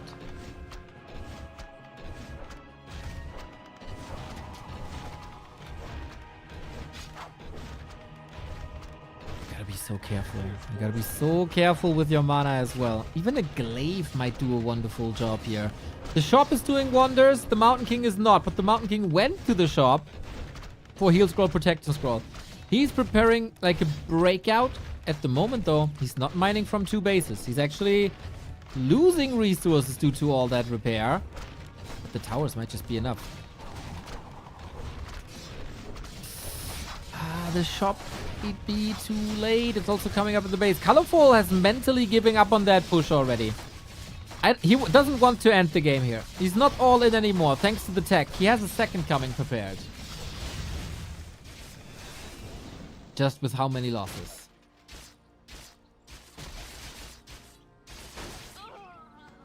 One. That was costly. Infy is still stuck on tier 1 at 100 lumber.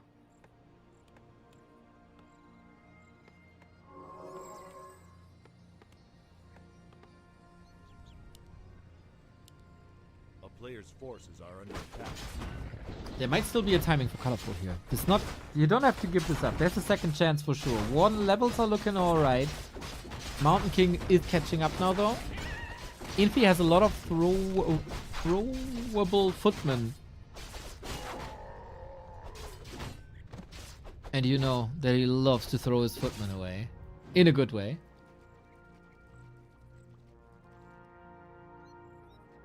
I think I wanted to say throw away the bull, but just disposable. So, one player has an expo but no tech. The other player has a tech but no expo. Both players are evening that out. Good snipe though. Bit careless, maybe? To keep Huntress below the threshold. On the other side, he was busy cancelling the healing, and that might just be more important.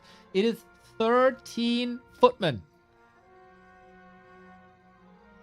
There is a world where all of them disappear and end up on the XP counter of the Warden.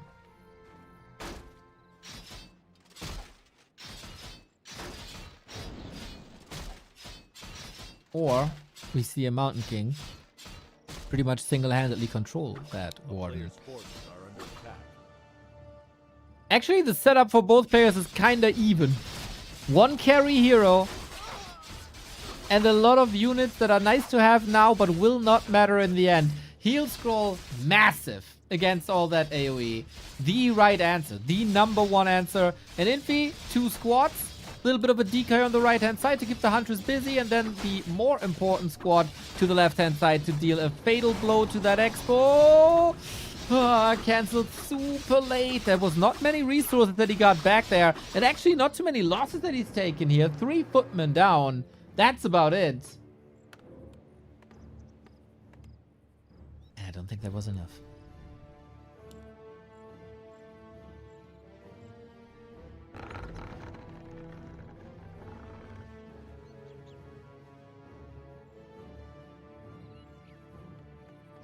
Again, the situation. A couple of bounces kill the healing here.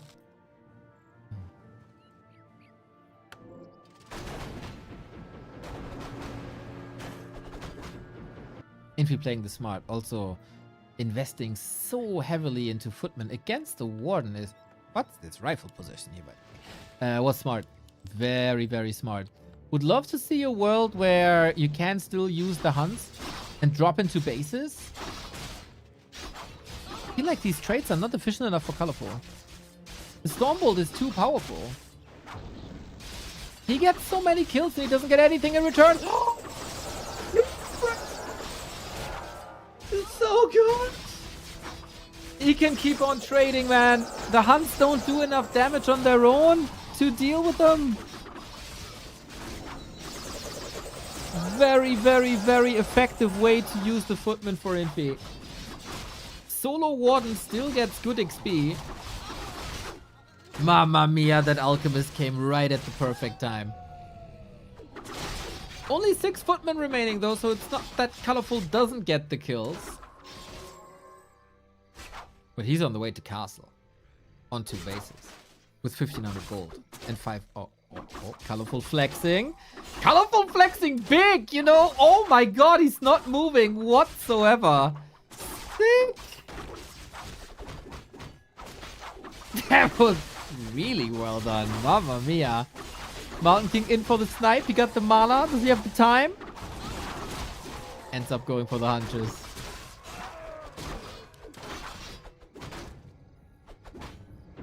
And it was the Wind of Mana stealing against the... between the two. Always nice. And level 5. Did you know that Colorful has micro like this?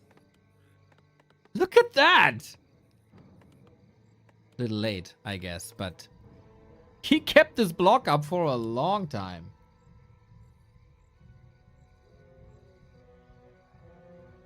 A player's forces are under attack. 1-5. But it's still the problem of mass air coming.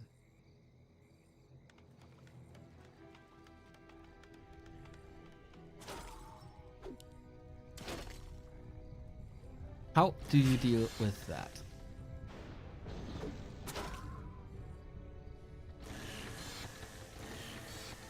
New Man I Love Lou finally replays. Yeah, I'm still learning. I'm still learning. When to use it, how often, when to hit the button. But we're getting there.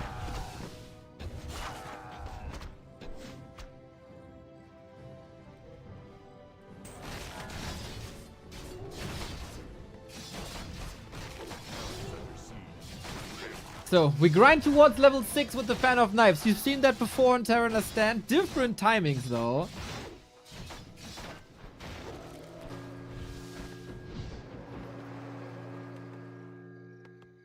And a very, very different game as this expansion is running for way longer.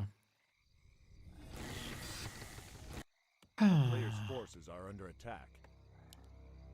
We got a Zeppelin here. Again, this is a similar mistake that he made before. No second Zeppelin. Worries me a little.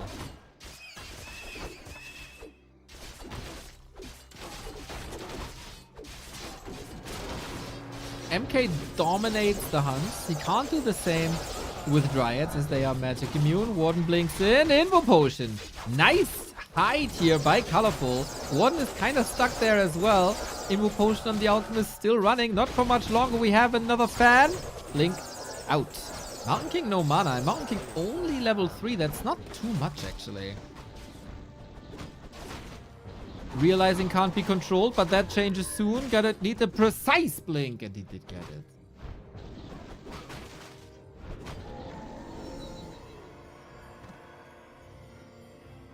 Colorful is doing a fine job keeping Infy in check. Town is under siege. Not skyrocketing to 70 food, 80 food. No free game for Infy at all. A player's forces are under attack. The Warden did use a lot of mana, not on the workers, but here, again, no Zeppelin Infy. He was distracted enough. Alchemist level 3 though.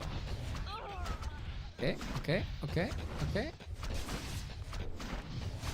Donating hunts away for little damage. This might make it so that the fan kills instant. That was level 6! Okay, game changer level. Colorful is online. Expo up, tier 3 up, Warden up. Might be time for a panda now. The entire right hand side is still up for grabs.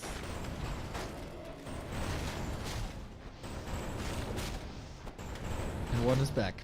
He really wants to stop that Alchemist somehow. But heal spray is so good.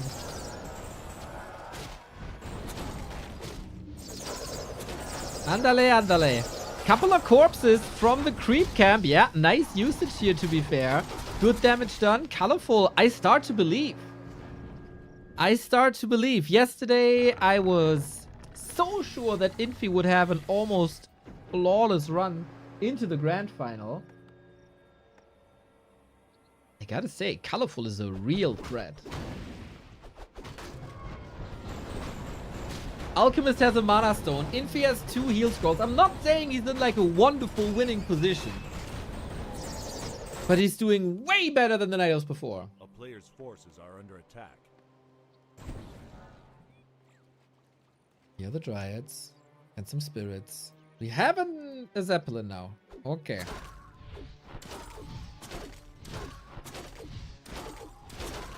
That's a free Dragonhawk. A town is under siege. But Infy is using the time for a counter push. Off we go. How much damage can you do? What are the targets? Moonwells first and foremost. Every Moonwell is basically removing a mana potion for that Warden. But the Warden has full mana. Same can be said about the Alchemist though. Who does more? Usually, level 2 healing should be better than level 3 damage. That's why the Alchemist is the counter with the current values. We got a solid amount of Dryads. Only 1-1 though, so the Dragonhawks, even in lower numbers, have a good shot of doing damage here. Oh, Colorful, I'm not too sure. If that's your fight here, Dryads are disappearing quickly. Warden very hurt. The Siphon is nice too. And don't forget, the Alchemist hits hard when he hits.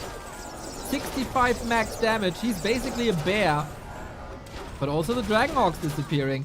Level 3, the heroes in favor of Infy, the supply in favor of Infy. Speaking of bears, no bears to be seen. Griffin's up already.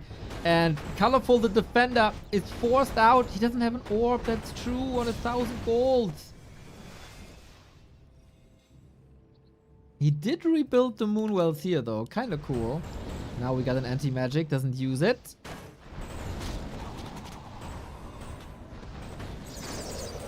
After I praised him for a good game, Colorful is falling apart a little bit, I gotta say.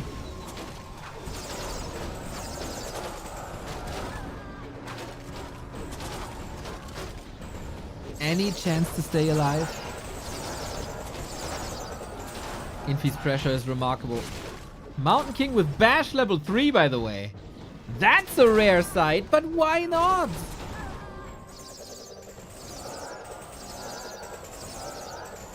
There's a good chance to dodge the blink anyway. Bash works against Dryad. Stormbolt does not. If you hit a Dryad, she's dead, basically. Players' forces are under attack.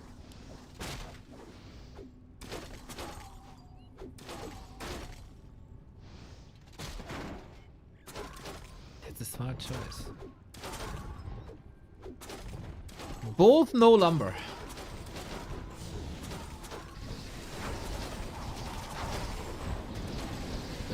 Infy is finding his rhythm here now. And his base wasn't under attack for a long time. Warden blinked last second, but he anticipated it. moved the Dragonhawks into position because he knew where the blink would end up on. Infy, 200 Warcraft IQ. He's just waiting for him. He jumped into a knife. And that's game. Infy with the 2-in-1. Beautiful, beautiful Warcraft once again. I really like the double racks answer. I really like the timing against the first expansion by Colorful. That could have easily gone through. Colorful, fine game. But man, not fine enough. Not fine enough. Hammerfall goes to Infy, and now Colorful is under pressure. One more map and he's out. That would be back to back to back Night Elf eliminations for Infy. Bash was smart. Infy is a smart player, man.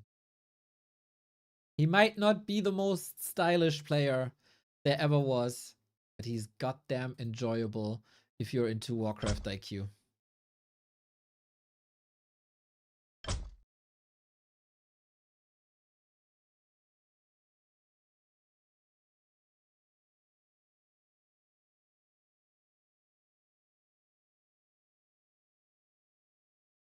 Let's be honest, who isn't? The only thing I like more than Warcraft IQ is Prime subs. So if you have a Prime sub lying around, don't let it go to waste. It's great support for the channel. 150 euros or something per Prime. It's great with like 2 clicks if you have Prime anyway. Give it to us and then you get no ads like this.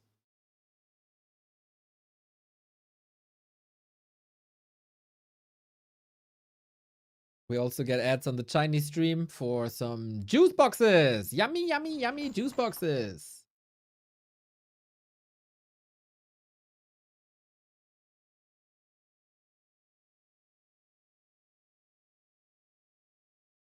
When's the FCKU Cup coming out? I mean, we got the Humba merch.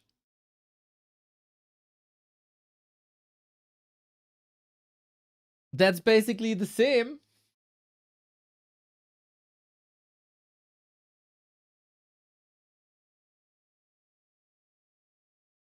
In a way.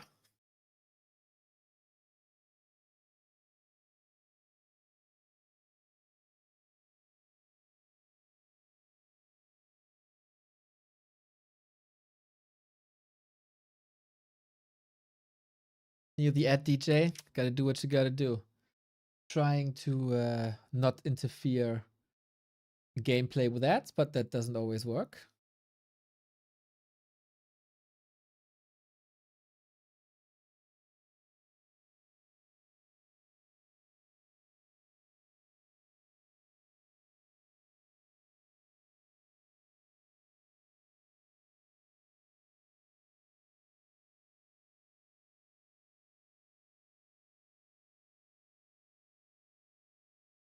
Very much like the Cookie Killer, what's up, what's up, what's up?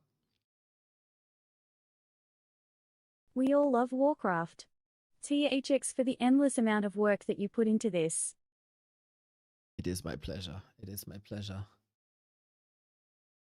Well, some great fun streams recently, especially Thursday. Thursday was one of my favorite streams in a while. That was real good. Even though some people of you are monsters. Eating kiwi with the skin.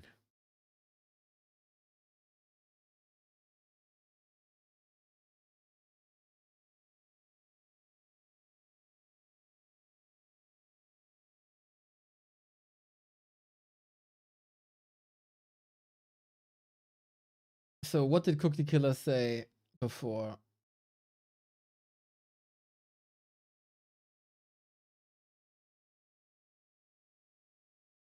Yeah, it is long time. I don't like mass air too much. Yeah, that's understandable. Some air is cool though. Like Talon and Hippo fights are really nice, I think. I also kind of like Bat Riders versus Gargoyles that we had for a while. But some mass air is not too great. Like Mass Wyvern is not too great. So I agree with you and disagree with you at the same time. I don't know. There's nuance to it, I guess. But yeah, I think in general, more people agree with you than don't.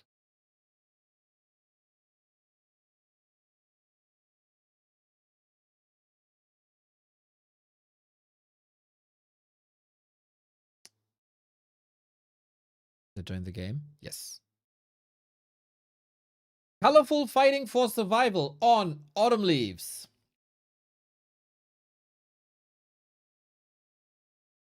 Infi says go. We're waiting for colorful currently.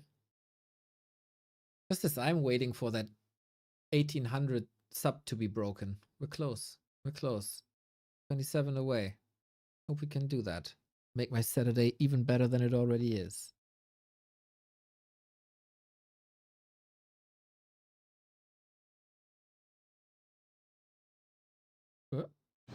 Ah, there we go.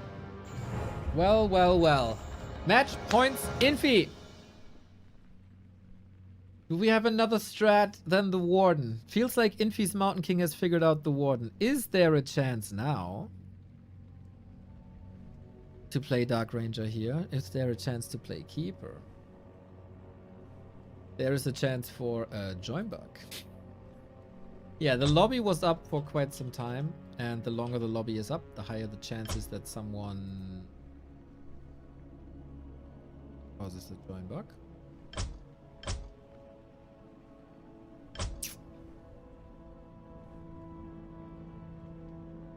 Mass owls are fine? Yeah, for sure.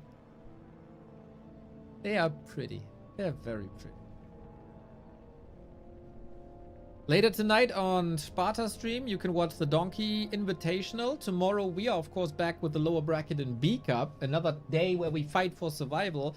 Evening hours, back to Warcraft Weekly Cup monthly final for August. Brought to you by Carson. Gonna be a nice weekend of esports, everybody.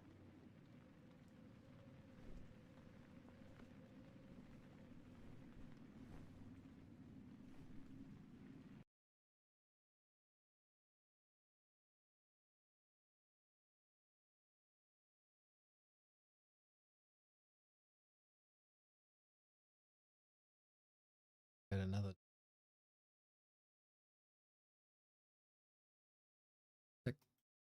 time today. This happens in pretty much exactly the same way. Okay, I'll use Flow TV then if things become more unstable. I try to be in the lobby as much as I can because we have had a couple of desyncs recently and I want that.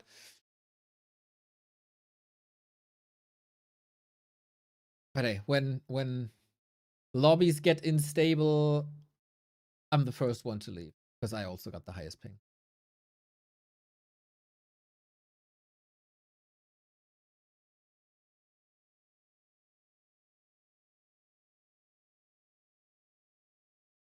I really love those chaotic mass tier 1 games.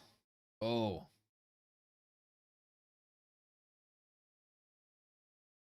We are then different. I want the highest tier possible, highest level possible, mass amount of spells, tactical transitions. That's my walk. Autumn Leaves is up. Let go, let go, let go, let go, let go. Colorful fighting against the loss. He's already performing better than Kaho. If he's eliminated now, he has the same result as Moon. But it seems like Infy hits them all with whatever he wants. Mountain King works. Does he put the Dark Ranger to the bench? Yes! Yeah, Infy is giving up on Tavern Heroes. Interesting. Sounds like you'd like love 4-on-4. Ah, you know, the problem is that there's also people involved. But, Kevin, you and me, Zug des Lebens. How about that?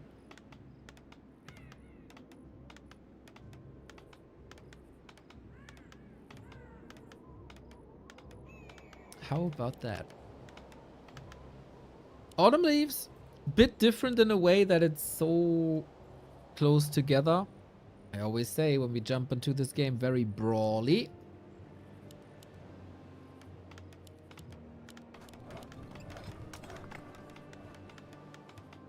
There's so many possibilities here. Is it Mountain King again into Mass Air? That's the Infy norm.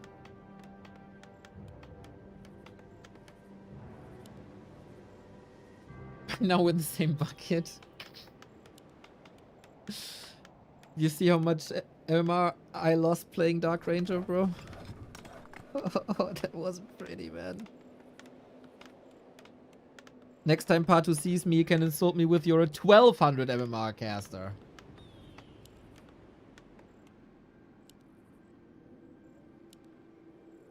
It is the Warden again. So many possibilities, but we stick with what worked before. That is MK, and that is Warden. The player's forces are under attack. Hoping for some high tempo. Infy, I think, can play this rather similarly to Hammerfall. Maybe also with double racks. Agree with you, but nuances again. Not in a sense you see one archer tech straight into bears. Yeah, true. Yep. Totally get your point. Totally get your point. I think in general we're on a good wavelength together. Okay, looks like instant expo. Warden not in the mood to steal anything. Where does she attack? No shop creep by Colorful. There could be a more aggressive creep route, but I was about to say the Chinese Warden, he gets surrounded. Is he able to fight out? Yes, he can, but there is another Stormbolt. Oh, Colorful. This is not the early game you want. You don't have Blink. This is the TP gone. Plays around the cooldown. That was nasty. He got like 1 worker. Oof, that's a lot of momentum lost. It is Huntress again. That's also why Colorful is not creeping with the Ancient of War at the shop. Because you need the Ancient of War for production. Problematic. Very, very, very problematic. Infy also like reading the movement.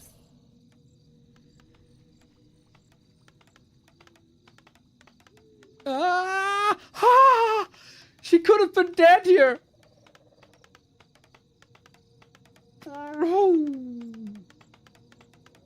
Oh, this is free.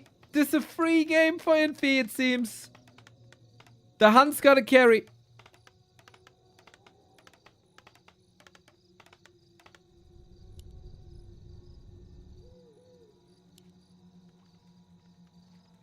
The Footman gets up front there. This was so unnecessarily risky. Lots of movement though. Infy hunting Wisp. You would of course love to have Wisps here for APs again. Uh-oh. This was telegraphed. We do have a staff. No bash. Stormbolt. 1 second off.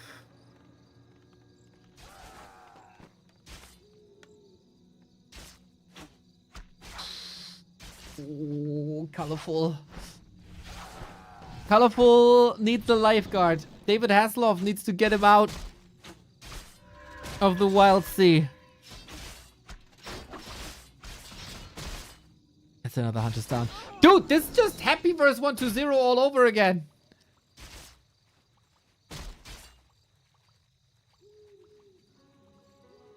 You can't lose Huntress. You can't lose the TP. Forces are under attack. That's unacceptable.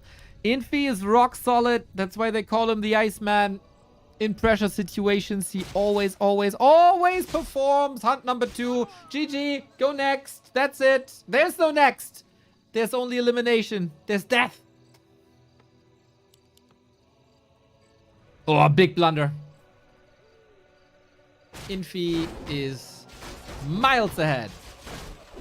Colorful did play it differently than Hammerfall though, realizing this quickly. Text to tier 2. But that is 400 gold plus. Just gone. Messerman, thank you for the 50.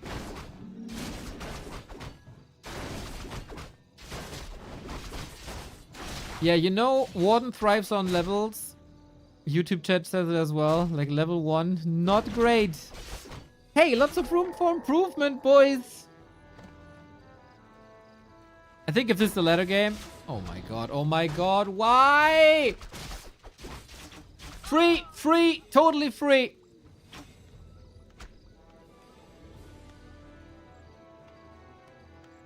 How good is Infy at memory? Ah, doesn't try. Could have been just around there, but he needs clarity anyway. The post-Huntress clarity.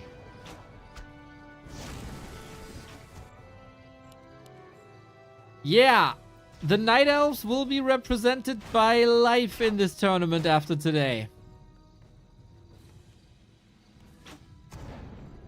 A player's forces are under attack.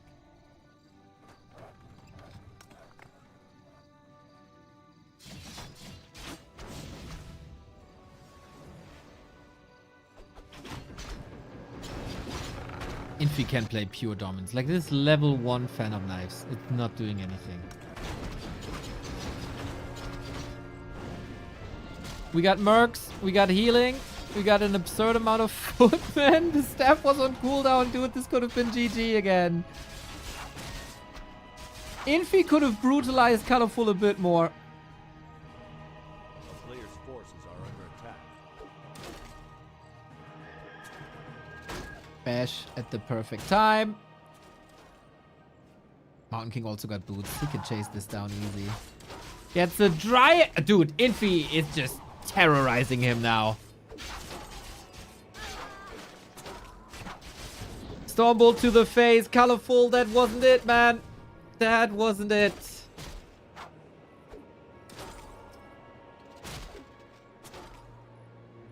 Apparently he has hope. A player's forces are under attack. If he cancels the clarity. Yeah. He's getting probably surrounded. If not, there's a bolt to the face. Hunts are again in the economy. Currently not doing any... They just took a detour. Maybe they wanted the Shadow Priest. Understandable. That's level 3. Okay, Colorful. Show me the craziest Warden performance we've ever seen. Oh my god. Infy is halfway to tier 3.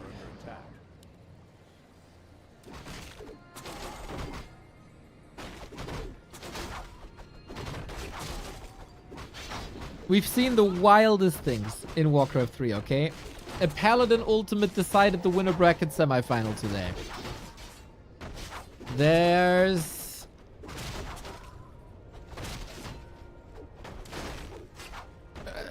is there hope? Oh no, not the bear, not the bear, not the bear, not the bear, not the bear! The footman gets in front! Bash! Dispel! Here we... run! Run! 3-2, run! Okay, gets a hunt instead. Bash. It should be fine though. Yeah, we're fine. Master upgrade is ready too. We do. Master. Is Infy getting confident? Losing confidence? No, he'll never. He'll never. He'll not smile. Never. He's just enjoying this. How he's dissecting his opponent. Letting him believe that there might be a chance. 2 base versus 1 base. Same tech. It's rough.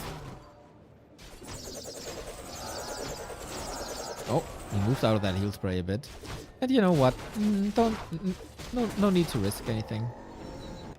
Where is that one push coming from? He has 1 push. Maybe. At best. Player's forces are under attack.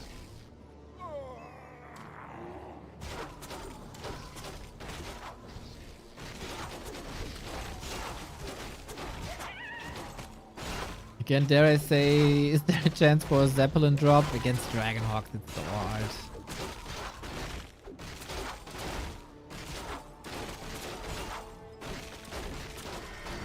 Infy got it! Both! Kek! With the right click, dude! He knocked on Colorful's door, trick or treat, and he took the entire bowl.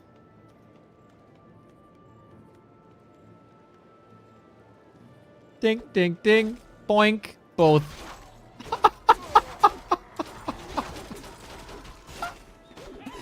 Oh, he didn't have a way to stop this.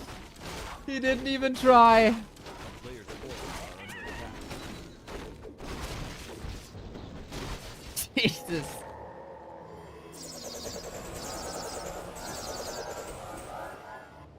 Only the Boots of Keltalas, but taking the Boots of Keltalas away from the Warden is nice.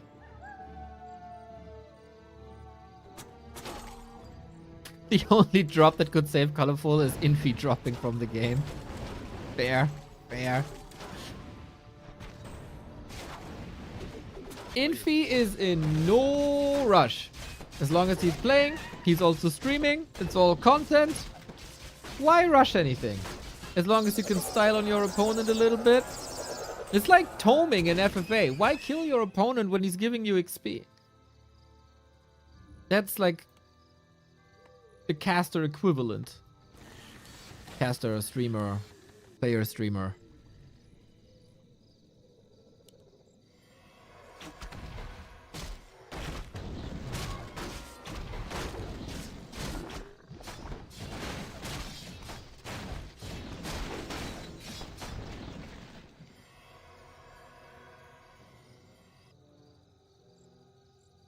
Player's forces are under attack.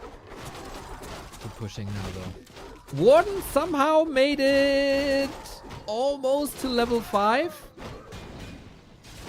The problem is, the Warden is supposed to slow down the economy so you can catch up. He's trying to catch up, but he's not slowing down Infy at all. 65 food, super dominant position. Player's forces are under attack. Kinda gotta be hard to keep these Dryads up. But he gets some Moonwells left, right? Yeah.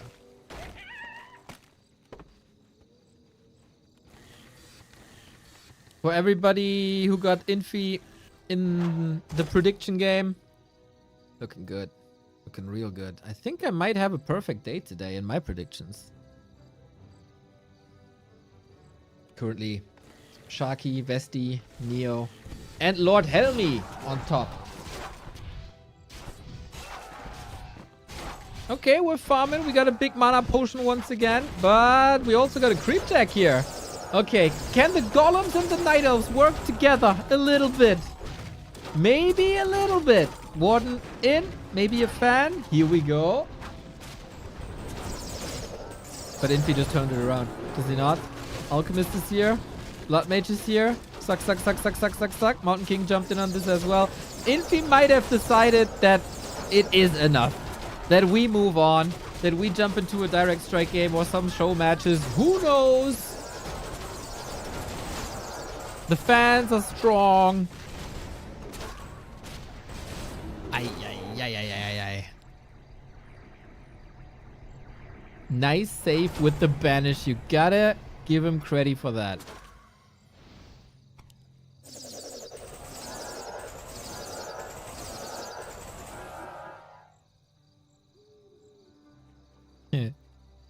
I mean, she can't blink out, right?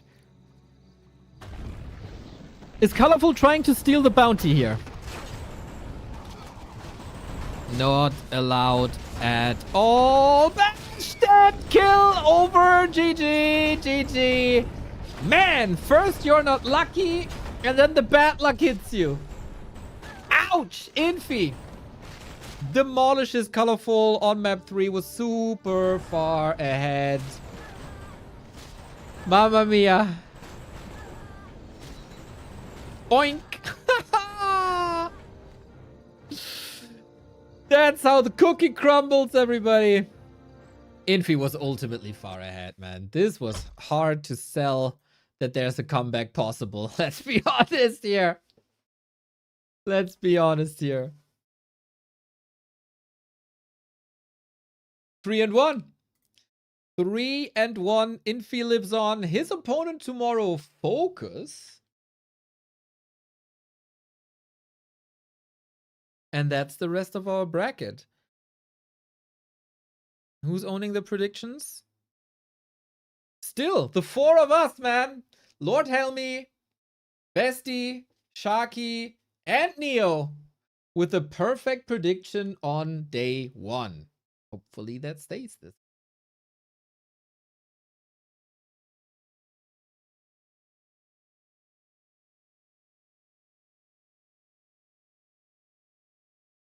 So here's the bracket. Shout out to the people who keep Liquipedia up, man. You guys are so fast always. Really, really cool that we have you. I have no idea what we would do without you. Here it is. Happy defeats 1-0 in a reverse sweep. Incredible. The return of the Crypt Lord was among us, and 1-0 fell a bit apart here, unfortunately, especially on Autumn Leaves. Sock, for the first time this patch, defeats FoCuS with 3-0. That was gnarly. Shattered Exile's ending was mwah, if you're not a FoCuS fan. Otherwise, the resurrect of the Paladin saved the game here. Really sweet.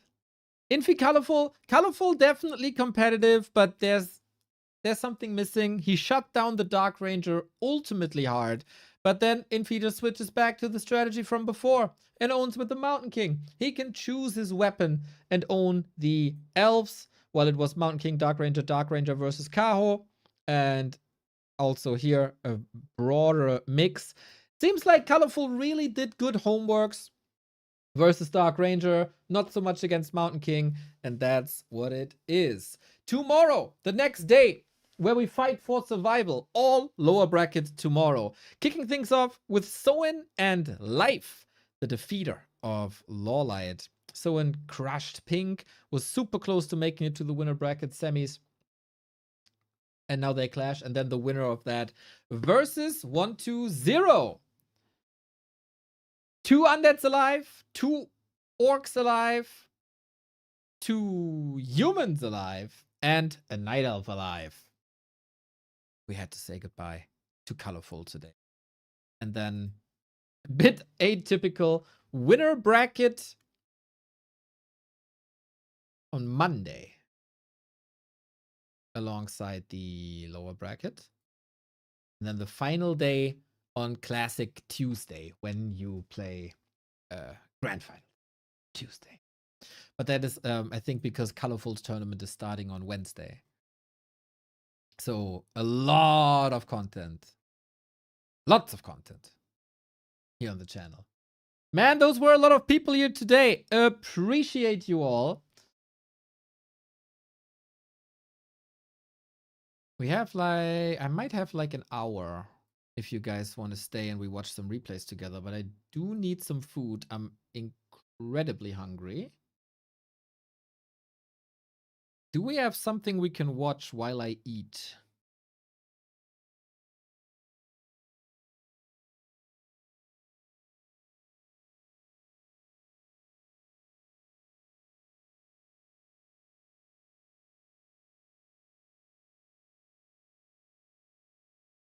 Come on, YouTube, give me something. Give me something. There was no prediction. So I didn't. This.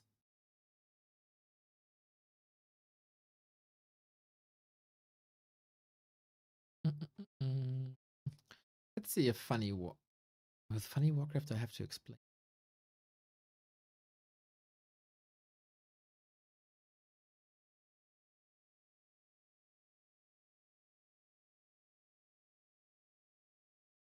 Replay from 10 years ago.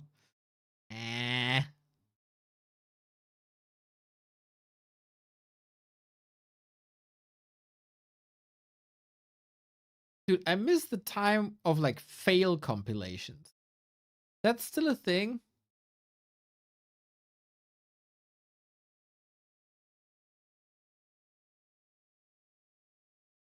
But maybe do we have maybe a streamer up?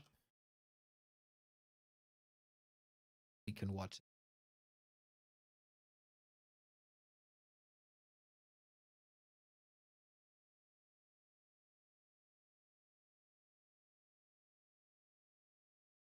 Not really. Sparta is streaming. think we can watch Sparta a little bit. Then it's at least Warcraft content. Okay, I'm gonna grab some food. Then we watch some replays from Flow TV.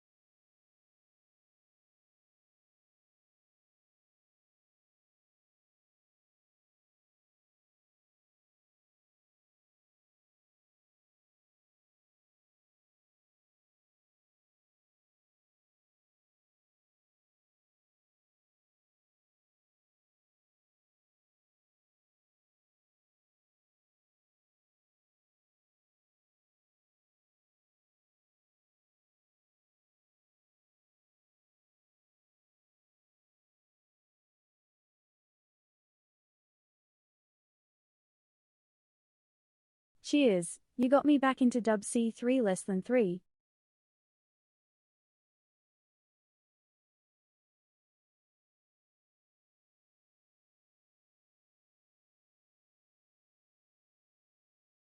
Hey, that is awesome to hear. What do I hear in my kitchen? Thank you, Salsa Alex. Cool, cool, cool, cool, cool.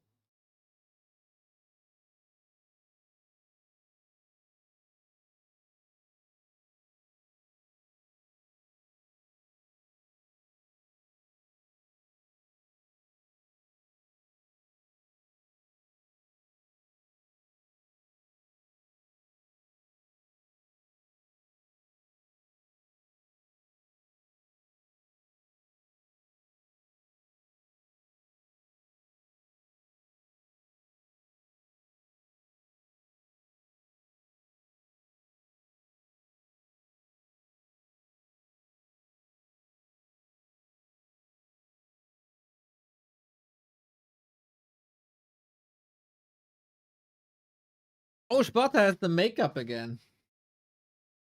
Man, he finally showed his real face yesterday. Now he's got his makeup up again. Mamma mia. Sparta is casting a German tournament later, or a tournament with a lot of Germans. Also some Dutchies. Shout out Sparta. Shout out Donkey Business. I feel like 10 funny things.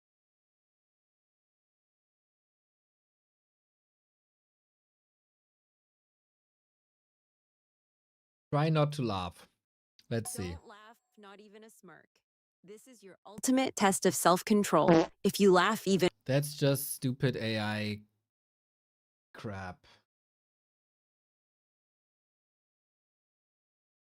Best of funny videos. Let's go.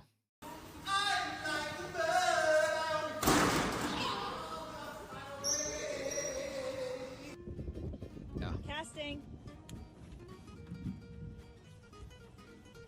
What's up, guys? Welcome back to Top Things. Who else hears this every time they beat their kid brother in any video game?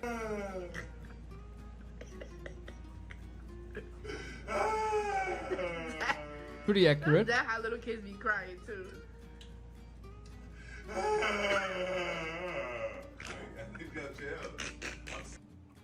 Maple cold brew with pumpkin spice cold foam.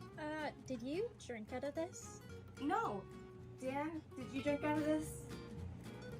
I don't know where she found this hat, but there's something just a little bit off about it. What are we looking at? What do we see? It's like Soul Apeman with his boba. Why is he so pretty? He needs a real life boba. This girl wanna fight me, so what should I do? Where's she at? She at my job. This lady. You ain't finna do nothing. I'm finna do. Where's she at, Cameron? No, for real. Don't play with me. Don't play with me. Don't play with me. Why would I ain't slapped a bitch in a long time. Sometimes we must go through the gate even when there is an easier option. Okay, you ready? Okay. How mama walk? Yeah, I like that.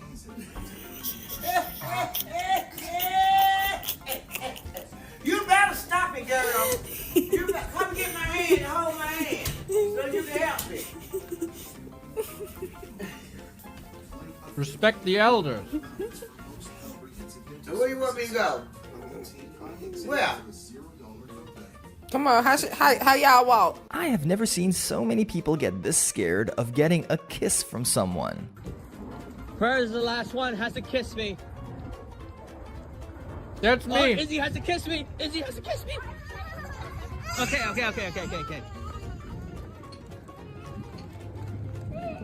Aye. Okay, go. Mama's alive. Hey, stop.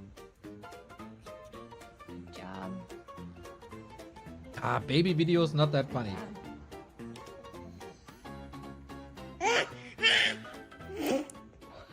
This is the kind of video that will make you stop and do a double take.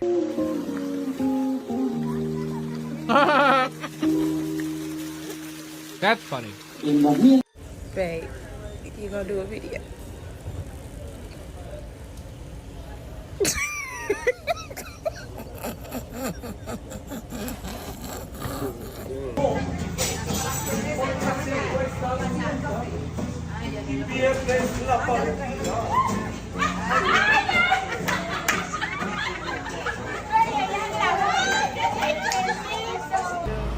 I ain't gonna lie. That's actually way bigger than I thought it was gonna be. That's ridiculous. Yo, that's actually ridiculous. Thank you. You're welcome. What the hell? This is like man versus food or something. Yeah. It's like man versus food. I can't eat this shit. Make it a challenge. Yeah, and I need a shirt when I eat it all. Damn. Is there any better feeling than getting someone a gift that they wanted for ages? He just flying. Look at him. He better slow down before he got that flip. Lloyd. Oh my god, that's so funny. Oh my god.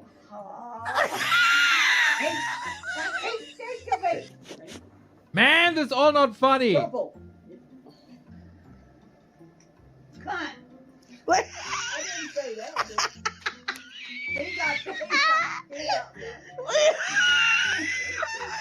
A small part of me thinks that this entire prank was staged just to get this girl.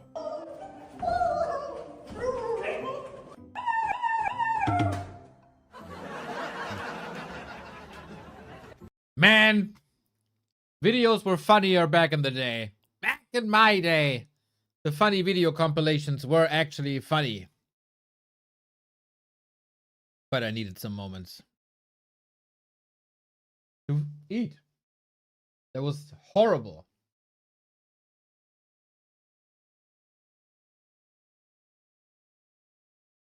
Yeah, we need more fun videos where people just fall or run into something.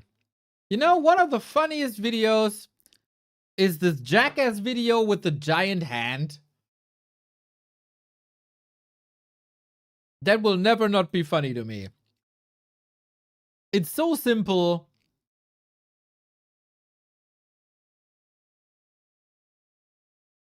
I hold him up. Fine, you shut up now.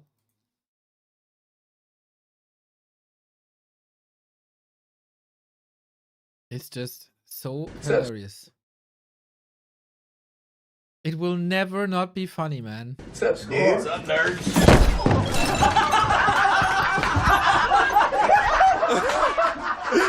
That's so good. That is so good. Dude, you played it off so good. Especially when they have slow motion later. Bring in a whole tray full of soup. Pop it in there. He's not gonna do it. What? I don't think he's gonna go for it.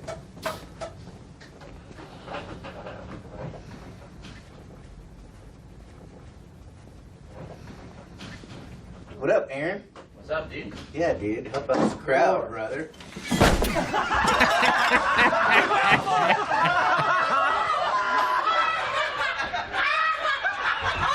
It's perfect. That's humor.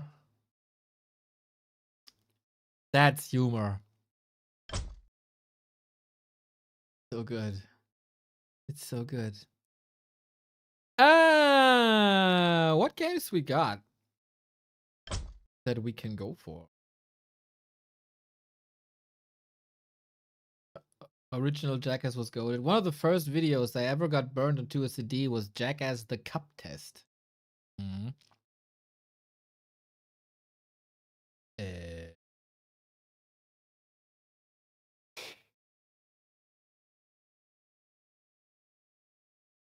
Okay, those are the games available on the ladder to us.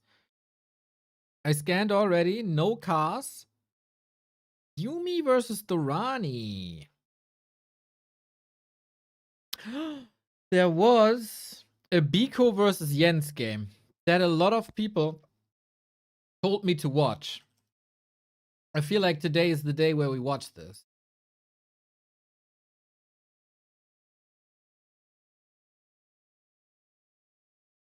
Cast a 500 MMR game. Anything for you, butt crumbs. But we're not making fun of them. We just watch what it is. Butt crumbs, you make the call. Are we watching SMB Gray versus Mogul or SMB Gray versus Brian? And then we do the Biko game.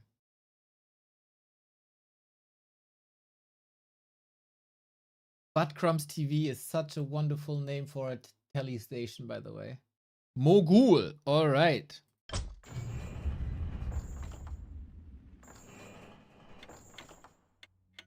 As you wish, my lord. It is Night Elf versus Orc then. I gotta put these names in my database. SMB Gray and Mogul. All right, let's see if we can give some advice.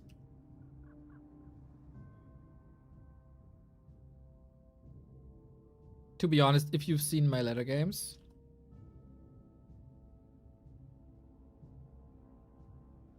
no, 600. We be nice, no disrespect. We're gonna teach some people. So Mogul is the Orc, and SMB Gray is the Night Elf. Alrighty. This looks like a build order. It's my overlay. There it is.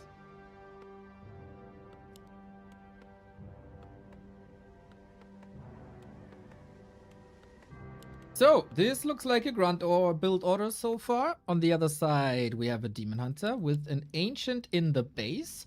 So we can already see this is a bit old-fashioned. No Ancient of War creeping just yet. But yeah, SMB Gray, random.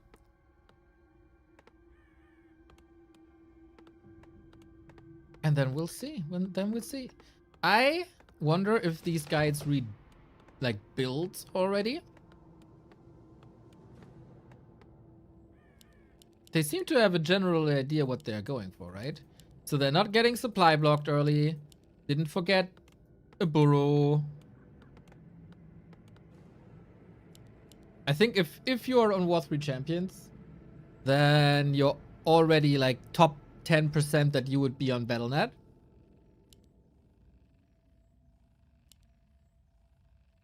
Looks like... Okay, a little bit of idle time here, obviously. Archer should be a bit earlier out, I guess. But hey, we just brawl. Respect that. So the game plan of the Orc is totally fine. I mean, usually we don't see Farseer against Night Elf on the pro level. But I think just for convenience, confidence, when you're starting out, it's totally fine. And he's a little bit lucky that Mr. Gray, or Gray person, is going evasion first. Wanted to help him a little bit of creeping, which we wouldn't need when you learn how to creep with an Ancient of War. And so, because he goes evasion, there's no mana burn. And then the Farseer can actually shine.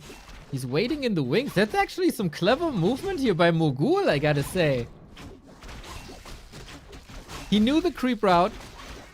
Also, we have to say, this map is, I think, for a learning Night Elf really, really, really hard. You got a Lightning Shield camp on the left-hand side. You got a big Mercenary camp on the right-hand side. This has Frost Armor against the Demon Hunter. Like, what do you do? I would probably advise the Murloc camp, but it is hard. Sparta! Offline already!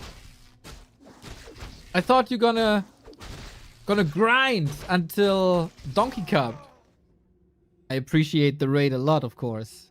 Our esports is over. We had a little bit of food. Now, Buttcrumbs wanted to see 650 MMR ladder game, and we do that ladder game. 2 streams today. Ah, I saw you put your makeup back on.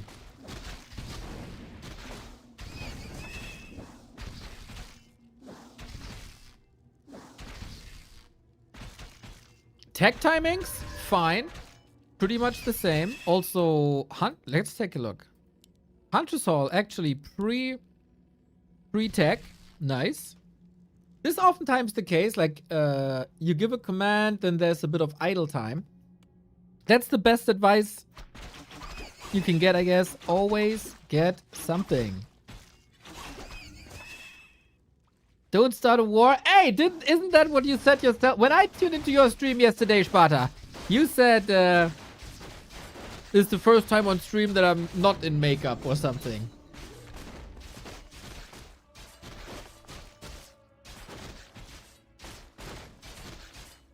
I'm just... Oh! Mogul, new favorite player. Pitlord second. Let's go.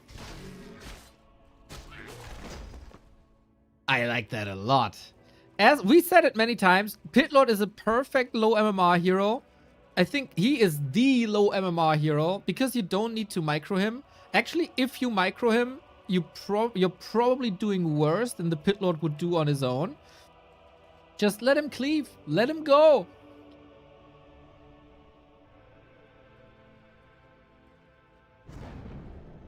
Not the perfect creep routes or timings that we're looking for. Interesting strategy by SMB Gray. Demon Hunter, Potom, Huntress, AP defensively though.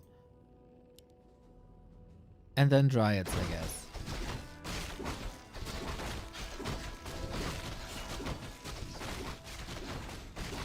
I like what Mogul is doing. I really, really do. If he can pimp them a little bit.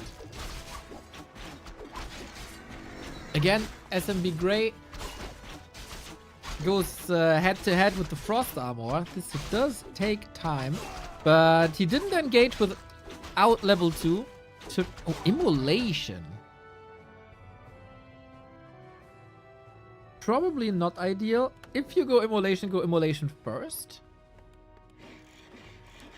Won't help you too much, I guess. Radar for more control. Tier 3, because why not? Gotta give up to these players macro.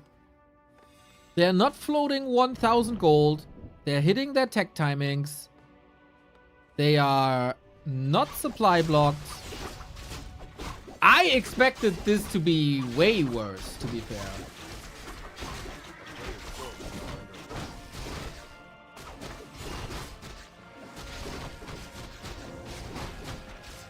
It's probably just a little slower. It's probably a bit more inefficient. SMB Gray is freestyling a little bit. And his Huntress unfortunately won't do too much. I think Mogul is in a very, very, very good spot. He got the levels, got good supply, he got the tech. And also he got a couple of hard counters.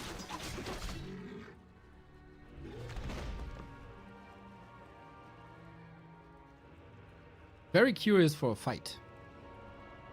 Like if we're right-clicking everything.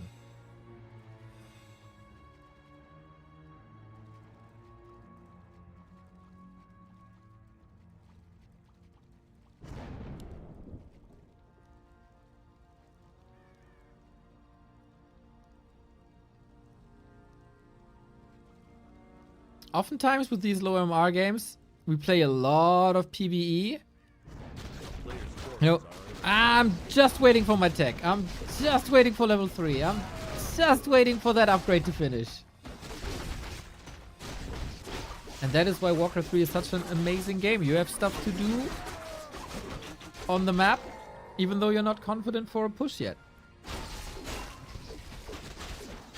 Yeah, I think the best thing you can do in lower MMR is just attack. Get people out of their comfort zone. Interesting to see that SMB Grey is going for a depth upgrade before tech.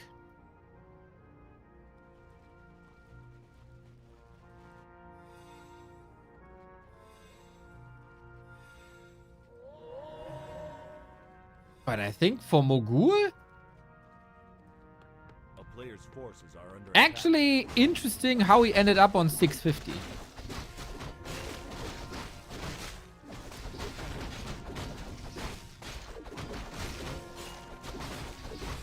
It's a sweet army composition. It's cool hero composition. Again, nobody's floating resource. Okay, he's a bit unfortunate at 51 food now. But I think on this level, this doesn't really matter.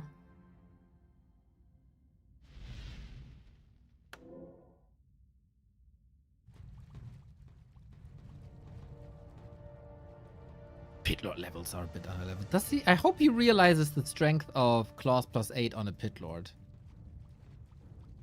He already went Howl too. If you play Pit Lord, starting with Howl is nice, but then go Cleave, as Cleave scales so much better than Howl. Level 1 Howl is good. Level 2 Howl is a little bit better, but for Cleave, level 1 Cleave is like meh. Level 2 Cleave is amazing. Oh, lovely Vamp Aura on top of that as well. Who dares to do the first attack? We're upgrading our tech tree here. With Bloodlust and Tauren, I guess.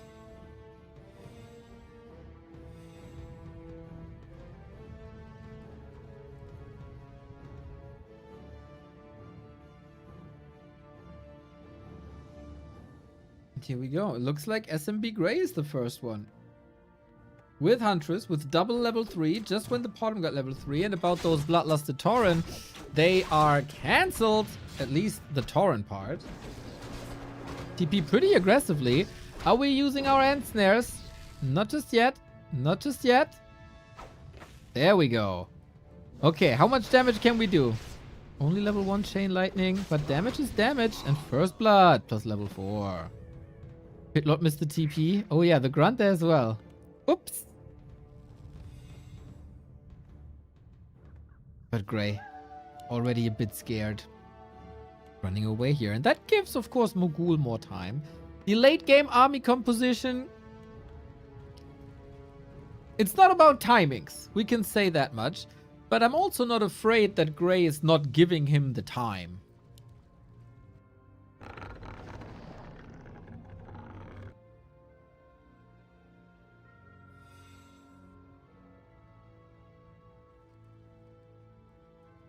There's not too much to creep anymore.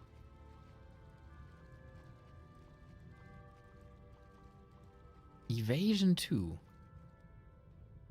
Would love to hear the thinking behind it. APM is, I think. It's Lelu APM. Pretty much. It's fine.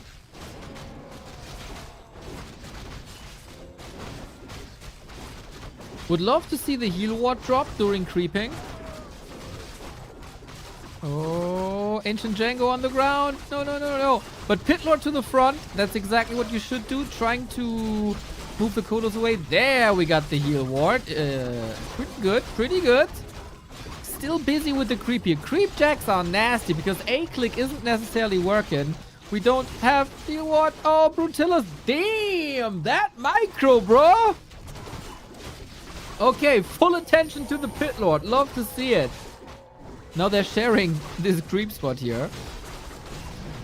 We used the TP before in Mogul. And you know, this Demon Hunter is running the show, I gotta say. Nasty situation for Mogul.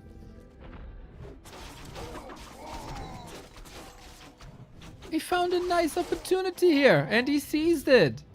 Huge lead now.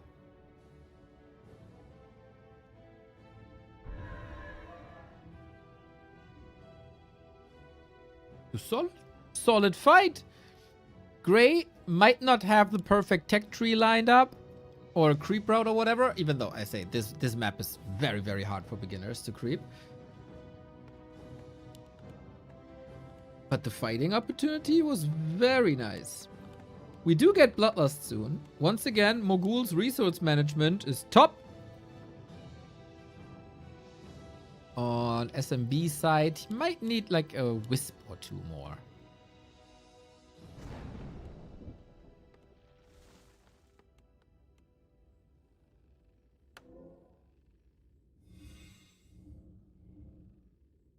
Yes, sir. I agree. So we're getting Bloodlust soon. Bloodlusted Pit Lord. Please, with Vamp Aura. Yes!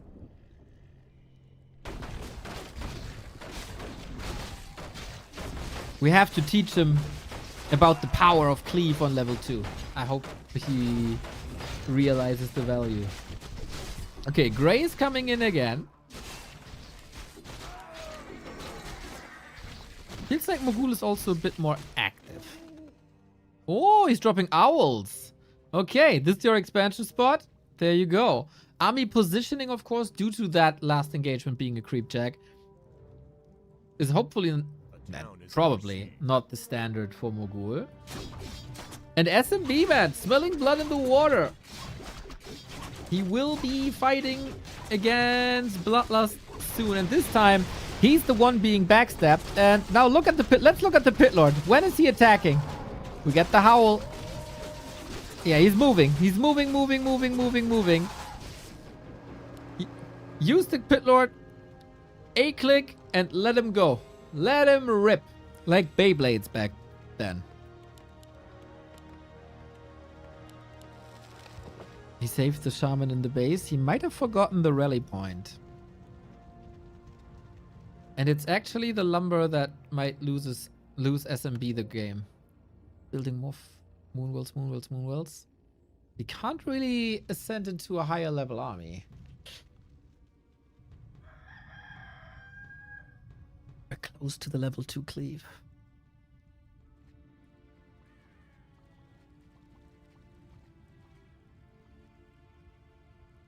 Dude, macro by Mogul is the entire game, like 16 minutes. He was never floating anything. Yeah, this is 650.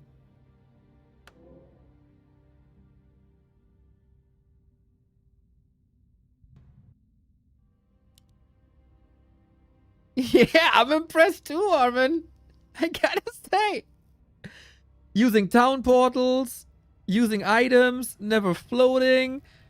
No one was supply blocked for longer than 10 seconds or something. And here we go. Oh, he didn't hit much with the howl, but he did hit the Demon Hunter. That's the most important one. Solid hero focus on that pillar. Now he got level 4. Can he use the cleave? He actually skilled it here. Heal wave also clutch. My dude Mogul, he will probably still bite the dust, but with a lot of attention on that hero. So Gray threw all that he had on the Pit Lord, while Mogul was actually killing some units. Chain lightning as well. Boom, boom, boom. And there's now not much left, while we also have an expansion coming. And even the bears are falling, unfortunately. So, can we get another end snare? Especially on that bottom. Pit Lord back from the tavern. Bro, future star Mogul.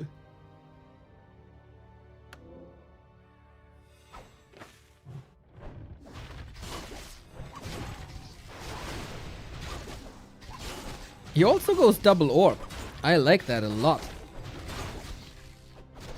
Dude, did you just split the wolf to continuously attack the bottom?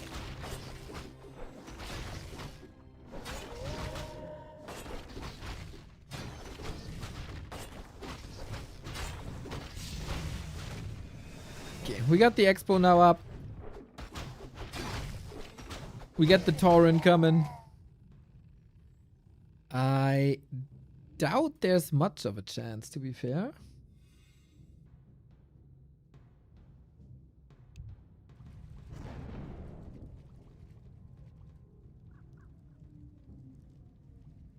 I'm truly impressed with the macro.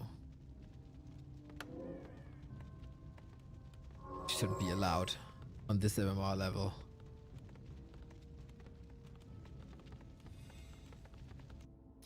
Well, well, well. Gray is not done here, though.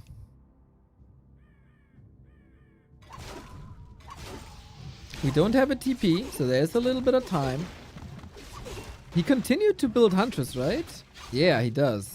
Bears and Hunts. Frontline, frontline, frontline. Which is against the Pit Lord probably not the right thing to do. But at this stage in the game, what is the right thing to do? I guess Bears would just do it, as so often. Up until he realizes that there's... Oh, the Shaman still. The rally points! No! The rally points must be fixed! That's 11 supply, right?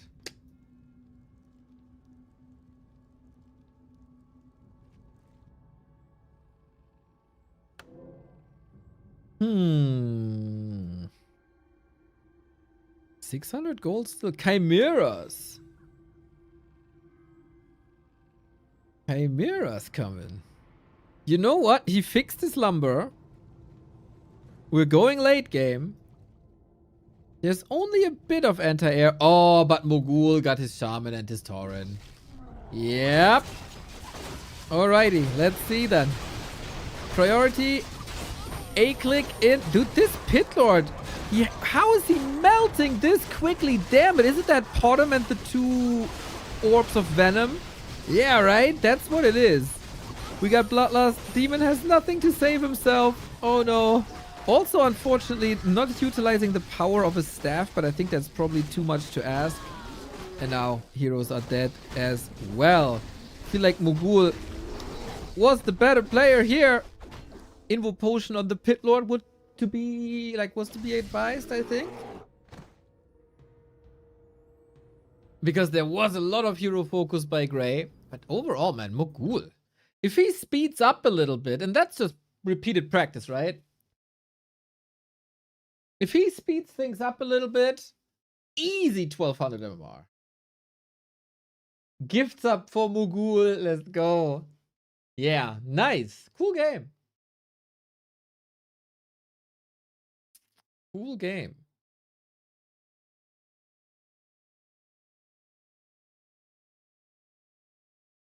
So, I heard Biko had an epic game versus Jens. It said I downloaded this.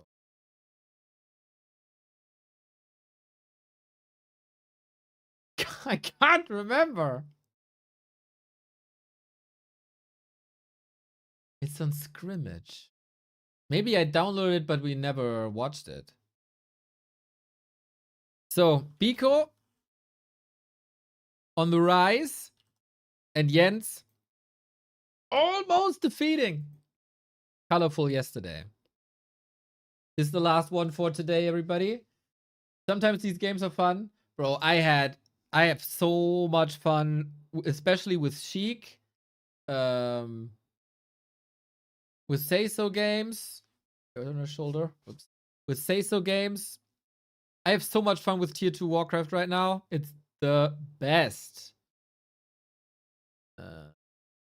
This, quit that.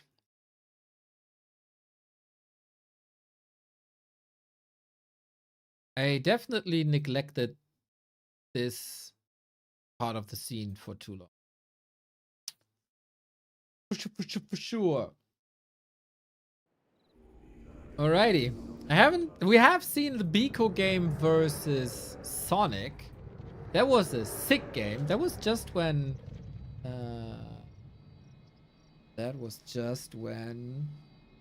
Biko was coming back. So let's see what he got. Ah, purple versus yellow, my favorite colors. Let's go. Stand ready. Okay, let me. This got a. Did get a? I think it got a silver star. So I expect a lot. But I always expect a lot when I see ends. And I always. Oh, it says B cup. It shouldn't say B cup. Say B cup.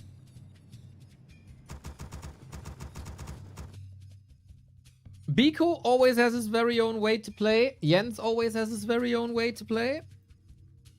And we have the new map Scrimmage. Which, you know, I scolded in the beginning. Very, very, very much. And thought it's gonna be like Amazonia. Turns out it's freaking awesome. Every game here is a banger, especially Night of First Undead. So I'm not necessarily surprised that this is a banger. 2 unique playstyles, 2 great gamers, an apparently great map that leads to lots of late games. I saw this creep spot and thought, Inner Fire Ogre Mauler, have fun creeping this. Turns out everybody's creeping this.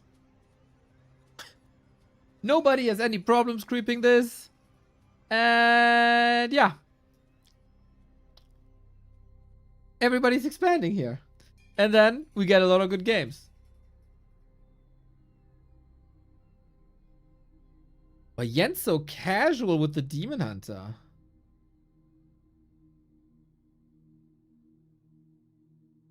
So casual. On the other side, Biko, he had times where he skipped shop, which as an undead is heresy. Yes, Jens, thank you, Neo. It is my pleasure. And thank you for the people recommending me this game, of course. Wait, did the zoom just reset? Just a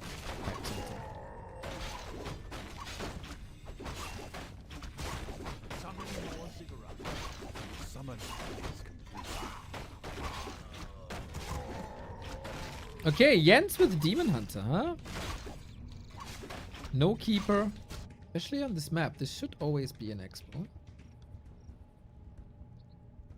But then it's Biko. So maybe he's just rushing across and causing trouble.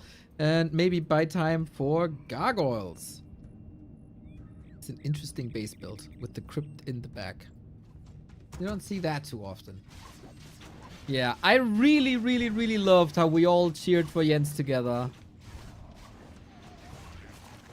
This kind of felt like how we cheered for Foggy back in the day. We gotta do this more.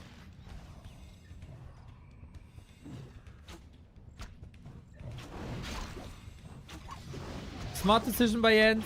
Immolation. Tons of damage.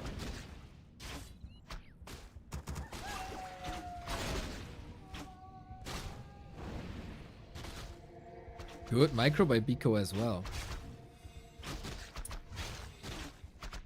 Could we get an Undead Night Elven B Cup? Yeah, right? Life versus 1-0 is possible. Would be a sick lower bracket run by Life actually if he makes it to finals. So, as on most maps with the Mercs, we got the Shadow Priest early against Skellies and for a little bit of healing, but it doesn't hold on for too long.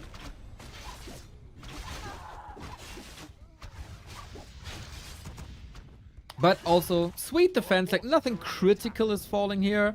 He's not losing a lot of wisps, I think.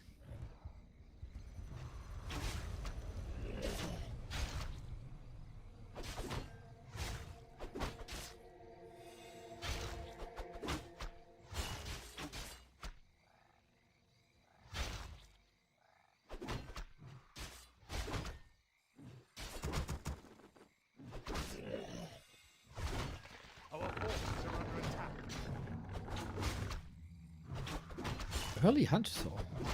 This might be the first game I see on Scrimmage where nobody is expanding and it's not a tower rush. Very good wisp juggling from Jens. I like that a ton.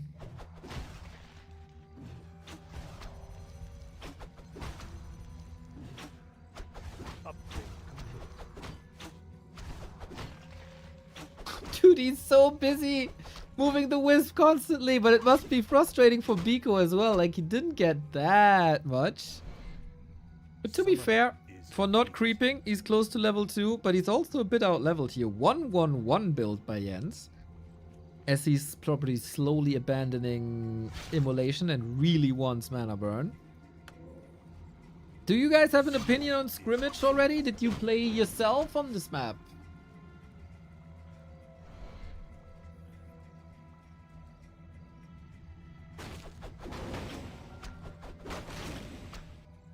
I don't think I have yet. Good Detto instantly. We got 9 Lumber Wisps still. The tech should be good. Tech should be fine. Yeah, Biko is probably the undead who's least interested in DK levels.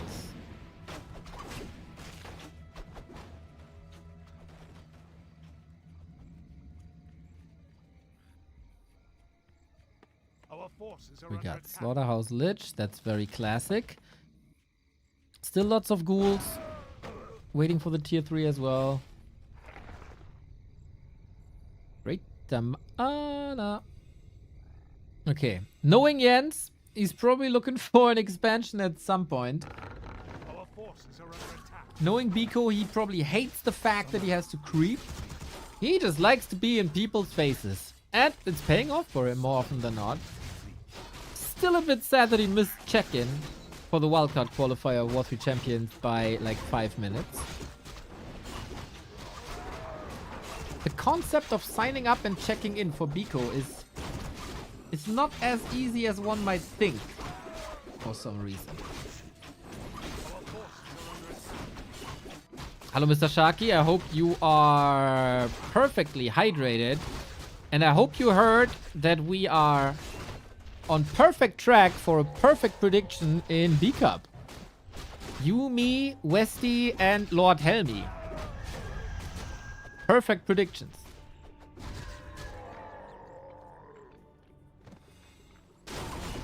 Three out of 3.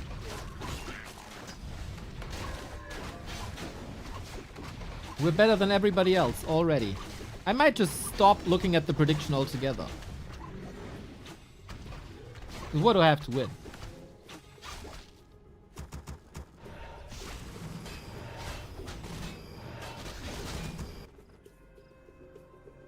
Our forces are under attack.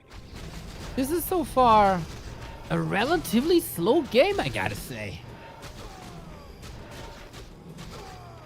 It's almost looking like one of these classic 9-minute 30 push games.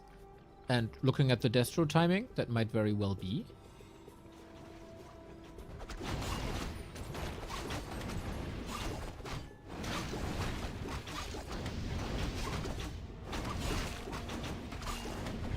With the Hydro Bros, of course, we're better than everyone else. Almost with the Hydro Homies. Rolls off the tongue a lot better. Yeah, my life has improved by 500% since I drink water.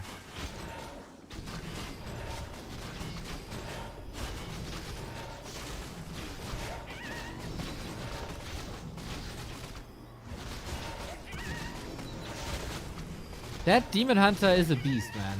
If I had a prediction how this game goes, Biko kinda slays in the next fight, but Jens stays alive, and Demon Hunter saves the day.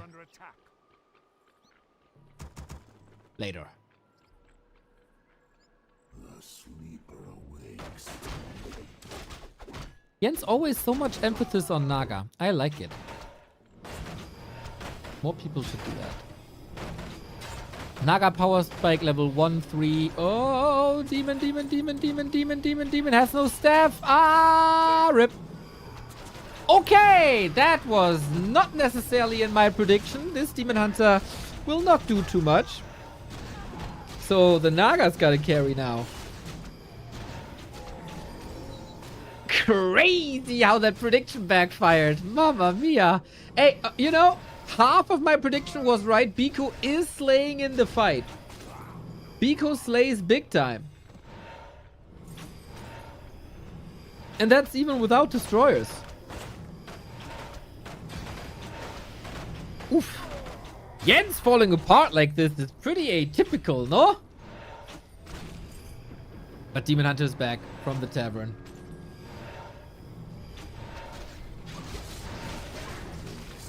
So much for being a prophet. Hey! Did I say... Oh, dropping an item, then using the Moonwell. Jens. Yes, that's the Jens I want. Did I say Biko starts to slay and then the Demon Hunter saves the day? Is that option still available or what? Snip. First kill. First of many. Too much for being a prophet. Give it time, give it time. A good prophecy takes time.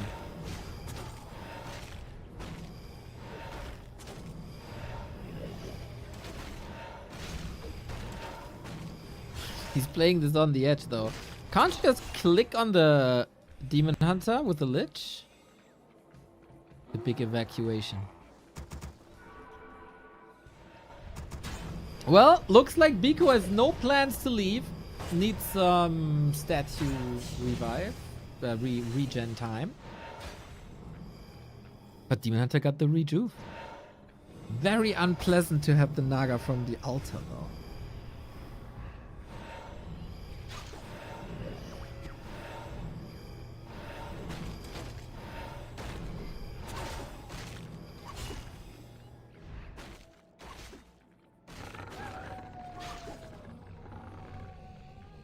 And Jens survive. I think if Biko has the fight, kills the demon,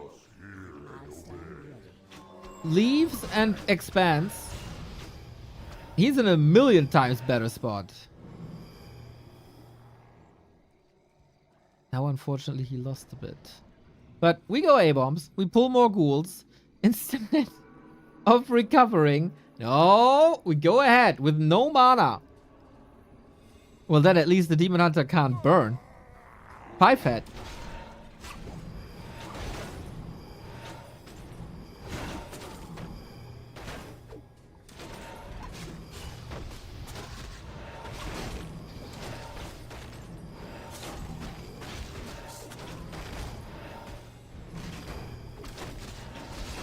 And to be fair, Jens is hanging on by threats. Demon Hunter, dude, his potion usage... He knows how to drink, let's say. He handles his drinks really, really well. Not everybody can say that about themselves. Maybe I cursed him now, but no, he's playing around the cooldown. Naga back as well. Control back too. The fact that he plays without staffs is infuriating. But I guess in this game, there was no infinite money. And he had to prioritize. And he constantly has to rebuild his entire army. And Reju is more important than his staff. And he drives Biko away anyway.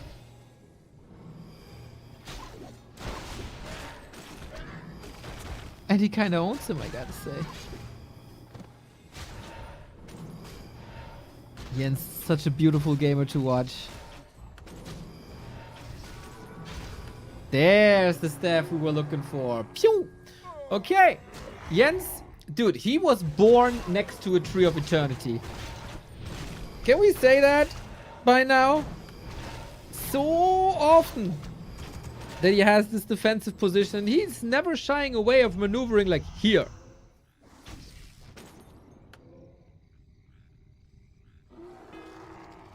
And why not? It's the best position you can be at. Bit bad for Biko that both expos are still occupied here. New starts the day stalking Jens' letter profile. Nah, that got a recommendation on Warcraft III info. And Biko came to my chat recommending that as well. I'm not that obsessed yet. If he makes it into B Cup top 4, then maybe. But then I'm starting playing Night Elf, for sure.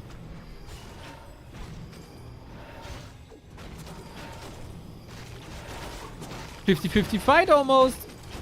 No Invo potion, but the staff is ready. No orb just yet is an oversight. On the other side, we don't have... Yo, Sonny! Welcome for the 3rd time in a row. No disease cloud either on these abominations. But we watched your game versus Taker. That was a sick one.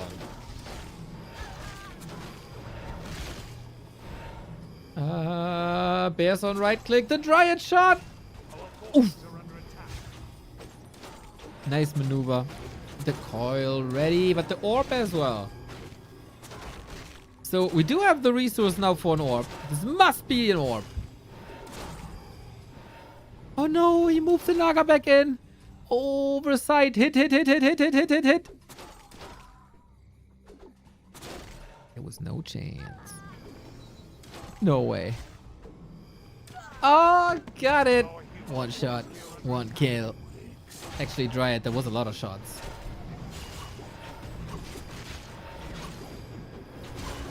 Now we got that non-stop brawling that Biko apparently loves.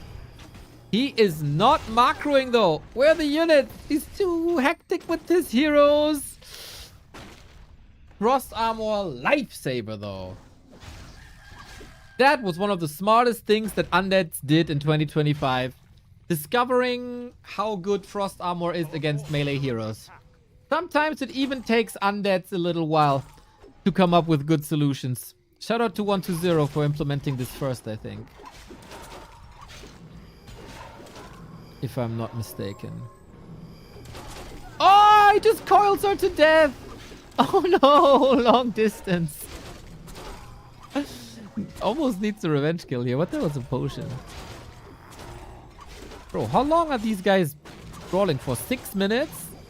We went from the middle to Biko's... No, we went from the south all the way to Biko's base, back into the middle, and now maybe back into Biko's base? I wouldn't mind. Demon Hunter's level 5.5, by the way. That's another... Oh, that's big losses now for Biko. He doesn't have Dark Ritual. Good mana burn at 75. Perfect. I saw the icon turning green for like a second to signal the readiness. Get a bomb. Yep. 5.8.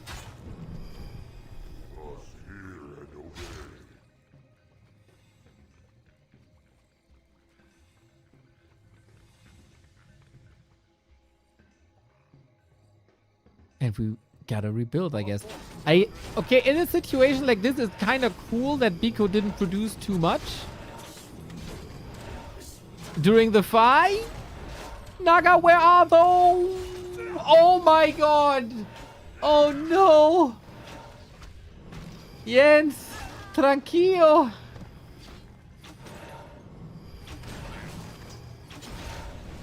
A classic example of getting a coil nova to the face. Just like that. Oh, that hurt. Oh, that hurt big time. Double kill for Biko. Good mana management. I was about to say, like, his reinforcements are coming now as well. With Fiend. He just built A-bombs for a while and then stopped without Disease Cloud.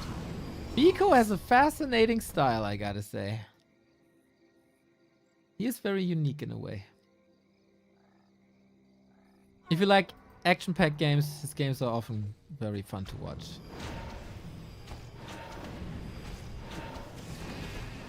Close to level 6 demon. That's where we are.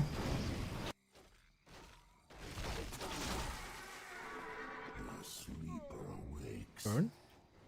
Ah, is he doing it again? Okay, this time he doesn't have to fear Nova. How much does Wand of Mana Stealing do? It was buffed. I think initially it was 50, so you're right. But it was buffed to 60, I think.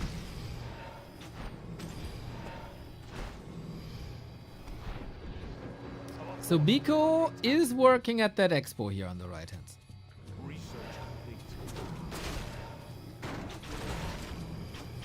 Behold the mighty Coil Nova. Jens has no TP. Trying to run away from a Naga and a Lich. And you know what? That works. Shouldn't, but it does. Our forces are under attack.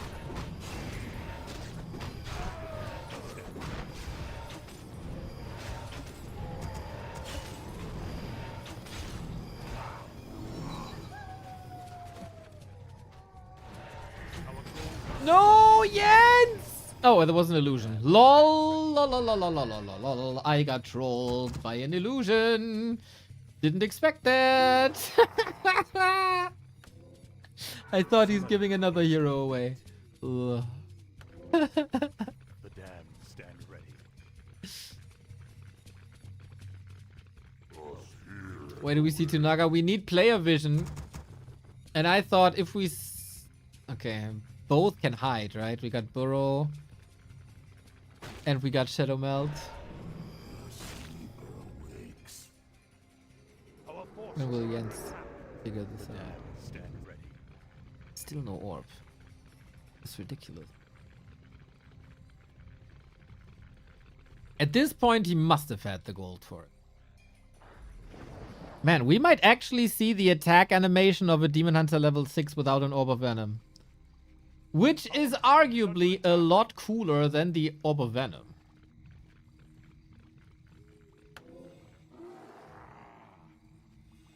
A lot. That also explains the splash damage. Because if you look at the attack of an Orb of Venom and in the hands of a Demon Hunter level 6, you think, why is that splash damage? Oh, we'll see in a second.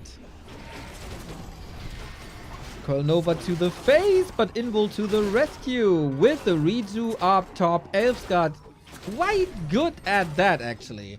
Invul Reju combo in a fight. Good step here as well. We do have a heal scroll. Jens fighting okay, but good fiend damage uptime. No mana, unfortunately, for Metamorph. Naga has an anti-magic. That's curious. That Destroyer, a tiny bit far forward. Still good save. Same for Biko, though. And now it's only fragile Dryads with the bears all in the base or dead. And Jens at some point needs a counter expansion, no? There's no sign of that. Bear's almost dead.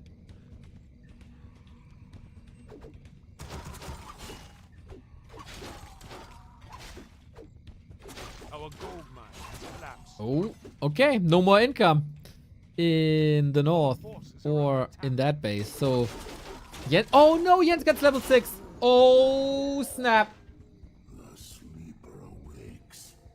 And now we got it. Jens went to war with Sheik on this map. If you haven't seen it, it's on our YouTube. It's one of the best games of the entire War 3 Champions Finals, maybe the entire month. It's glorious, glorious Warcraft.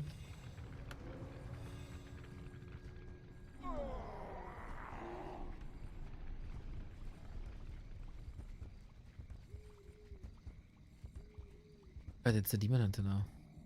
And no tower. Inventory for Biko is superb. Supply lead, superb. But it's a Demon Hunter level 6.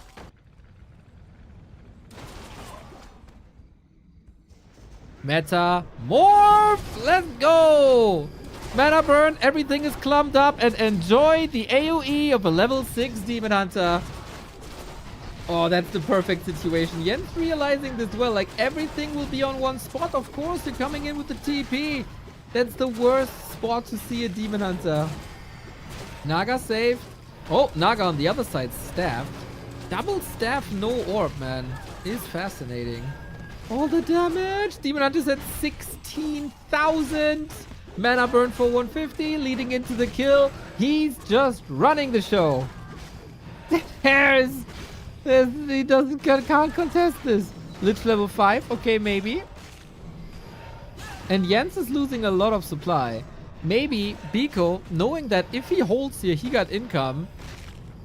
Just trying to survive. He survived the Metamorph. Level 7. He got an entire level this fight? From 6 to 7? That's crazy.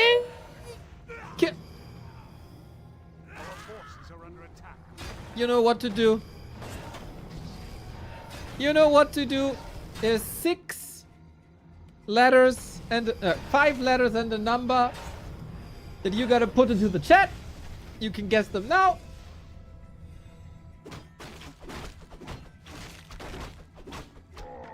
Mamma mia.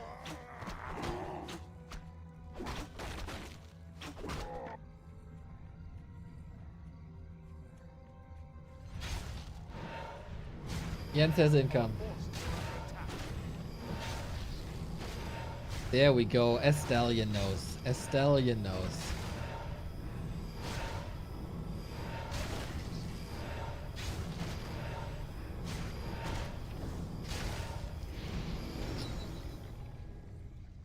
Wait a minute. We got level. Oh, he doesn't skill ultimate. I think nowadays, since you can get roar and the poison from dryads, maybe the ultimate makes sense. Neo number 1. Nah, Shosh, you know, I got flaws. Many. But appreciate it. Looking forward to seeing you in relegation. I gotta pair you and Sharky in relegation somehow.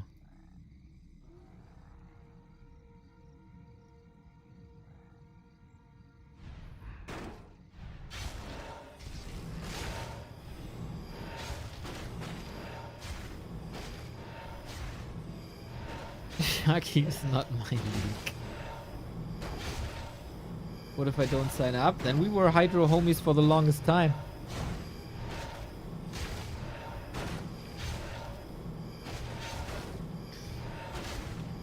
Takes a long time. Long time to kill that Tree of Eternity. Demon Hunter back in 30 seconds. Don't know you can hold that long. What's the echo status here? Looking good. Naga could electrocute. Yeah. Zap. Kill. 210 gold gone. 15 actually.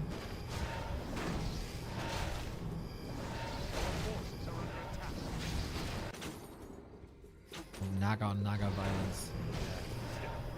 But yeah, tech gone. That also means no more potions. And we'll never see an orb. Hell. And no more income, of course. But this Naga game can continue for a while. But of course, since Biko has income and Jens doesn't, this is problematic. But what we do have is an ultimate. A Demon Hunter. Ultimate. Look at how more powerful this ability throws these little meteors, man. Naga. DK! No! Invuln sick! Naga dead! Okay, he can't do that for a while. It's only the Demon Hunter. That's all there is. A Demon Hunter against the world. Double the food. No chance to do anything against this DK, right? Not really. Biko might kill a Metamorph Demon Hunter. Pew! Our forces are under attack. And Jens has to leave the game. Mamma mia! That does explain why Biko wanted me to see this game so bad. I feel like Jens may be a little tired at that point, not 100% focused, but fun. How beautiful this graph is in yellow and purple though. Ma! But yeah, fun game. Glad we casted this. Good game. Wild game, amazing. Yeah, that's why. Like this level of Warcraft, like top War 3 Champions ladder, War 3 Champions finals, hot take is better than regular pro games. But regular pro games continue tomorrow, and you should all sign up and tune in because otherwise I can't pay the bills. We got not Dolphin Cocoon. That is Soul 8 Mans. Oh, we got Starbuck Dice and Dolphin Cocoon. Oh, that's sick. And Yumiko Neutron too. If you're up early, watch Dolphin Cocoon Butterfly at Soul 8 Man stream at 9 a.m. I take the freedom of longer sleep, I think, because we got the lower bracket tomorrow. Soin versus Life to start the day.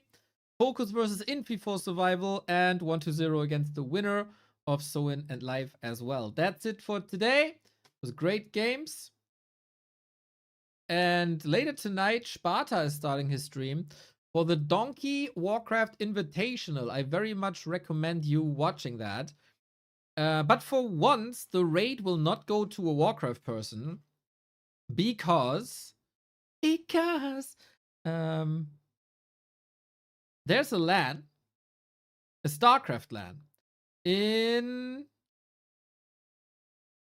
Philadelphia. It's called StarCraft 4 for All. And it's organized by a wonderful, wonderful person that's called SC2 Historian. And I hope I can do these guys a little favor, knowing how freaking hard it is to organize a LAN for any game. And I wonder...